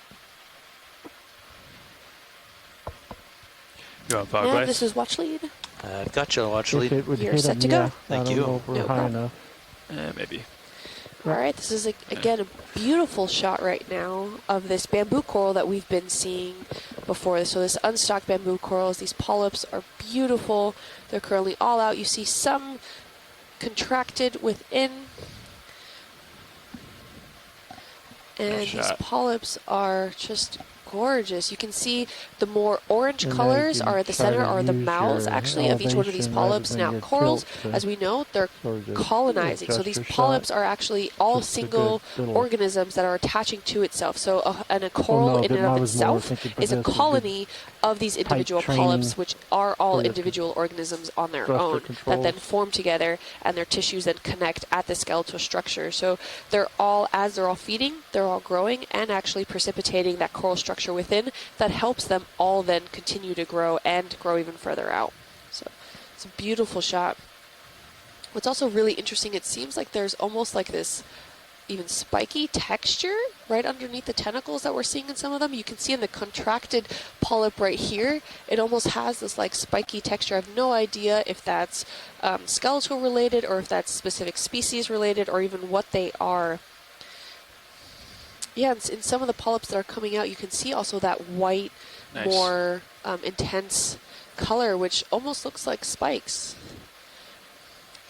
That would be really interesting to observe. I don't know if I've ever seen this before happen in these corals. Yeah, just right in this shot alone, you can see on that polyp facing due south on the screen here at least, that you see a lot of these kinds of spike textures in this. I don't know if it's part of that carbonate skeleton or what it might actually slowly be. Coming in on you as I'm not doing any zoom, just track and focus. Krista Raybonald here just suggested also they may be sclerites. I am not sure what they could possibly be. If anyone has any knowledge of this, please let us know either in the chat room or join us on the line. I'm going to come up a little bit more and look a little bit more down at you. Okay, video's clear. Bridge, this is Nav. Go ahead.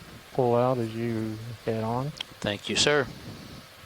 We'll hold the lights. Move as is complete, until we guys. get Ooh, off and there air. you see the polyps contracting Copy in on that. themselves, and that's due probably to the small current or wave production that we're doing from the ROV to get safely away from this coral here. So, bit of a shock. You can see it kind of going down the stalk, slowly contracting Just make in. sure you watch your. You're going to keep moving 10 to 15 more meters, guys. Copy Probably that. 15 more. It's also great to see the Your full overall watch. behavior of how these polyps can act, where something either where it might be threatened, or something might try to consume them, or something just unpleasant coming out through the way. These polyps can contract then within themselves. Doesn't necessarily mean security, Come up with me. but a lost tentacle could mean a loss Keep of pushing slower out. production of food intake. So their priority is to tend to take in these tentacles, maybe to secure them. Again, not entirely sure, but this was a great way to actually see how the ability to react to Fog something lights that's coming on the off. way. Potentially that would either consume them or harm them in any way. And so sometimes a sea star, when it finds a coral, there seems to be no turning back, and a sea star will actually go in and digest the coral. It will start to extrude its inner digestive system in and around the coral and slowly start to eat it, and then only leave a coral stalk behind. So although that might not, the coral polyps contracting in themselves might not Pass be the that ultimate sponge on your way security, by. especially towards a sea star, it is some way in ways that it can protect, help protect itself. Oh, we're seeing another unstocked or singular stalked bamboo coral, as well as what that stalked sponge coming into view. And we're seeing so many of these hexaxonella, these glass sponges. But what's really interesting to see is that they are really focusing on the ledges of these rocks and not really on the tops or any other kinds of feature of these rocks, versus all along the transverse sections of these rocks, so all the lateral sides of it. Okay, guys, you're almost caught up. Are you ready for another move? Yeah, I think so. Unless Partial. I don't see any rocks around here. But yeah. Okay. Ooh, there's a small think so. Another crinoid 30, same on direction. this sponge. 330I. Bridge, this is nav. Yeah, Bridge, if we can dial in one more move, same thing. 30 meters, bearing 330 at 0.2 knots.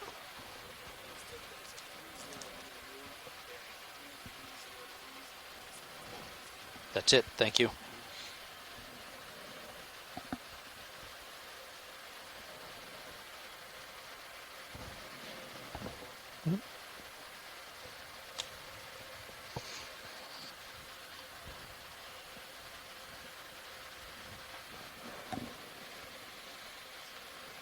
This beautiful internal structure is very typical of these glass sponges. You can see how fine a lot of the overall development of the internal structure of this sponge is. Not only do you have the larger holes as well as the ossicle large bit of the Not too much holes, but you longer can here, see Pilot. within it, it's almost very lacy inside in the interior structure of the glass sponge, which develops over time Very for this smooth there.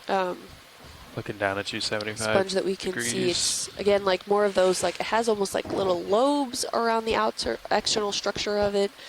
Yeah, And it's on quite a long that's stalk. kind of how these dives go on a wall, especially when we keep putting moves in.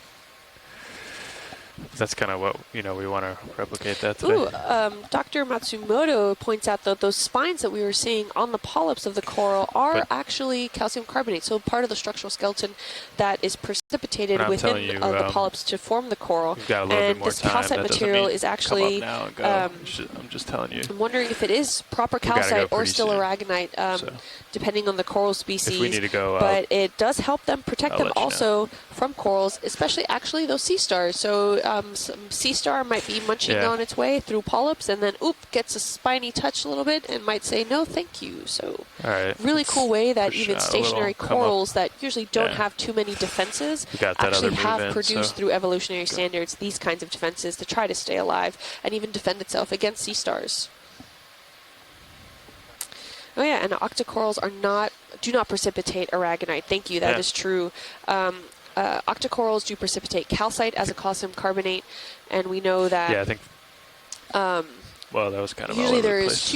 is three forms overall of calcium you carbonate. in a We're looking hole. at aragonite, calcite, either low or high calcite, magnesium calcite, which is just defining the overall concentrations of magnesium within the calcite itself, as well as dolomite. And dolomite is that diagenetic altered original calcium carbonate that forms and then is then like a re-cementation of calcium carbonate overall. So a lot of corals, especially shallow water corals, have a lot of aragonite within their systems. A lot of stony corals precipitate aragonite, calcium carbonate.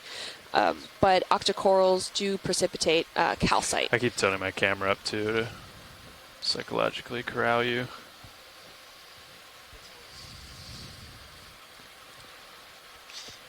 Okay, the local terrain is agreeing with the bathymetry chart here. It definitely is coming up to a little bit less steep terrain.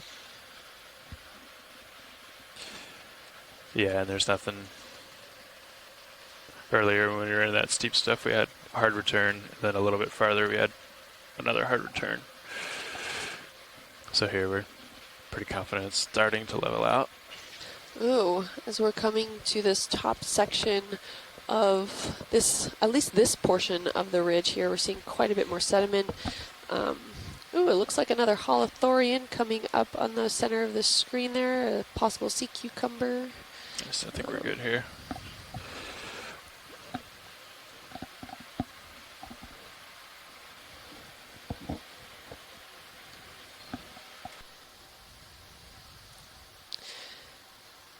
So while this may look like a lot of sediment, it could just be a fine layer covering the top of any of these rocks. Or it could also be just that there is actually a lot of sediment within this area. And that could either mean high current areas or relatively actually low current areas where it allows that sediment to settle down and not be then swept away further down the current system that's there. So it allows time to accumulate and come up and form these large beds of this unconsolidated I'm sediment having trouble hearing you rolling, sorry. that we're seeing here. Who said that? Me. Okay. Ooh, another holothorian, I think, right there.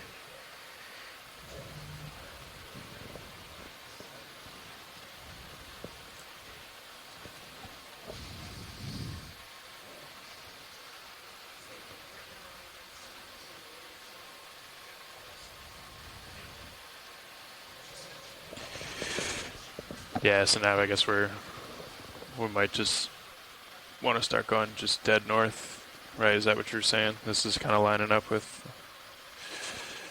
what we think now. We just quit it with that western either north component. or just east to north and get Yeah. back along the exposed hard substrate.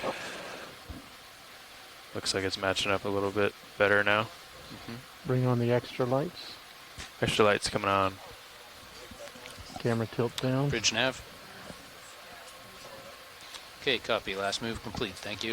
Ooh, taking a zoom in here on this holothorian, potentially a sea pig. We can see its translucent structure and all then the internal digestive features. So you can see that it's all filled with sediment. So what a lot of these holothorians do is consume. They eat the sediment. They go around eating the sediment, and then they actually absorb any of that organic material that's within the leftover sediment, and then it comes out the other end. Or sometimes even the same end after they are finished absorbing all that organic material that comes in. So you can see here the internal linings of a lot of the digestive tract that's within this holothorian of sediment. So it's taking its time to consume it and digest all those organic materials before extruding it then again and starting the cycle all over again.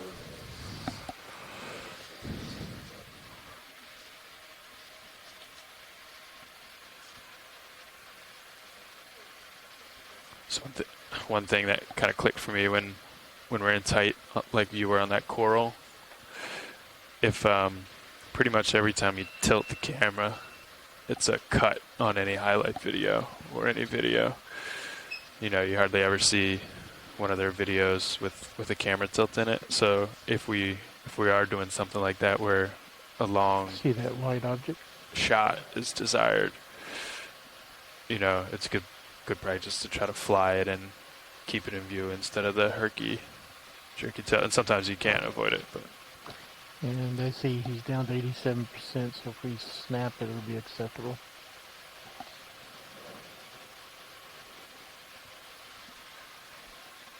Is that the us video? Yeah, I was asking him to get a shot of the white object there and notice that you were at 87%. Oh, degrees? Yeah, looking down. So Would be a snapshot spot, if any at all. Oh, Roland's trying to take my job.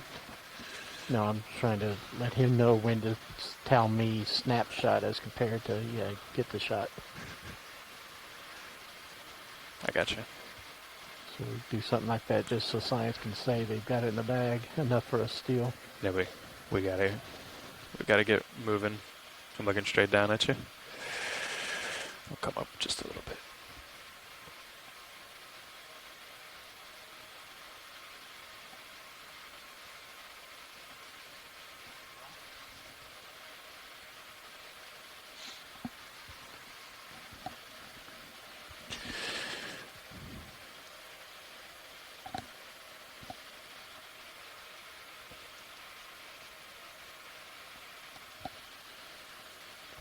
I'm probably still moving a little bit, but if you see a rock you want to try to grab. That's a very interesting structure that we need to see.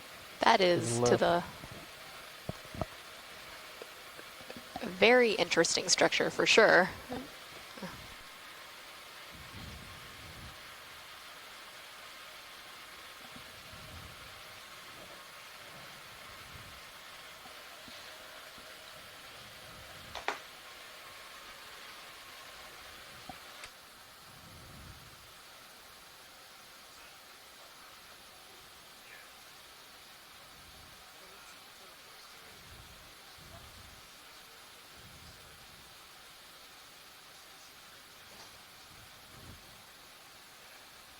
He's still a little sharp on his angles, so probably just sort of scan it as we go by.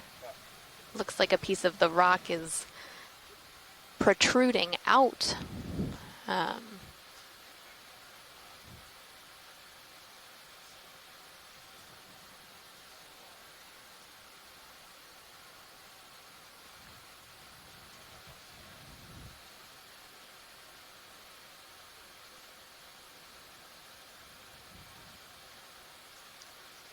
We're seeing more of these sea cucumbers scattered across the ground.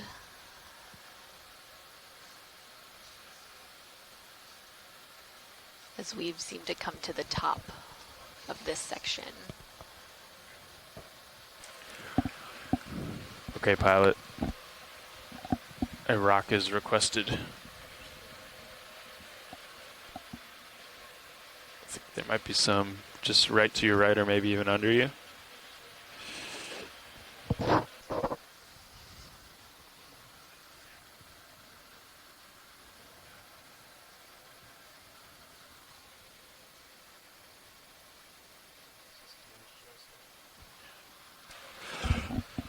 Yeah, I guess you can check with watch leads, see if there's one that's better than the other.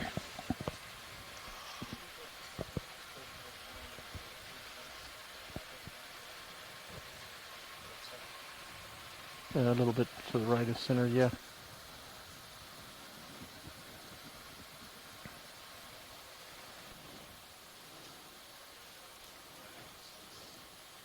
So we may start looking for a good candidate for an additional geologic sample to be collected here. When looking for a geologic sample, we can't get anything too big, as our boxes are only so large. You want to run with your lasers. And we definitely want to try to look for one that is already detached, as we don't want to disturb the actual structure to pull a piece off if it is not already separated.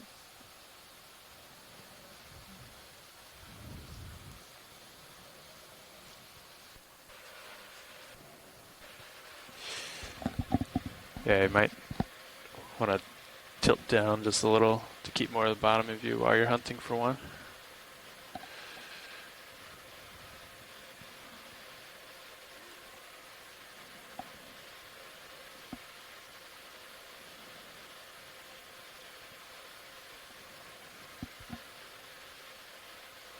Just watch that coral right there. You can always rotate a little. Yeah.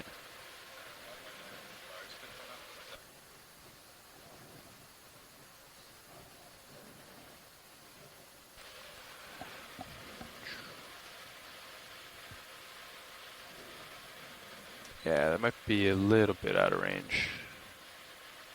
Which one are you going for? Oh. Well, it's your dealer's choice, so I think you pick the one that works best for you.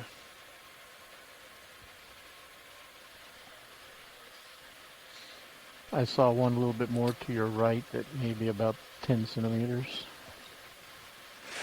So take a look in serious view too. We don't want to rotate too much further that way. You can, but you know, just know you'll be looking more towards me.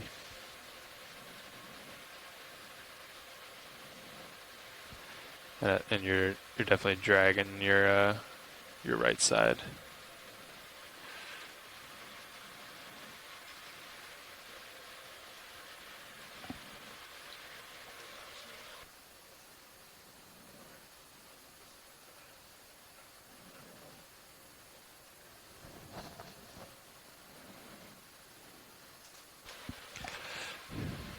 You can always come back towards me too, pilot, and look in this light pool. That's all right.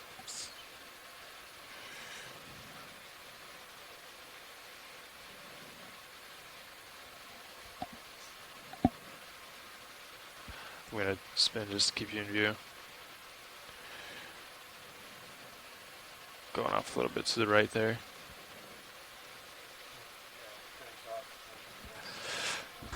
Yeah, yeah.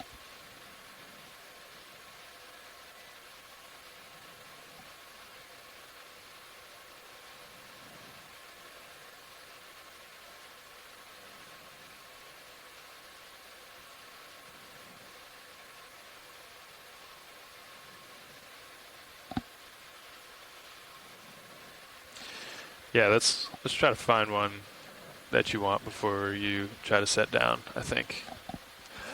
So why don't you come see this like grouping of rocks back up here to your port quarter. If you just come up a little bit off bottom and sort of translate over that way, I think we'll spy one that's ripe for the plucking.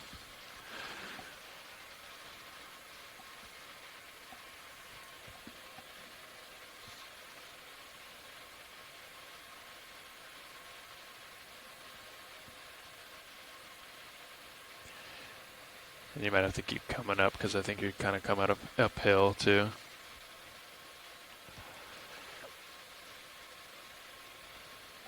Yeah, so just going under that light on the back end there. I think there's a few in there. If you just keep doing what you're doing and maybe rotate a little bit and then find one and then center up on it.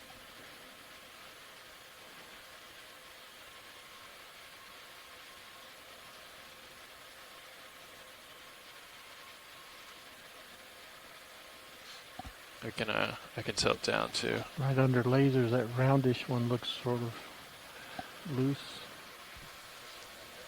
You know what you all think? Yeah, it looks loose to me. I'm just asking your all's thoughts.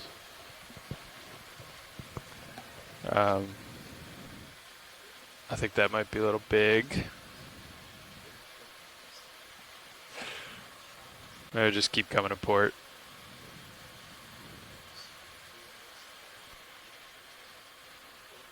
I'm also, yeah, that might have kept going down into the sand. Well, that one right there, that's a little bit left and lower of the lasers. Yeah, there's a bunch right there, yep. There's a few options on both the right and left side of.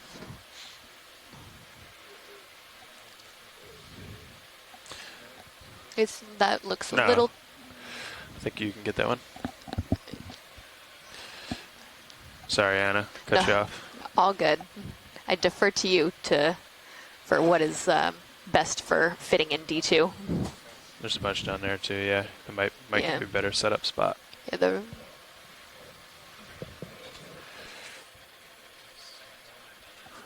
No, this is all you.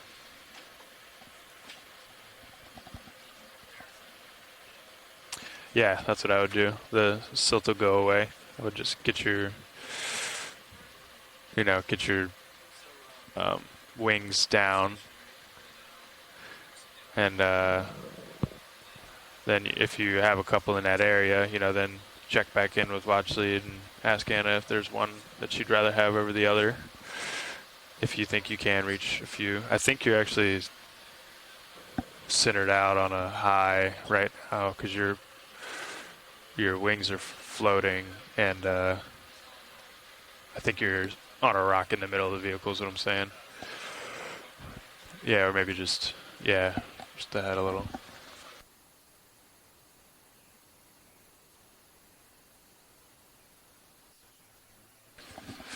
Yeah, you can do that. Do a little rotate.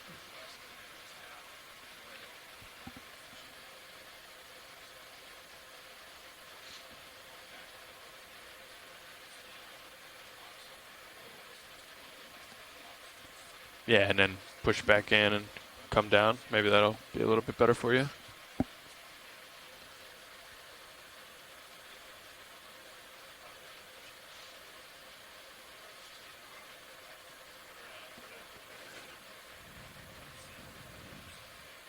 Yeah. Guess that might be a little. I still think you're on something, but that might be, your only option. I can't tell if any of those are loose, Roland. What do you think? I think the one to the left side of that brittle star may be loose, like directly under the lasers. Oh, okay. Yeah, like the right laser beam was touching. Yeah.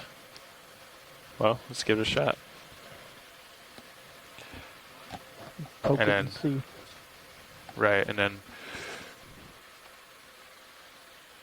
I think the understanding is we'll get what we can here, but for geology's purposes, before we take the time to try to collect it, you can double check with Anna and make sure, or whoever watch lead is, make sure they're also on the same page. Like that would be a valuable scientific sample.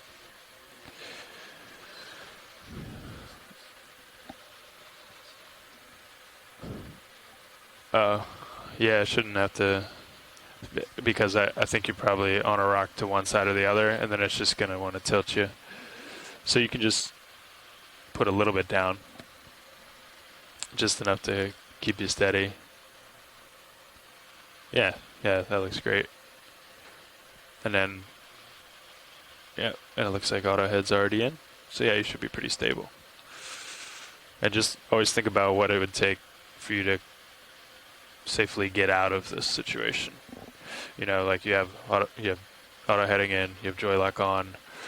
If you were to rotate, while the arm was out and you needed to bail on this collection for whatever reason, a rock slipped or, current increase or something, you could take out joy lock just real quick and come up and, you're clear in all directions. Yep. All right, you've got HPU up. And Nav, where did the other rock sample go? I am seeing a geo sample in port forward.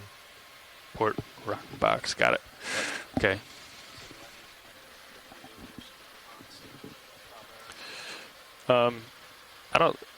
I think it's just a sanity check. I don't know if we do that every single time. It's good practice to do it, just like you did. But more importantly is force feedback and grip force, I think, before you start. And Carl reminded me that Lars reported the previous rock was a little bit crumbly. I don't know if these look the same. Very different. I would guess they're pretty sturdy, but.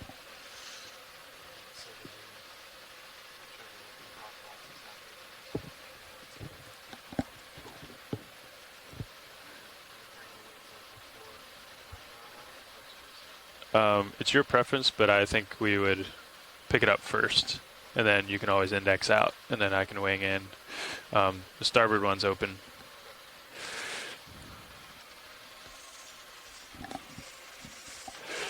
You good with this rock, Anna? This rock looks good. Great. So yeah, Nav, if you could watch Sirius, the ship is not moving as you know, but if you could watch that, I'll bring up ME20 on the right screen. Got it. Copy that. Oops. Okay, pilot, and then you just let me know what you need. I can do your rotator as well, or you can keep it, whatever you prefer. Hydraulics are on.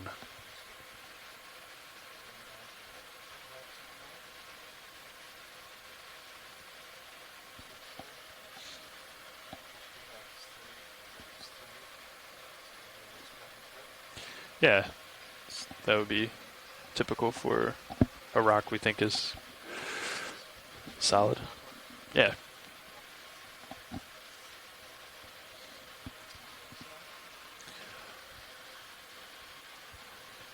Might need to adjust focus on ME20. I know it's hard without the zoom. Yeah, I got it set roughly as out there where it's at. You see the lasers are sharp focus. Okay.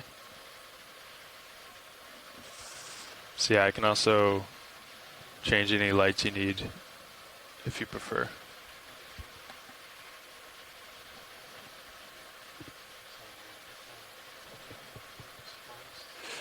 I think that has such a nice grab spot. I would just try to grab it. Yeah. Well, if you were unsure if it was loose or not, that's smart. So then you're not trying to pull it off of a mountain, but I think it looks pretty loose.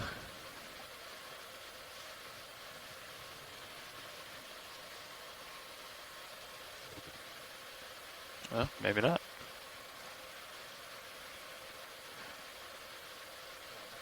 Yeah, now loose. So yeah, you were right. We should have maybe nudged it. How about the one? Yes. Yeah. I'm not sure if you'll be able to reach all the way over there. Okay. Okay. There could be one on the right-hand side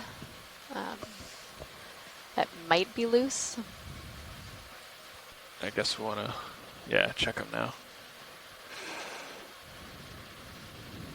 Nice.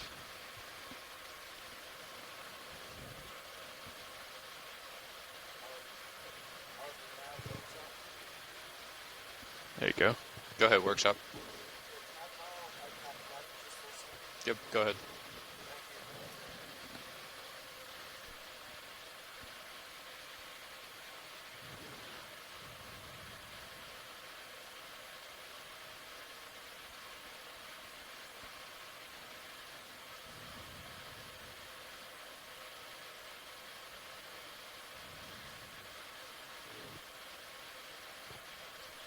That's all right.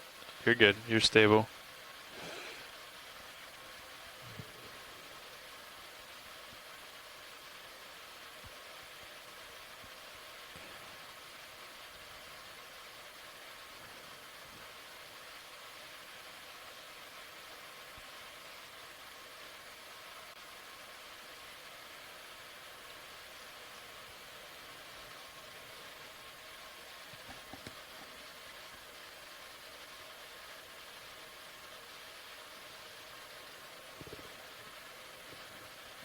That one might just be crumbly.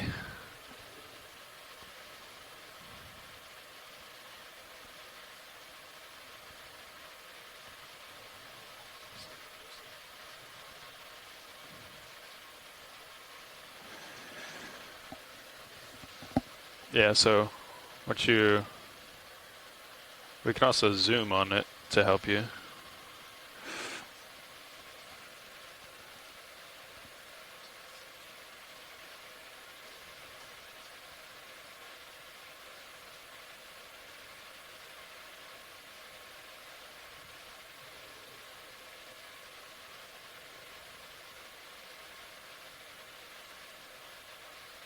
I think it's way down past.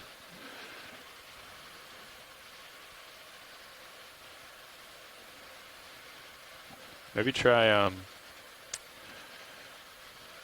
the one It's just to the right of the one that you initially tried. See it from ME20.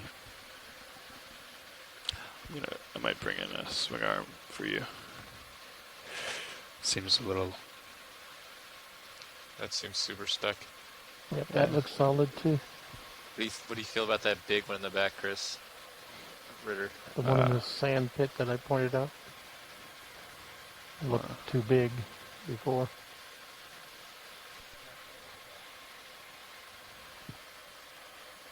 Sure. Sorry, Andy. What was that? I was just saw that big one that is right above the lasers. It's really big, but it might be loose.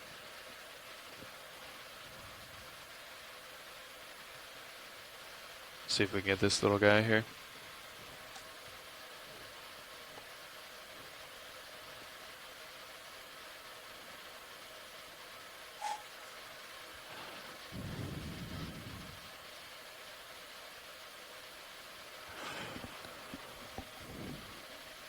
I think that's too small. It's just going to crumble into fingers. Yeah, cradle it. I can wing in.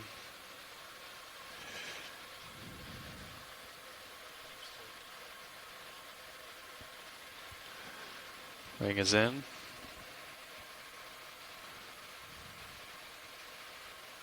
Drawer's coming out. The two-finger maneuver.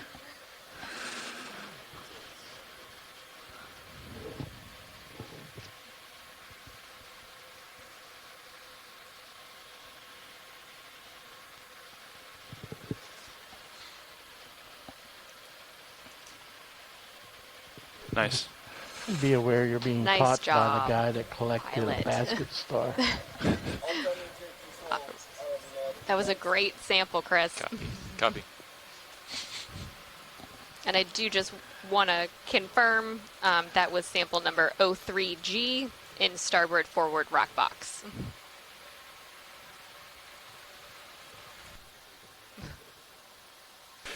Nice, Chris. No, that was a pebble, so that was very difficult. That was. Good job. After you stow for this, we should probably go ahead and start set up for. That's not going to be us. It's going to be the next crew. That looks good, yeah. Yeah, I wouldn't even lift off then, pilot.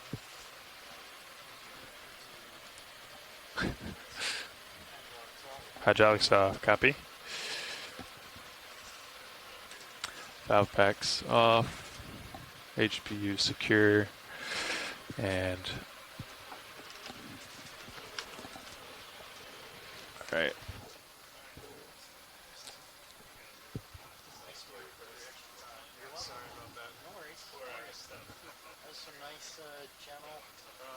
Gentle broken. Yeah, like the fourth one I tried to grab, I definitely made it look more difficult than it probably was.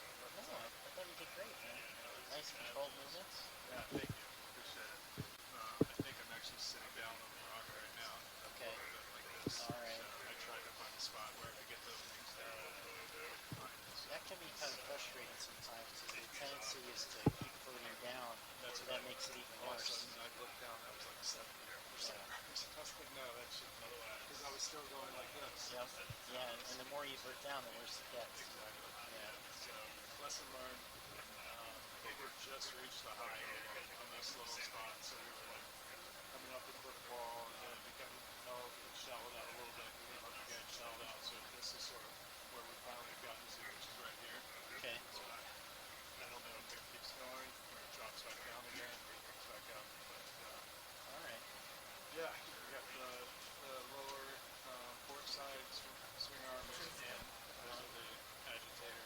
Okay. And everything else is deployed. Okay. We're auto head right now. All right, Nav, when you get an opportunity.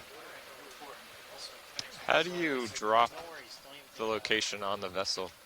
So it's F5 to drop it on your current vessel. I just did that, but... F5, F6. Yeah, just... did that, and it's definitely not working. F5, F6. Boom. And it's, oh, there it goes. What the heck? Okay. All right. So I believe what our goal is to come off bottom immediately. Yep, we're ready to come up. And do mid-water. Yeah, we don't have a location yet, but the last one I was given was 600 meters. Okay. When you get a chance, could you pull up ADCP on, or actually I can do it. 0. Do you mind if I change this for a second, pilot? Go ahead. 03.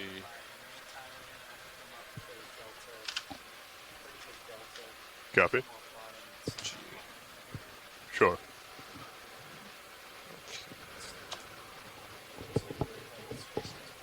Yeah. I think if I just come to port slightly, I'll be lined up.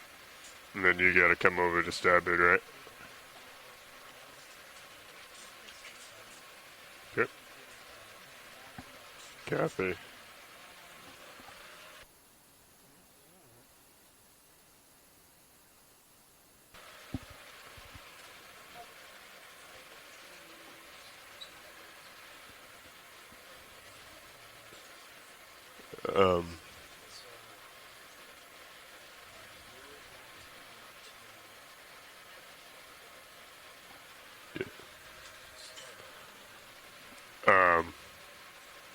To port. To line up with the ship. And then, so if you come over underneath me, so we're both looking at a 3-5. I come to port, you come to starboard, and you'll take out that -5. Well, it's -7 now, but once I move the 2, it'll be -5. So, let's see. It looks like it's 0 up to 750 meters right now. Okay. And if we do go all the way to 600, then we should have a current on the bow of the ship. So it would be it'd be good for a mid-water, I believe, at that Yeah, positioning. You want to go for 600 then? Yeah, until we are told otherwise. Carlos might come in here and talk to us, though. Copy that. But yeah, tail-to-tail Switch it back. recovery and normal up to 600. Copy. Yeah, so you should line up with me at a 035. I have you right now at 50 degrees, 14 delta. I'll come up a little bit.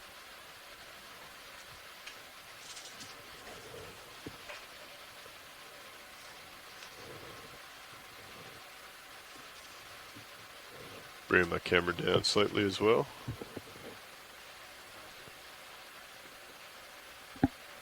Okay, I'll hold here for a little bit. None. 0. Alright. When you're lined up, if you want to come directly underneath, I'll look down at you at 90.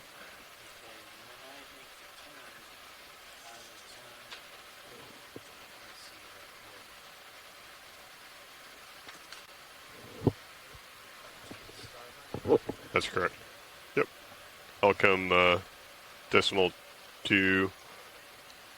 Watch lead. Do I have you on this one? Copy that. HPU enabled. Valve packs enabled. Blowers Watch lead on are survey 2. outboard. Do I have you here? And stowed.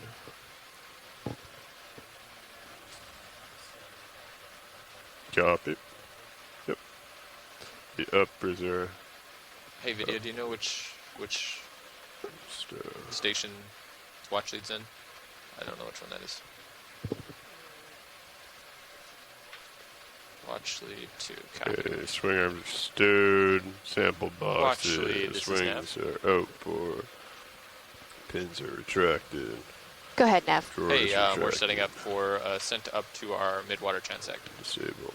Alright. That sounds great. Following Thank you you. down. HPU disabled. Valve packs disabled. Camera coming down. Looking at you. 7-0, pilot. Good copy. Continuing down till I get to 90. That's 80 there. Understood. For those of you tuning in at I'm home, looking down at you, 90. we are leaving the bottom to start our ascent to begin our midwater transect. On your call. Copy, I'm turning as well, lining up reverse the ship, or in line with ship, I should say.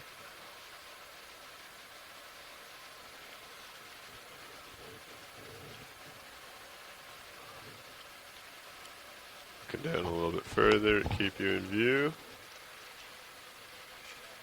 Good copy. Lining up with the ship, I am there now. I'll find you in Titan and follow you out.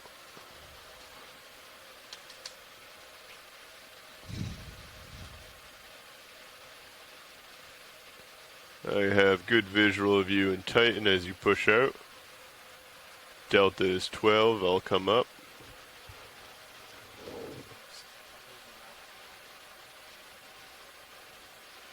Copy that.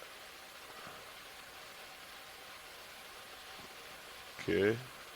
I'll hold here as you come up, push out.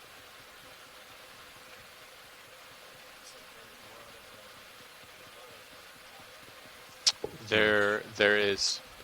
Maybe as we come out through the water column, give it a couple shakes just so we get rid of it before we pull out the agitator and do the midwater. It was previous. Yeah, it's pretty clay, muddy stuff, so. Yeah, I got you. Ooh, there's just some in the Sirius. That looked like bio. Okay, copy. Yeah. Understood. All right, you feeling good here? Bridge RVNet. Okay, taking out auto heading at this time. Auto heading is disengaged. I am notifying you that we are off bottom.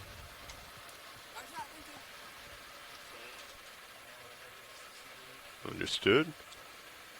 I am ready to start ramping up when you are. Copy. Coming up 30 meters per minute. Heading on up to roughly 600 meters depth until told otherwise.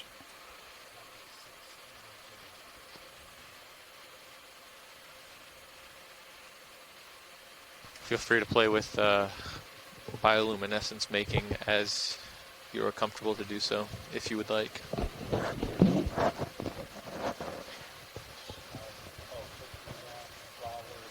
No, not the device, but you can do like drawers and whatever. What they did during the descent was to bring in both rock boxes. Yeah. Yeah, did you hear that from video? Yeah, I saw that when I took over this morning. Copy, slowing down. Going 15 meters per minute.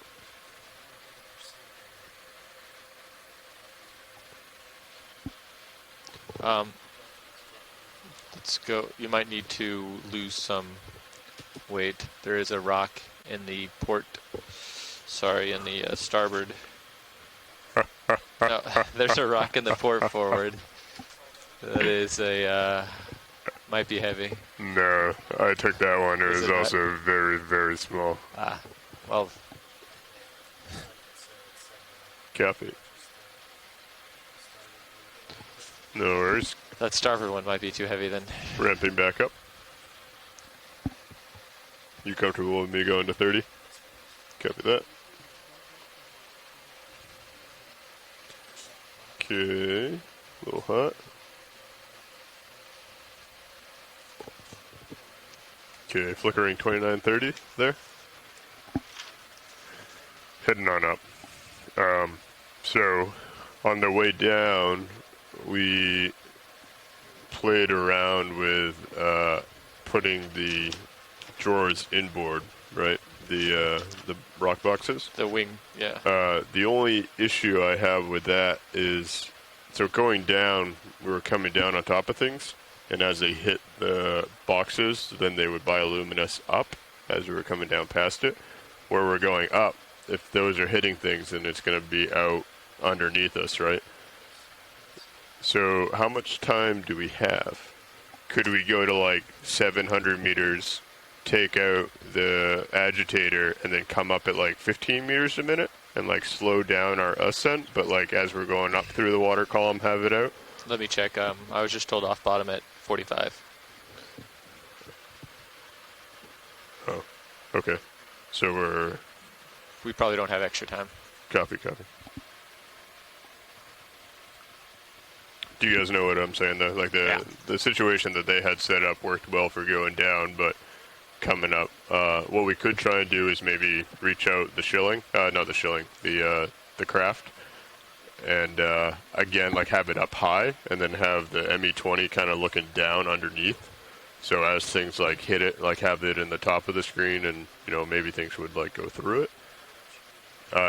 Just trying to think of ways that we could get stuff out, or we could like look up at the brow maybe with the ME20 and try and like aim as high up as we could.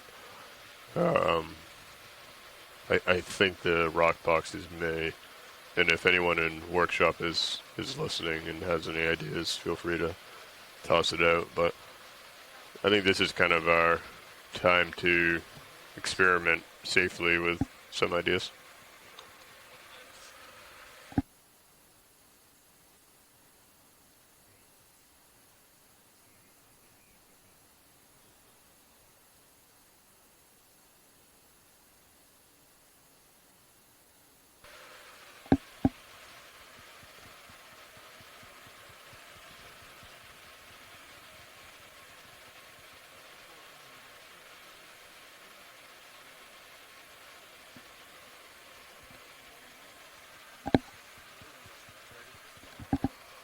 Yes, I was. Sorry, I can speed up a little.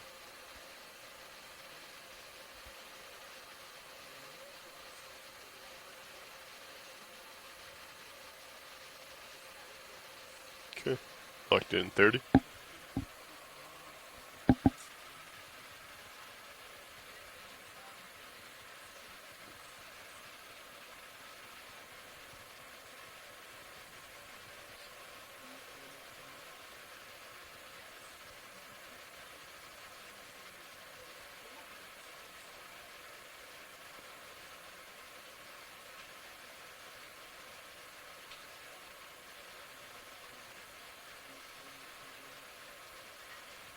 Okay, yeah, as is, we'll have about... Copy. Slow down.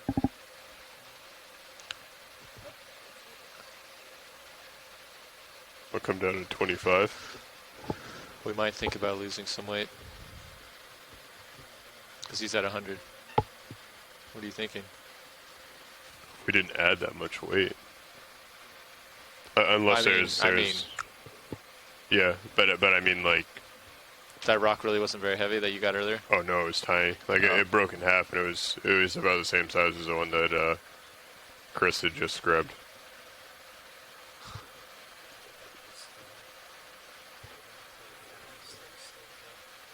Anyway, real quick, guys, we're going to have about 30 minutes instead of a 45-minute transect. Okay.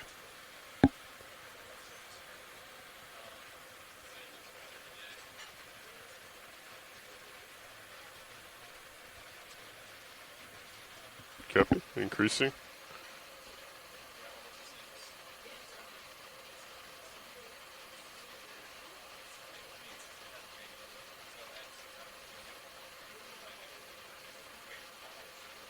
Okay, I am 2930.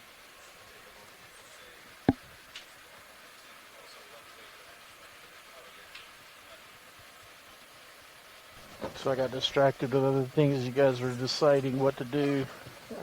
What'd you guys end up deciding? We don't have a ton of time. We left bottom a little bit late, so we're just going to get up to 600 meters and then do a transect there. Okay, so can we just point the camera up at the brow and try to see if we can capture stuff from there? Yeah, if pilot's comfortable with that. I think we're going to take a little bit of time to get into steady state, and then once we're feeling good, then we can go ahead and start knocking off cameras. But yeah, I think, do you agree, having the drawers out really wouldn't I do. Do a whole lot, so let's try and find something up. We can look at the brow for a little bit, give it like 5 minutes or so, and if we don't see anything, maybe let's like bring the arm out. Unless the ship was like pulling you guys like this and we'd get a shot. No, the ship is currently stationary. Yeah, so no, I concur. One of the things we want to try to do, we discussed it last night's video team, is to see if we can get some structure of the ROV to be backlit so that it sort of creates a silhouette. Give our eyes something to focus on before the bioluminescence happens. So that's sort of what we did this morning with the boxes in. Yeah. We kicked on the tail light. I think we ended up at 40, 45%. Yeah, we had it at 40 this morning. And that seemed to help. Okay. So, but I don't know any light that's on the top that we could do such. Yeah, do you mind if I take your ME20 for a second, pilot? Okay, am I overtaking you again? Alright, I'm gonna slow down a bit. Yeah.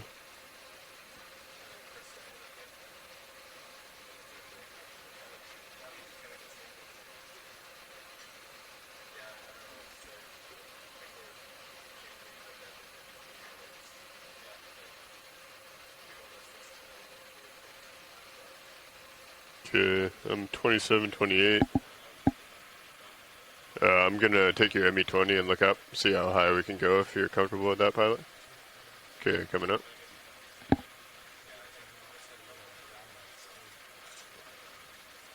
Yeah, I just want to see if... Okay, I can see the... Yeah, so let's rotate to one side so we get some type of structure in the shot. Yeah, like that.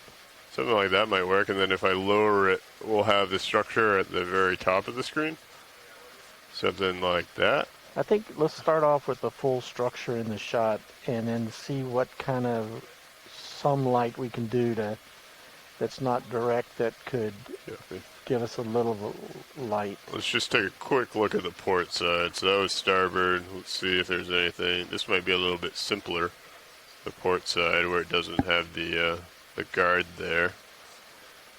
Do you have a preference video? Let's see the other one again, and actually turn it a little bit more left. No, that's a max. Just seeing how much turbulence we got. Actually, I think I'd prefer that. All right, sounds good. So then, if you want to, when you guys are ready, you want me to speed up a little bit, pilot? Okay.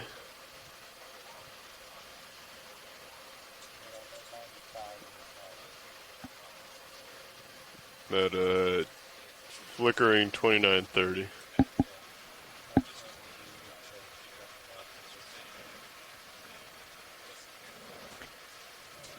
Okay, you can start. Try and get a 28.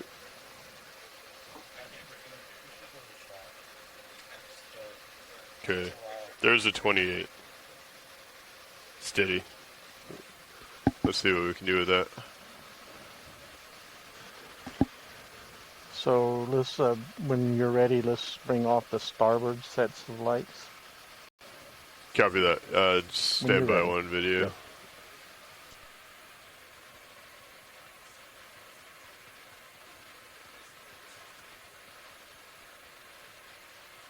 All right, pilot. Whenever you feel comfortable, I'll work with video to get us into ME20 testing. You ready? All right, video. What would you like? Currently, ME20 is looking up at the starboard brow. I can go ahead and probably switch my view for the ME20 if pilot's comfortable with that. Okay, we have that there. I have my view up forward. Okay, let's bring off the starboard lower. Copy that. Lower swing arms, I can only bring off all of the lowers. Okay. Gonna bring those down. Okay, that's lower swing arms off. Okay, now let's bring off the starboard mains. Starboard mains. Copy. Starboard mains coming off. Okay, let's hold that. Let me work on gains. Copy. I can also turn the port mains down partial, not completely off, but partial.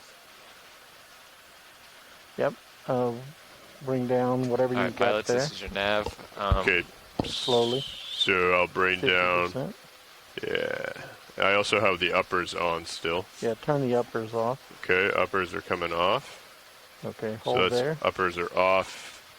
Port mains are 42%. Quick update, pilots.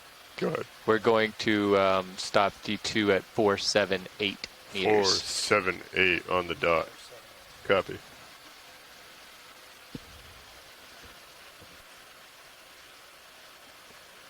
Alright, I also have the aft bar and aft poles on full at this time. Go ahead, Bridge.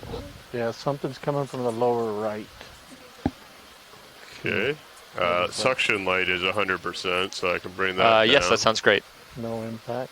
No impact. Let me go ahead and turn off the bar and poles. There you go. Okay, let me take off the bar. Alright. So the only thing you have on right now is port mains that are about 40% and the aux light that is about 5. Suction says it's still 10%.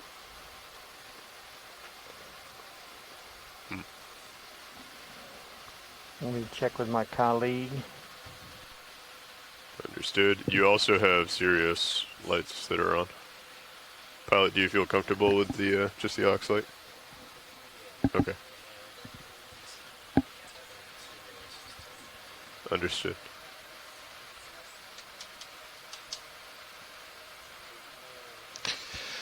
So, pilot, I have a question for you. When we begin our midwater transect, there's no other thing we need to do other than hit the start midwater transect nav button, right? Okay.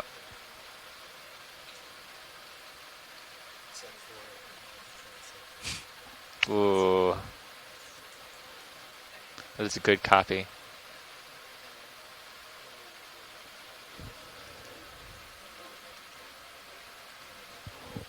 So, what you're saying is there is some other things I should do.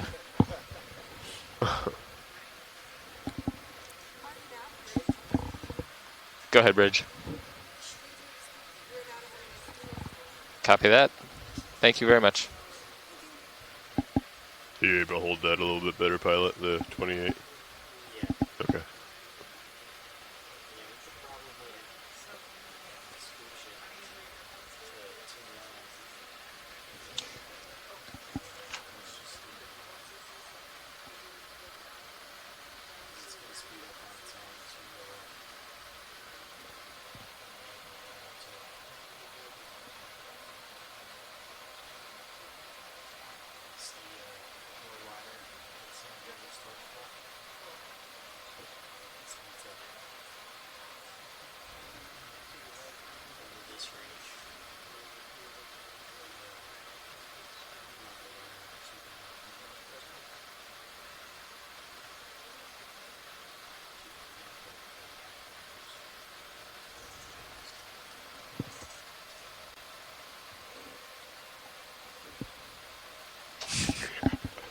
Copy. Understood.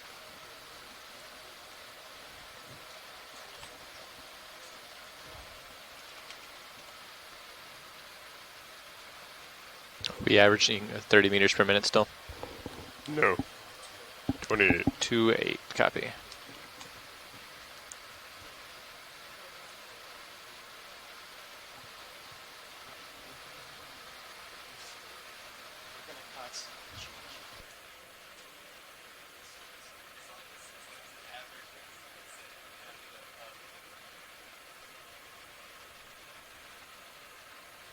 Hey, video. I'm not seeing a whole lot.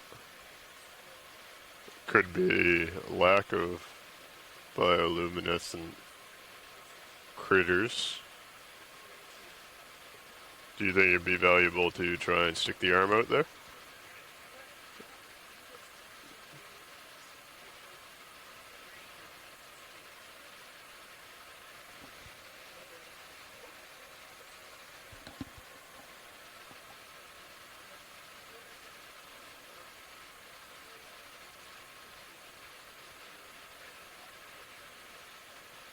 Looks like you still have dust coming off the treads.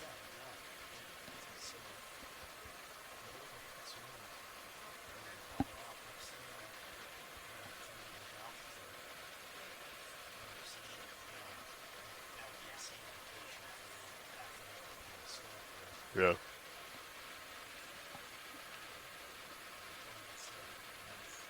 Hmm.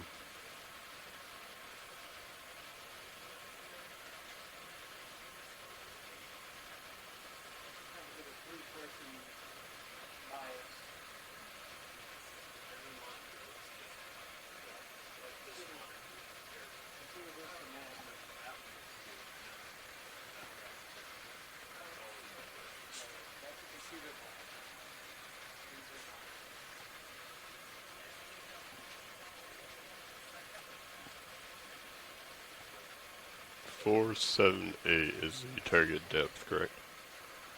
Correct. Is that where the scattering layer is? That's where all the bioluminescence is. All of it. All of it. Copy. Would you like to see the EK60 though? There you go. Just for reference. That is 478 where my mouse is. Oh yeah. Nice nice yellow line. Nice yellow line. Copy. And bonus feature, we should have the right current to keep the ship stationary and have pilot just facing into the current, but it may be a little bit quick too, so we'll see. But you have a 5-minute setup window and a 5-minute unsetup window. Copy.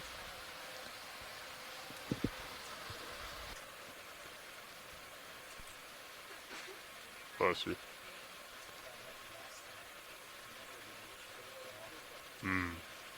I'm betting on that. We'll see.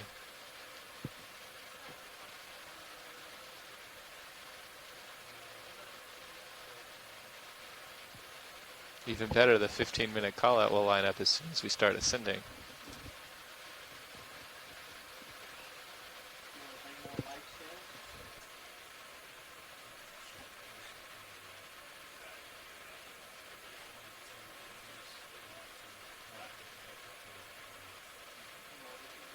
I'll call it in 4 minutes into your D setup. Well, it's actually less than a minute.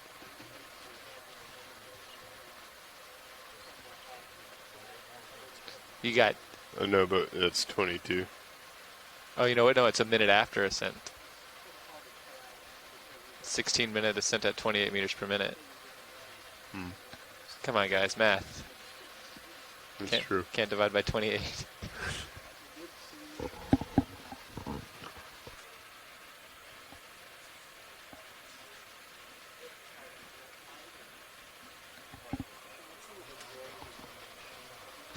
So, yeah, I bumped it up. I did. Okay, pilot, can we reduce the lighting by another 10%? Hey, what is this reset windbird by holding down lower right? You reset the windbird by holding down the lower right. This? Yep. I didn't even know there was a button up there. There is. It's in the lower right. Is it? Coming down 10% video on the port mains. That's 5, 10. Okay, all I have to do is hold it down, right? It's not going to like change. Okay. So you should hold it down and then it'll beep. Nice.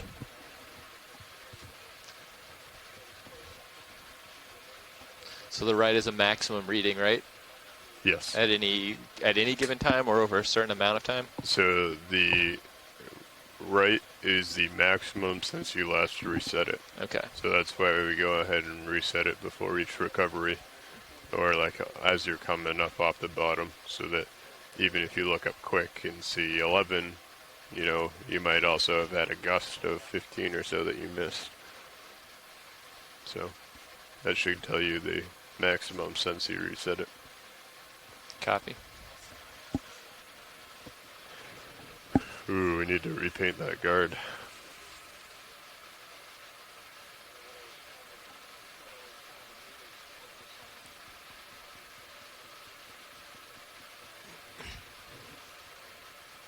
Pilot, can the camera go to, is it as far starboard as possible? Yes. Okay. It is far up and starboard as it can go. So that's focused there. So I can try it just without it zoomed in. What? Of course, I was not looking. We hit something. Now I can also, now that we've got this, if we don't see any sparkles in this area, we can pan the camera down a little bit more. And then we'll get maybe stuff down here. Yeah, you want to do that? You want me to come down a little? Yeah, let's pan down it so that we've got about half of the dome in the shot. Copy. Half Right dome. about there. Holding. And now...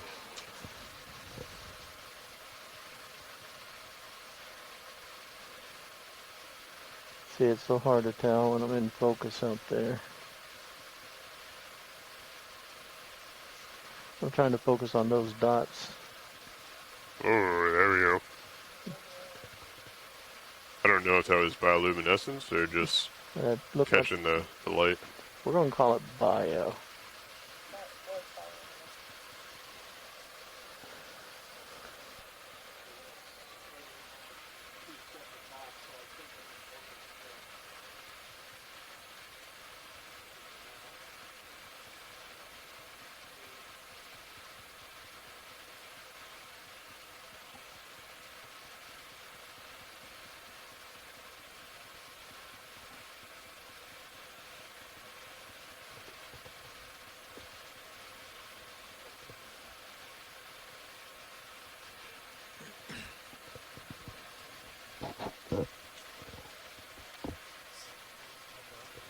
Yes. Pilot, we want to look to see what's causing that lens flare in the lower left-hand corner. I see you got 2 1/4 banks on right now. 2 1/4.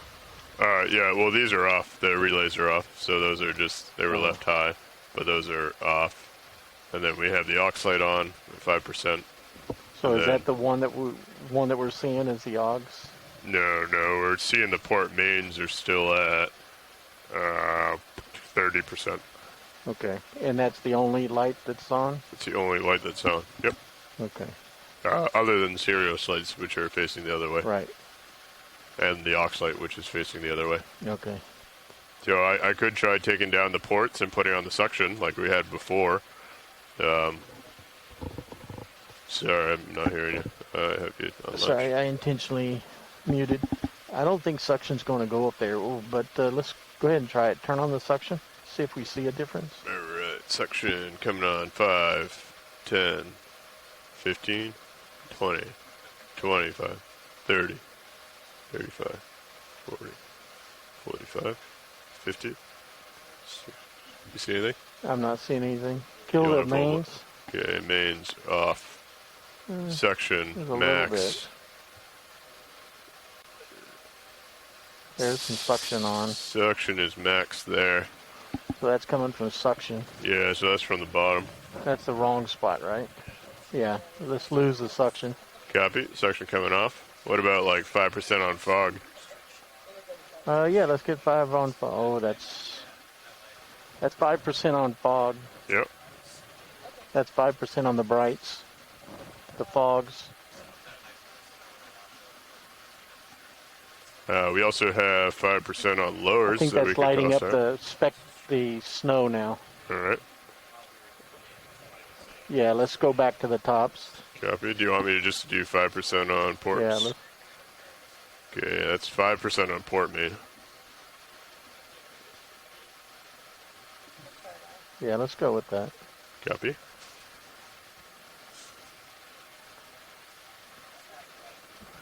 Holding there.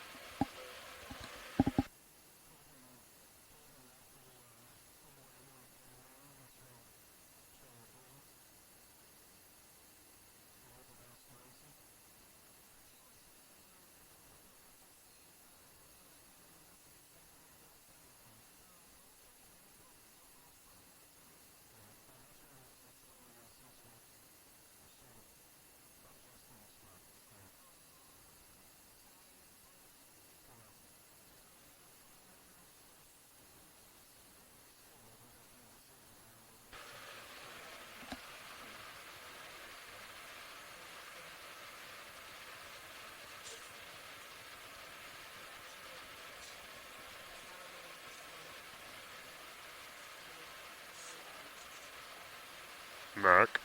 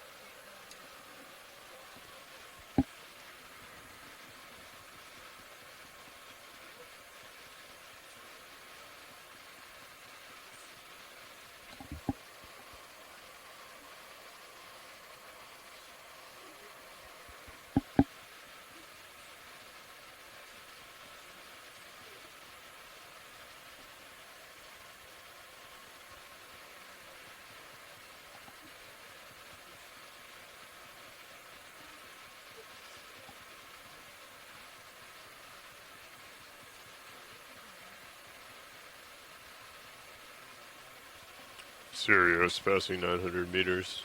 Depth.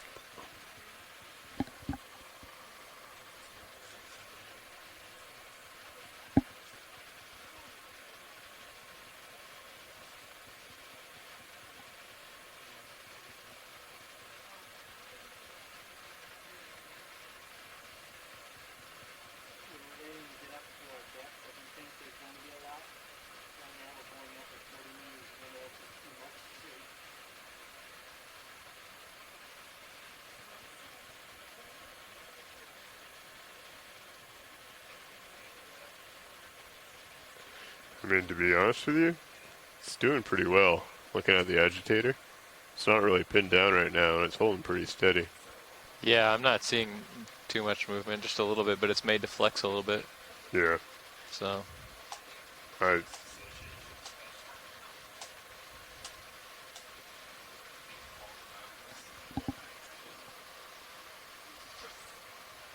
bet that thing has a decent fatigue cycle.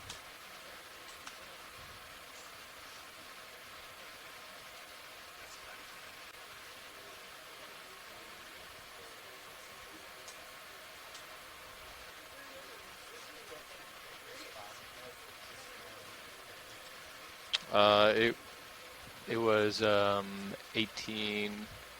Well, it was 17. It was 17, like 80 where we were, but right now it's 1810.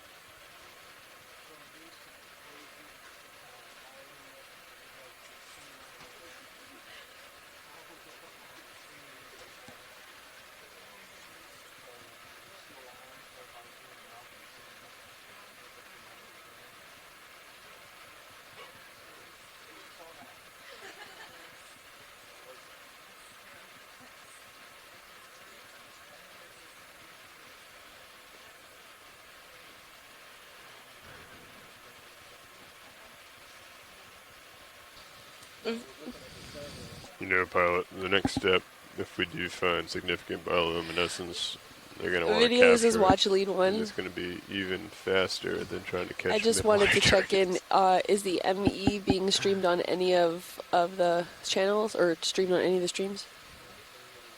Okay.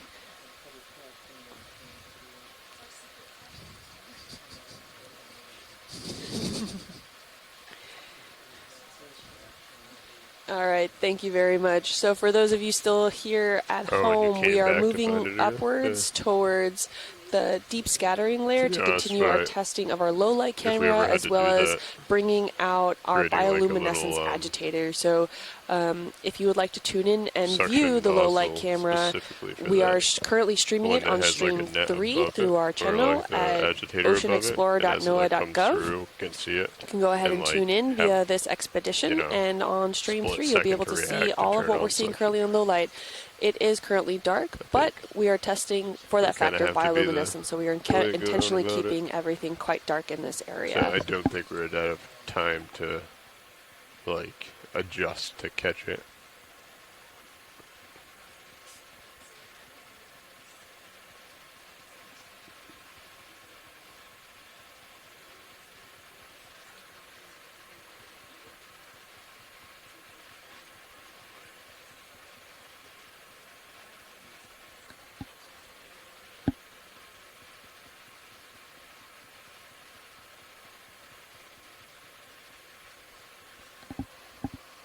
Ooh, we actually slowed down, Andy. Well, I mean, there's more weight on the winch drum, right, to turn. Harder to turn it.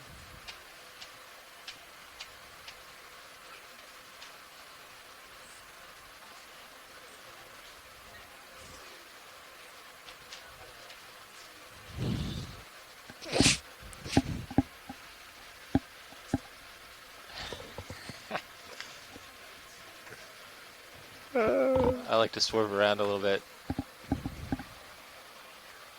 Oh.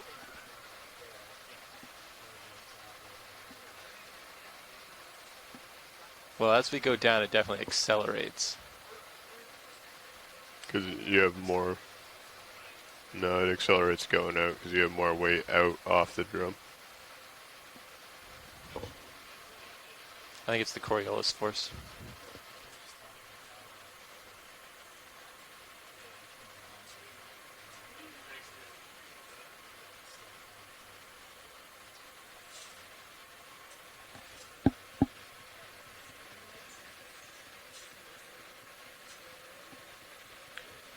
But I guess that could make sense.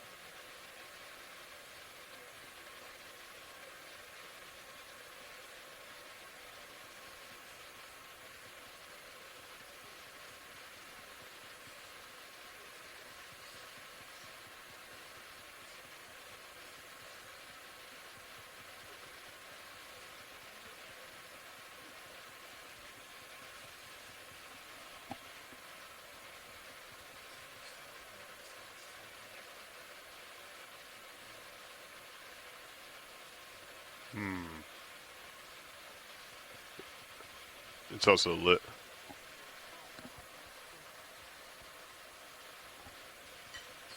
Has a little ring of lights in it to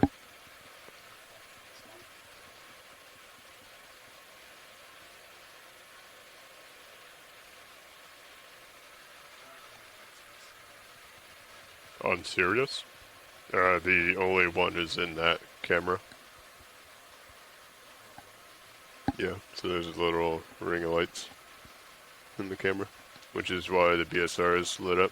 You can actually see them, the three there.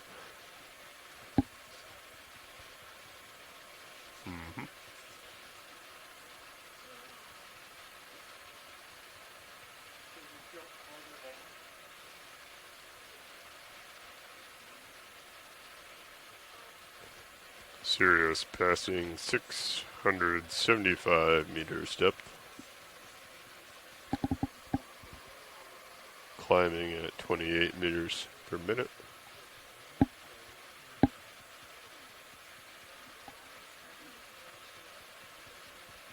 I believe 600 was the initial depth to go for, so we can watch the bioluminescence as we come up from 6 to 4, 7, 8.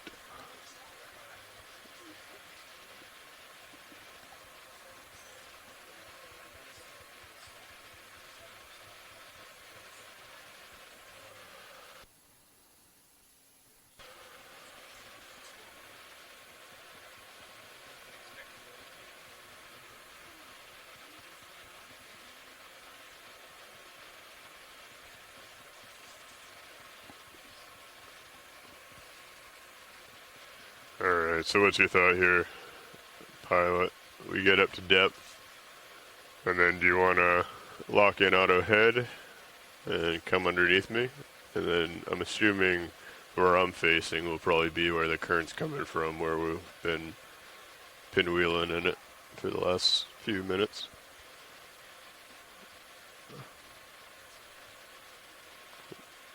Or weather vaning, I guess is the term I was looking for. Then we can have you spin around and get into work.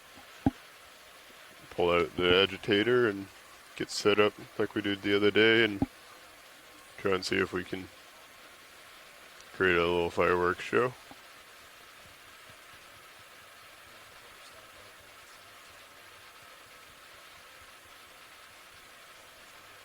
It's a very bright idea, pilot.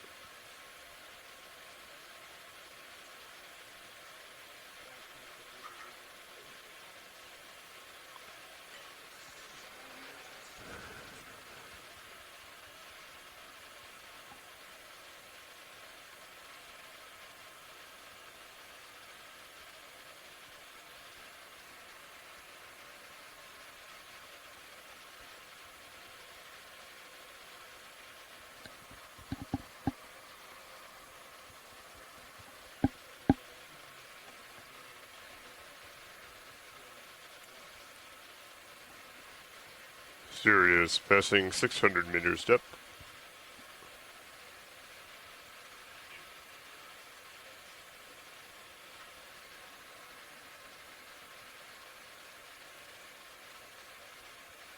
Ooh. Does seem to be a few.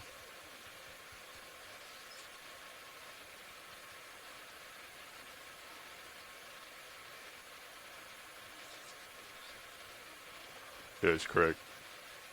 I'll go to 460, so I'm about 18 above you.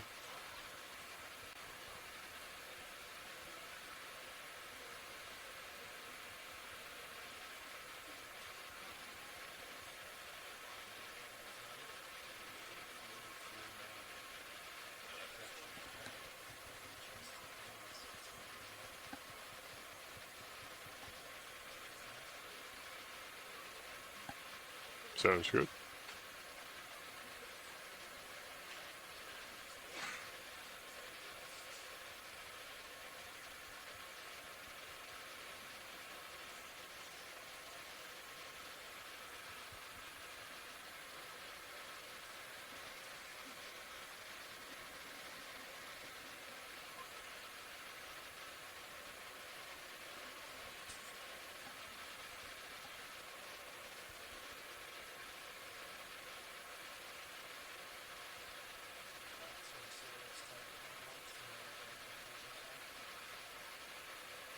Yes.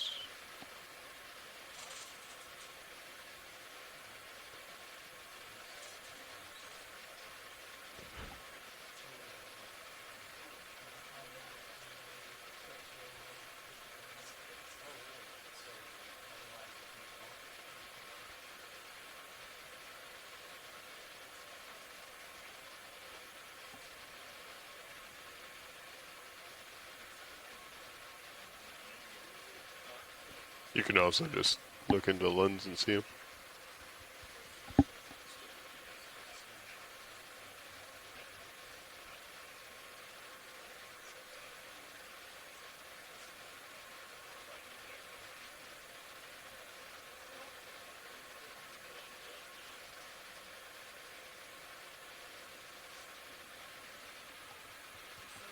All right, everyone tuning at home, we are just at the bottom edge of that deep scattering layer. So if you are on stream 3, you'll be able to see our low light camera in which it can hopefully easily pick up some bioluminescence that's within the water column texture. Now, Pilot, can you hear me? Do we have our agitator deployed? It is not. Okay. Well, if we do happen to see some bioluminescence, that's then organisms that are either swimming away from the vehicle or touching that top section that you're also seeing at the top edge of that screen that comes through. So while we are moving through the water column, various organisms can be then slightly touching some of the portions of the vehicles, which also then trigger that bioluminescence feature. Thank you, Pilot.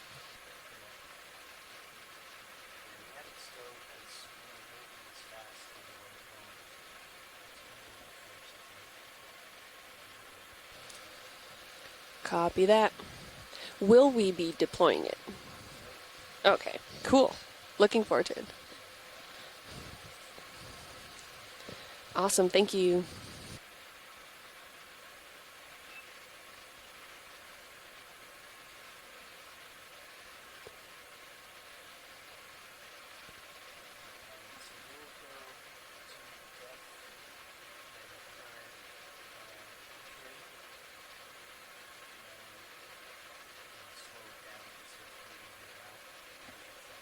Sounds good to me.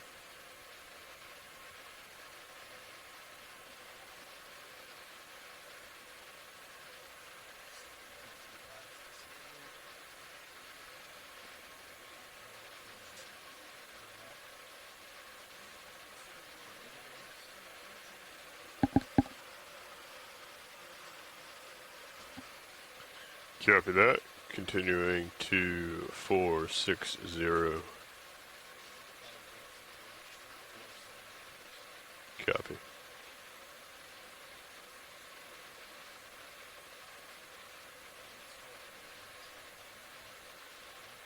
Understood. Work with video so we don't. Go ahead. Yep, go ahead and bring it out slow. I'm gaining down.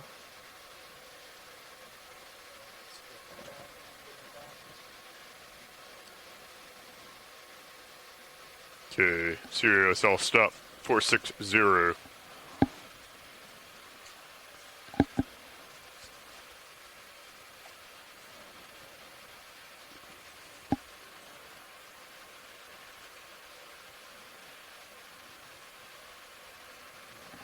Believe we had it at 22.3 and 9.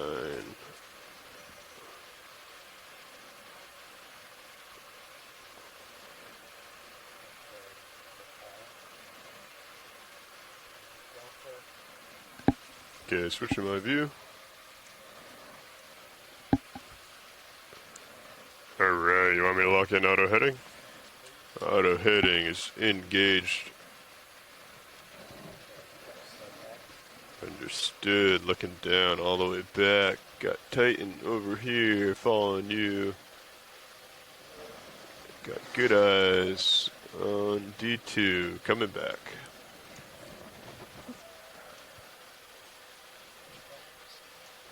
Titan.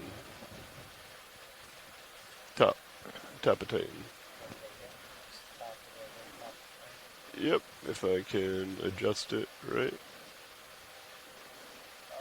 There you are. Sorry.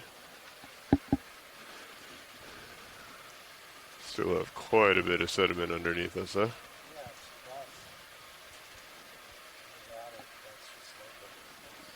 No. Well, we'll get the current coming on you, and we'll push it all to the back. Copy that.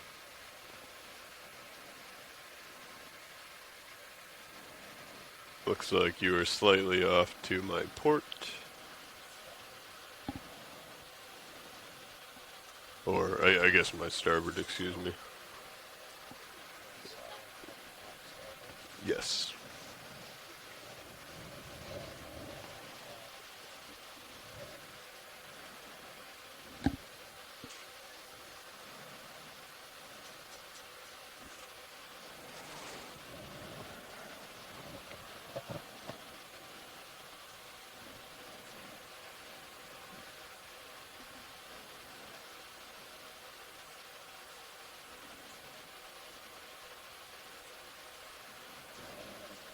Okay, following you down as you come under. I think I'm starting to see your light pole on the bottom of my camera on Sirius.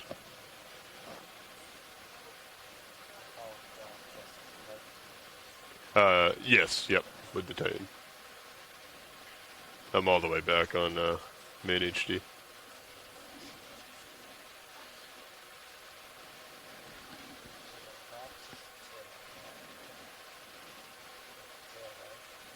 Okay, I'm starting to get a little flare. Here you are.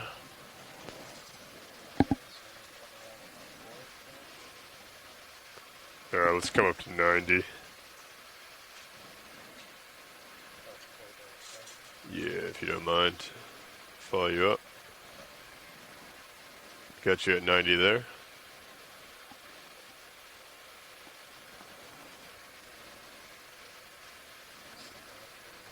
Copy that. I'm at a 302, and the current looks like it's coming right into me, so. Copy. Delta 17 looks good. There's a nice jelly. Ooh. Well, I think we're going to have to let it go.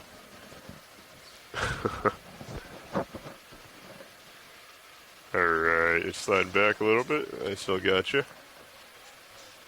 Understood. This current looks like it's... I think we found it dead on. We'll let you get pushed out and get situated and then double check that, but high hopes. I'm going to follow you up to a 45. Passing 80. Got you there at 70.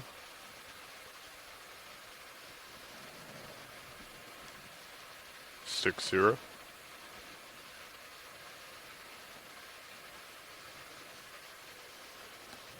Holding there at 45.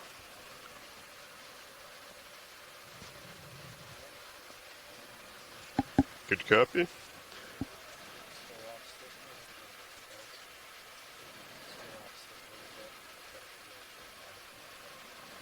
Would you feel comfortable if I deployed the agitator while you're doing this? Alright. Valvex, HPU enabled, Orion manip.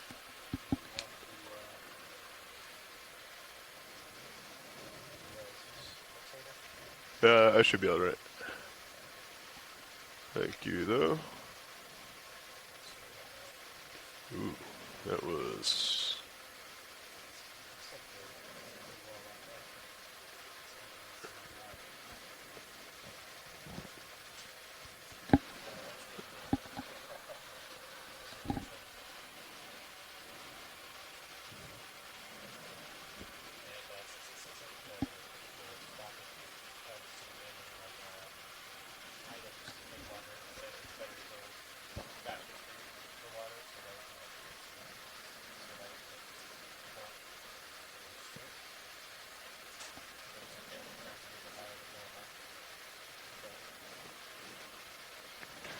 That is, as long as the ROV can stay straight, doesn't sweep under the Sirius.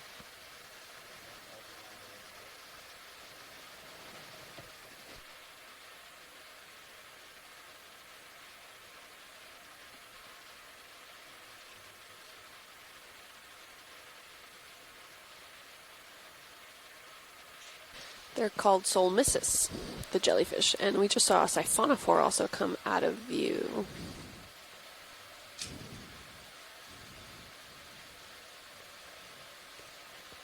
Do you mind if I take, switch my view for the ME20? Or actually, can I take your main view, switch it for the ME20? Okay. I feel like you're using the Sirius view a little bit more. Copy.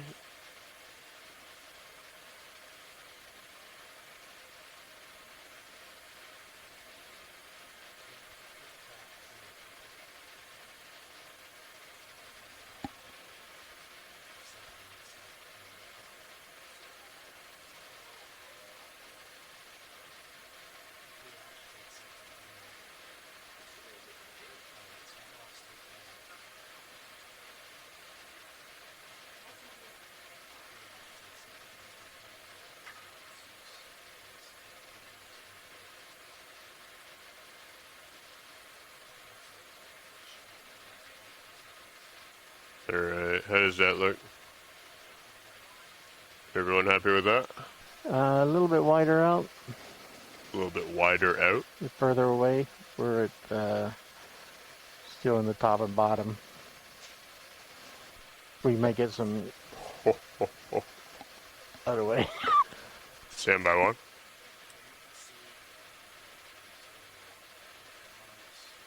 It's pretty far away. Yeah, I meant yesterday he had it, so it was like a little bit further out so we could get the full ring plus a little bit. So that's good right there. I'll get a further video. I think this might be perfect. That is definitely going to agitate something. Alright, are we ready for lights? Stand by focusing. Pulling out.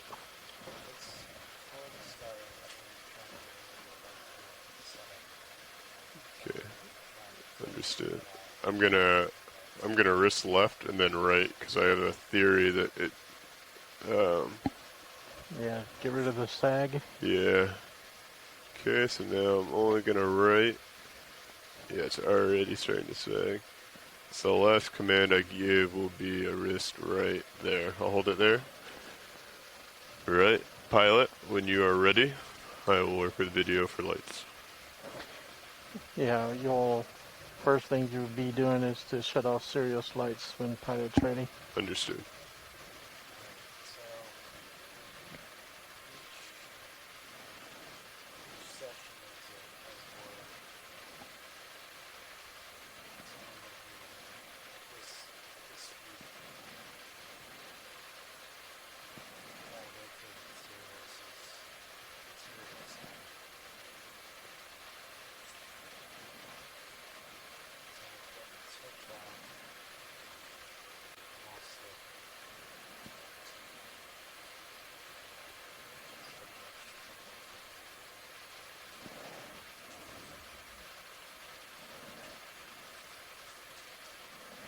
Yeah, I think that looks reasonable.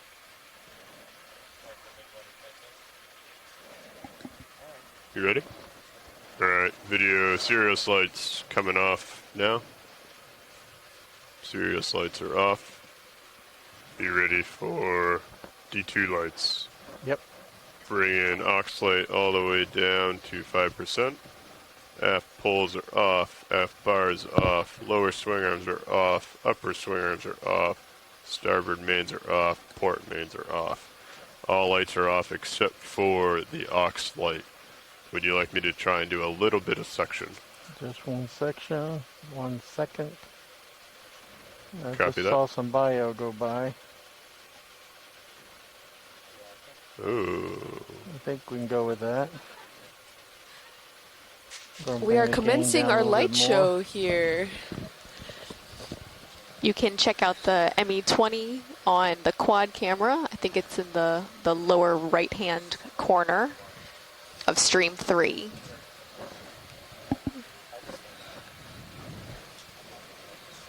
So the bioluminescence agitator has been deployed, and we're currently Maybe on just our try to low go, light like, camera. port So starboard, back and looking forth. forward to see what's coming. Maybe. Oh boy.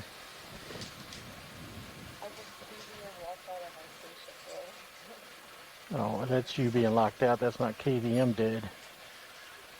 Or KVM is dead. I thought you said EVS. Video's good to go. Alright, do you want any additional lights? Let me check once again with my team. Copy.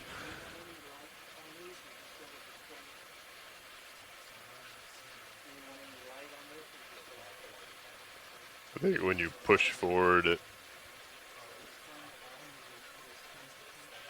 The what? They're not, no. They're at 0 right now.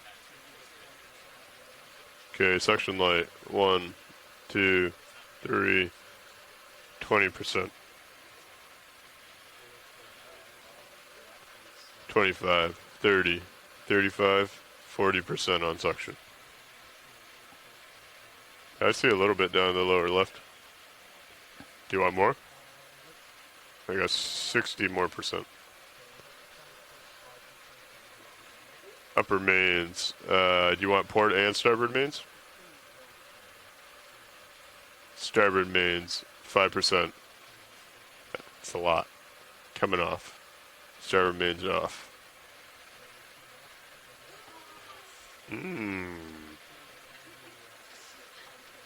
High beams, 5%. Pretty bright. Standing by. Ooh.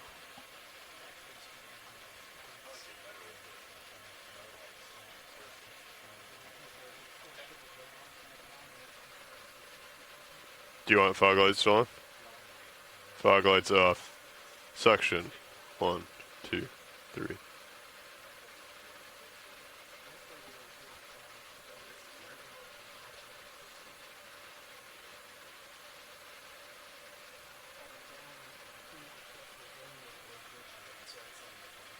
Yeah.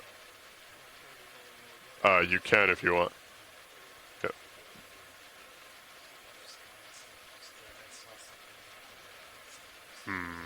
Gotcha. Good instinct to have as a pilot.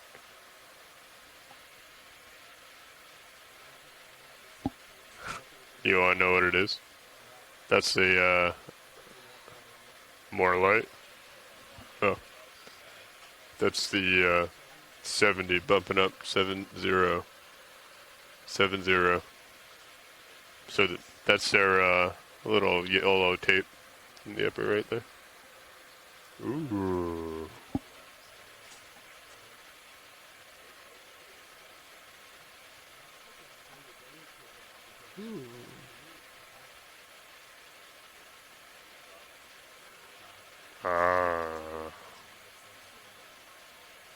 I almost like it when you're coming back though, because it makes them a little bit like more spread out.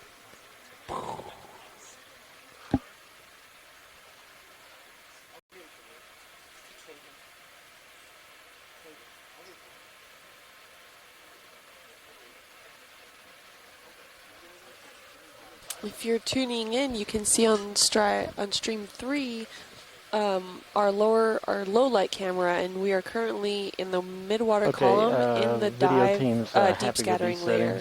Copy. So that's what you're looking at. If you're looking at that stream 3, all these bioluminescent organisms that were steaming past while transecting through the water column in this deep scattering layer. So our low light camera is really able to detect all that bioluminescence that's within the water column.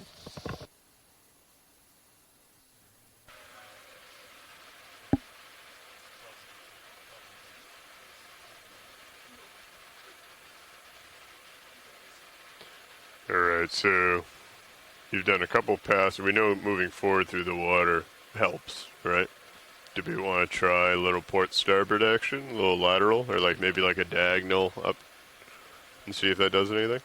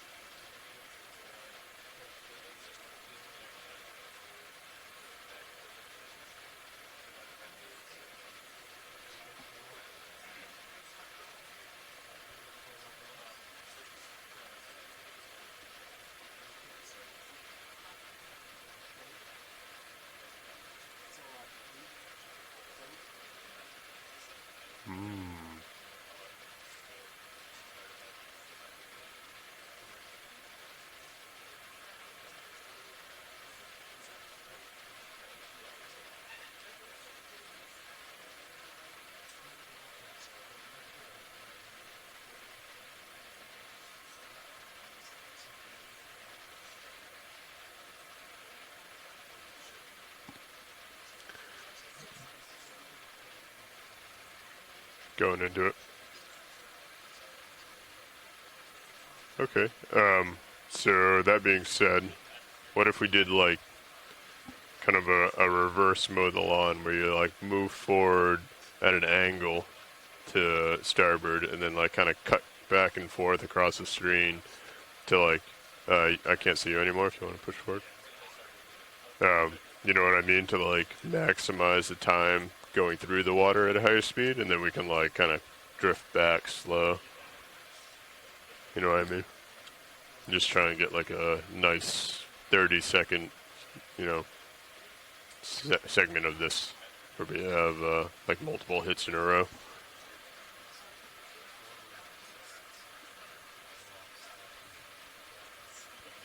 Ooh, I like that. Yeah.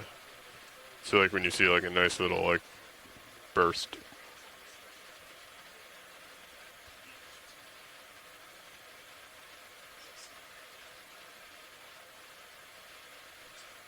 Yeah, it's gonna be tough.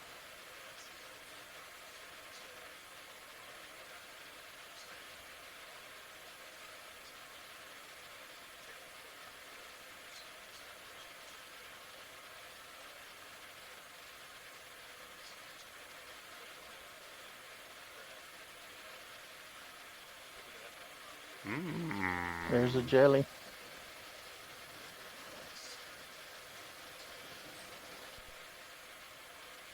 You're going off screen?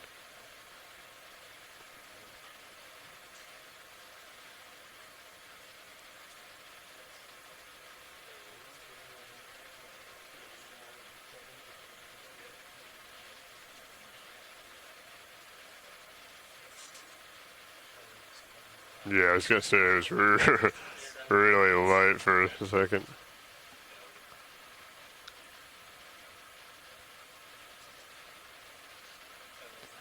I almost wonder if it would be better to have Sirius view up in front of you rather than having to like look over.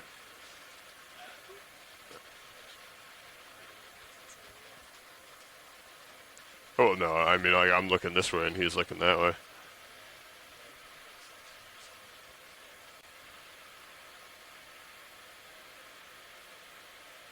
Ooh.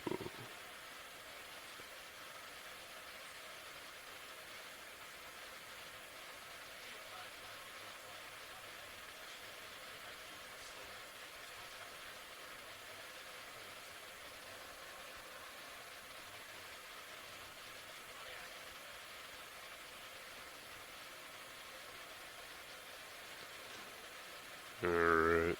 Could you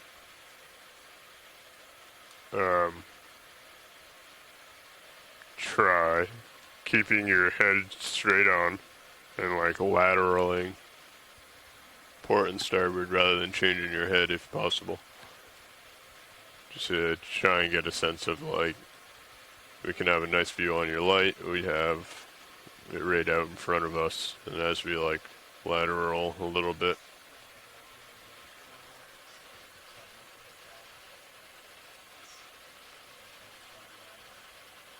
see if that does anything for us.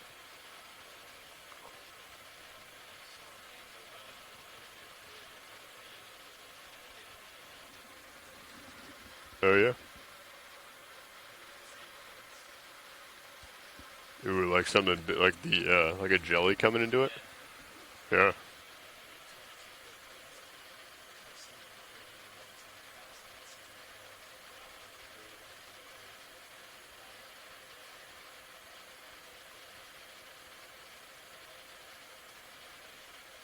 It's not really doing a whole lot, huh?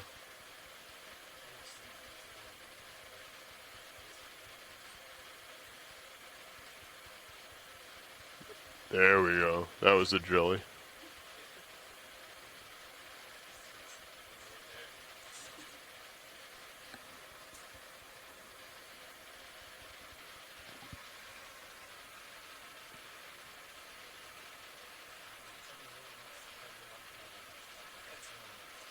Yeah. I can help with that.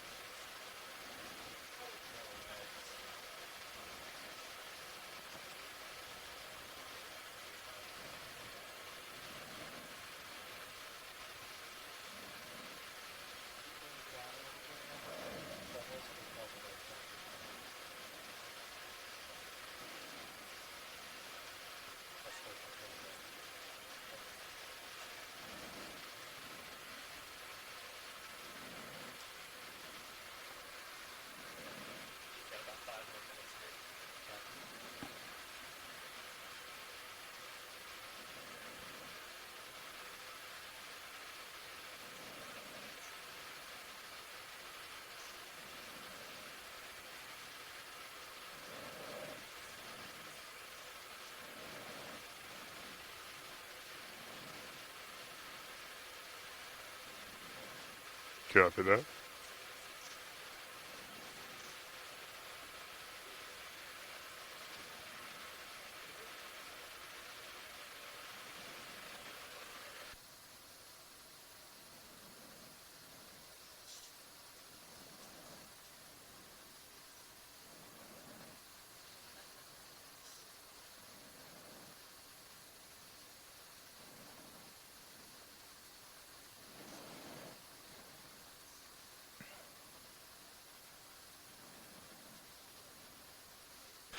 I think that's key. We gotta wrist left and then come up right before calling it good. I think that left function sags.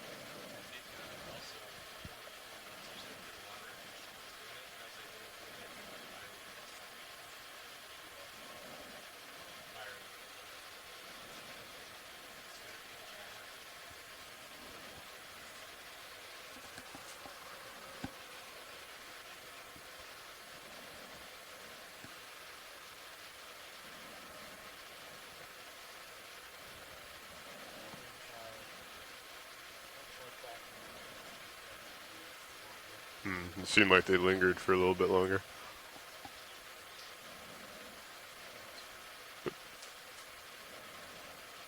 What if you tried to do like a head wag, kind of come back and forth, like fish swim forward? Just trying to think of different ways to... He doesn't have a tail.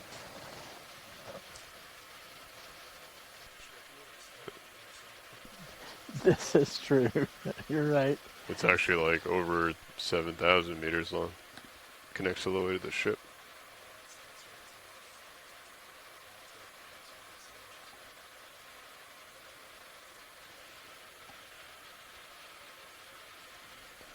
Trying to see if you can get like some like plumes to the left and right as you like weave back and forth, you know?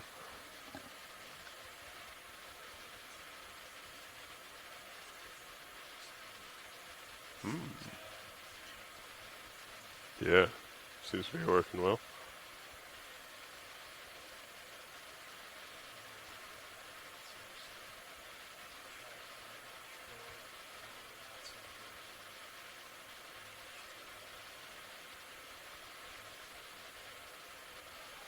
Copy that.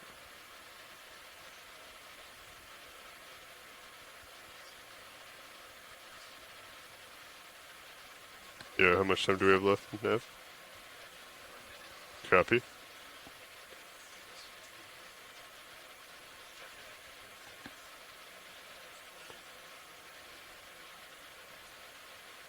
Ooh.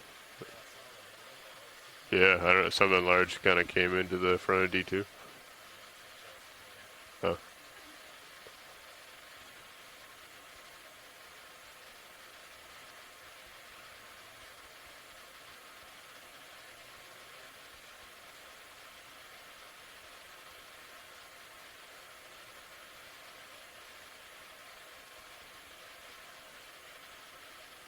As we end this, before we kick the lights up, let me gain up slowly to maximum just to get a few frames of video at Okay. high gain. I think we have like 30 seconds rolling. Yeah. And then we gotta recover.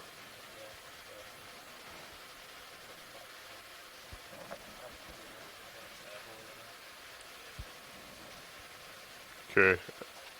Actually, you might want to stay right there so we can start getting set up for recovery. Right, remember you're already below me. Alright, video, you ready for lights to come back on? Yep, let me gain up.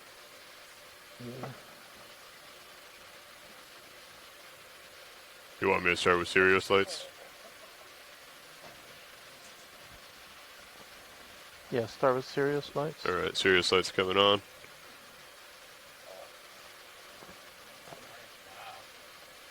Okay. You ready for all other lights? Yep. Coming on. F bars, lower, uppers, mains. Bring those on. Suction all the way down. Aux light on. Alright. Pitch view is still enabled. If you want to take back your main, I'll go ahead and start stowing the arm. I'm 17 above you. I can bring my rotator down to 90. I'll stow while you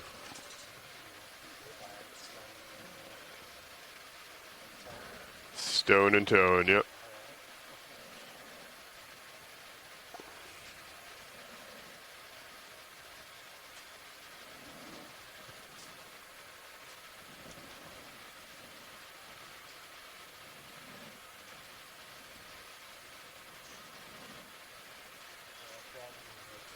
Copy. Take it if you need it.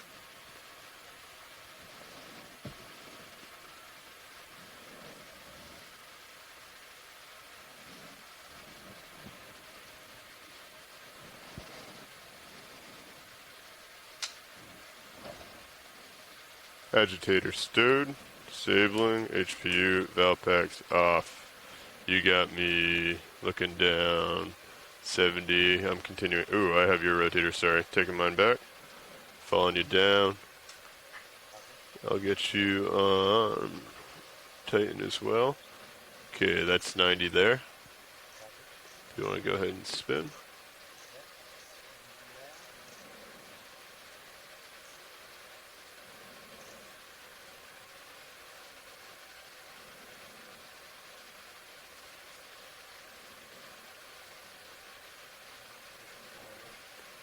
Copy that. Trying to find you.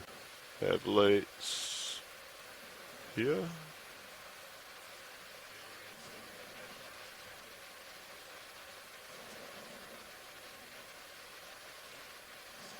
sound surprised, Andy. I have eyes on Andy. Yep. Delta 16. Oop. Pulling you up. You guys should be coming into my AF cam here shortly. Gotcha. Eyes on. Disengaging auto heading if you're ready. Auto head disengaged. Ooh. I like that.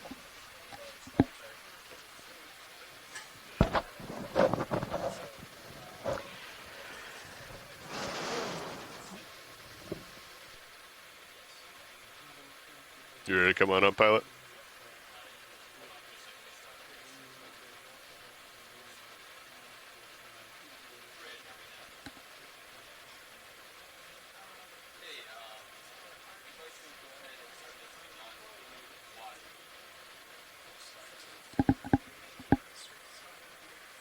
Say that again.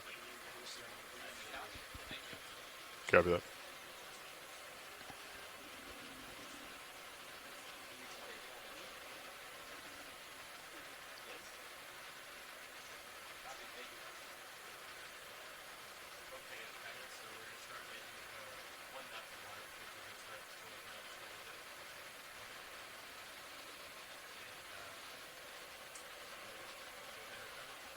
Copy. Start ramping up. I will join you. You want to do 29 again? Copy. 29 meters per minute. Copy. Speeding up.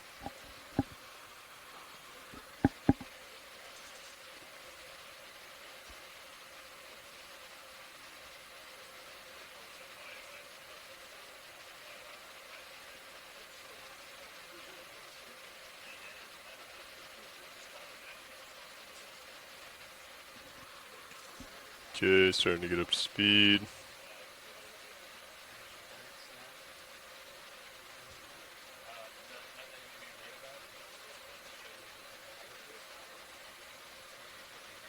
Okay.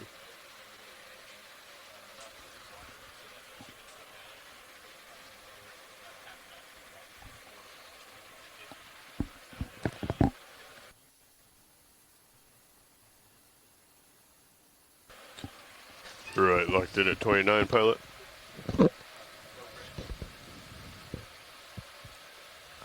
Pilots, just to confirm, are we concluding now this dive?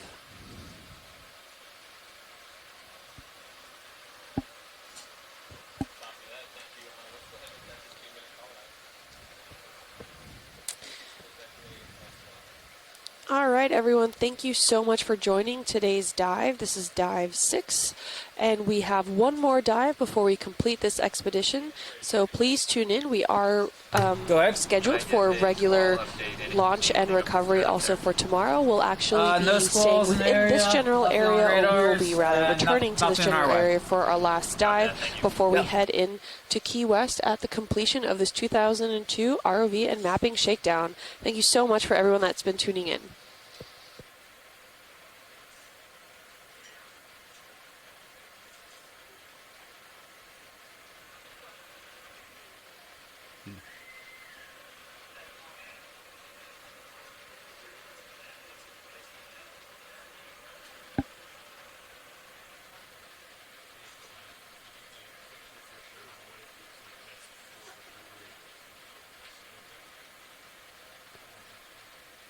If you want to go ahead and disable all the layers, go to Options, Layer Manager, all the way up at the top. Take off that, and that. Close. Go into Vessels, sorry. Go to ROV. Take ROV, make her size 6, please. And then the color should be a dark color, so black, navy blue, dark pink,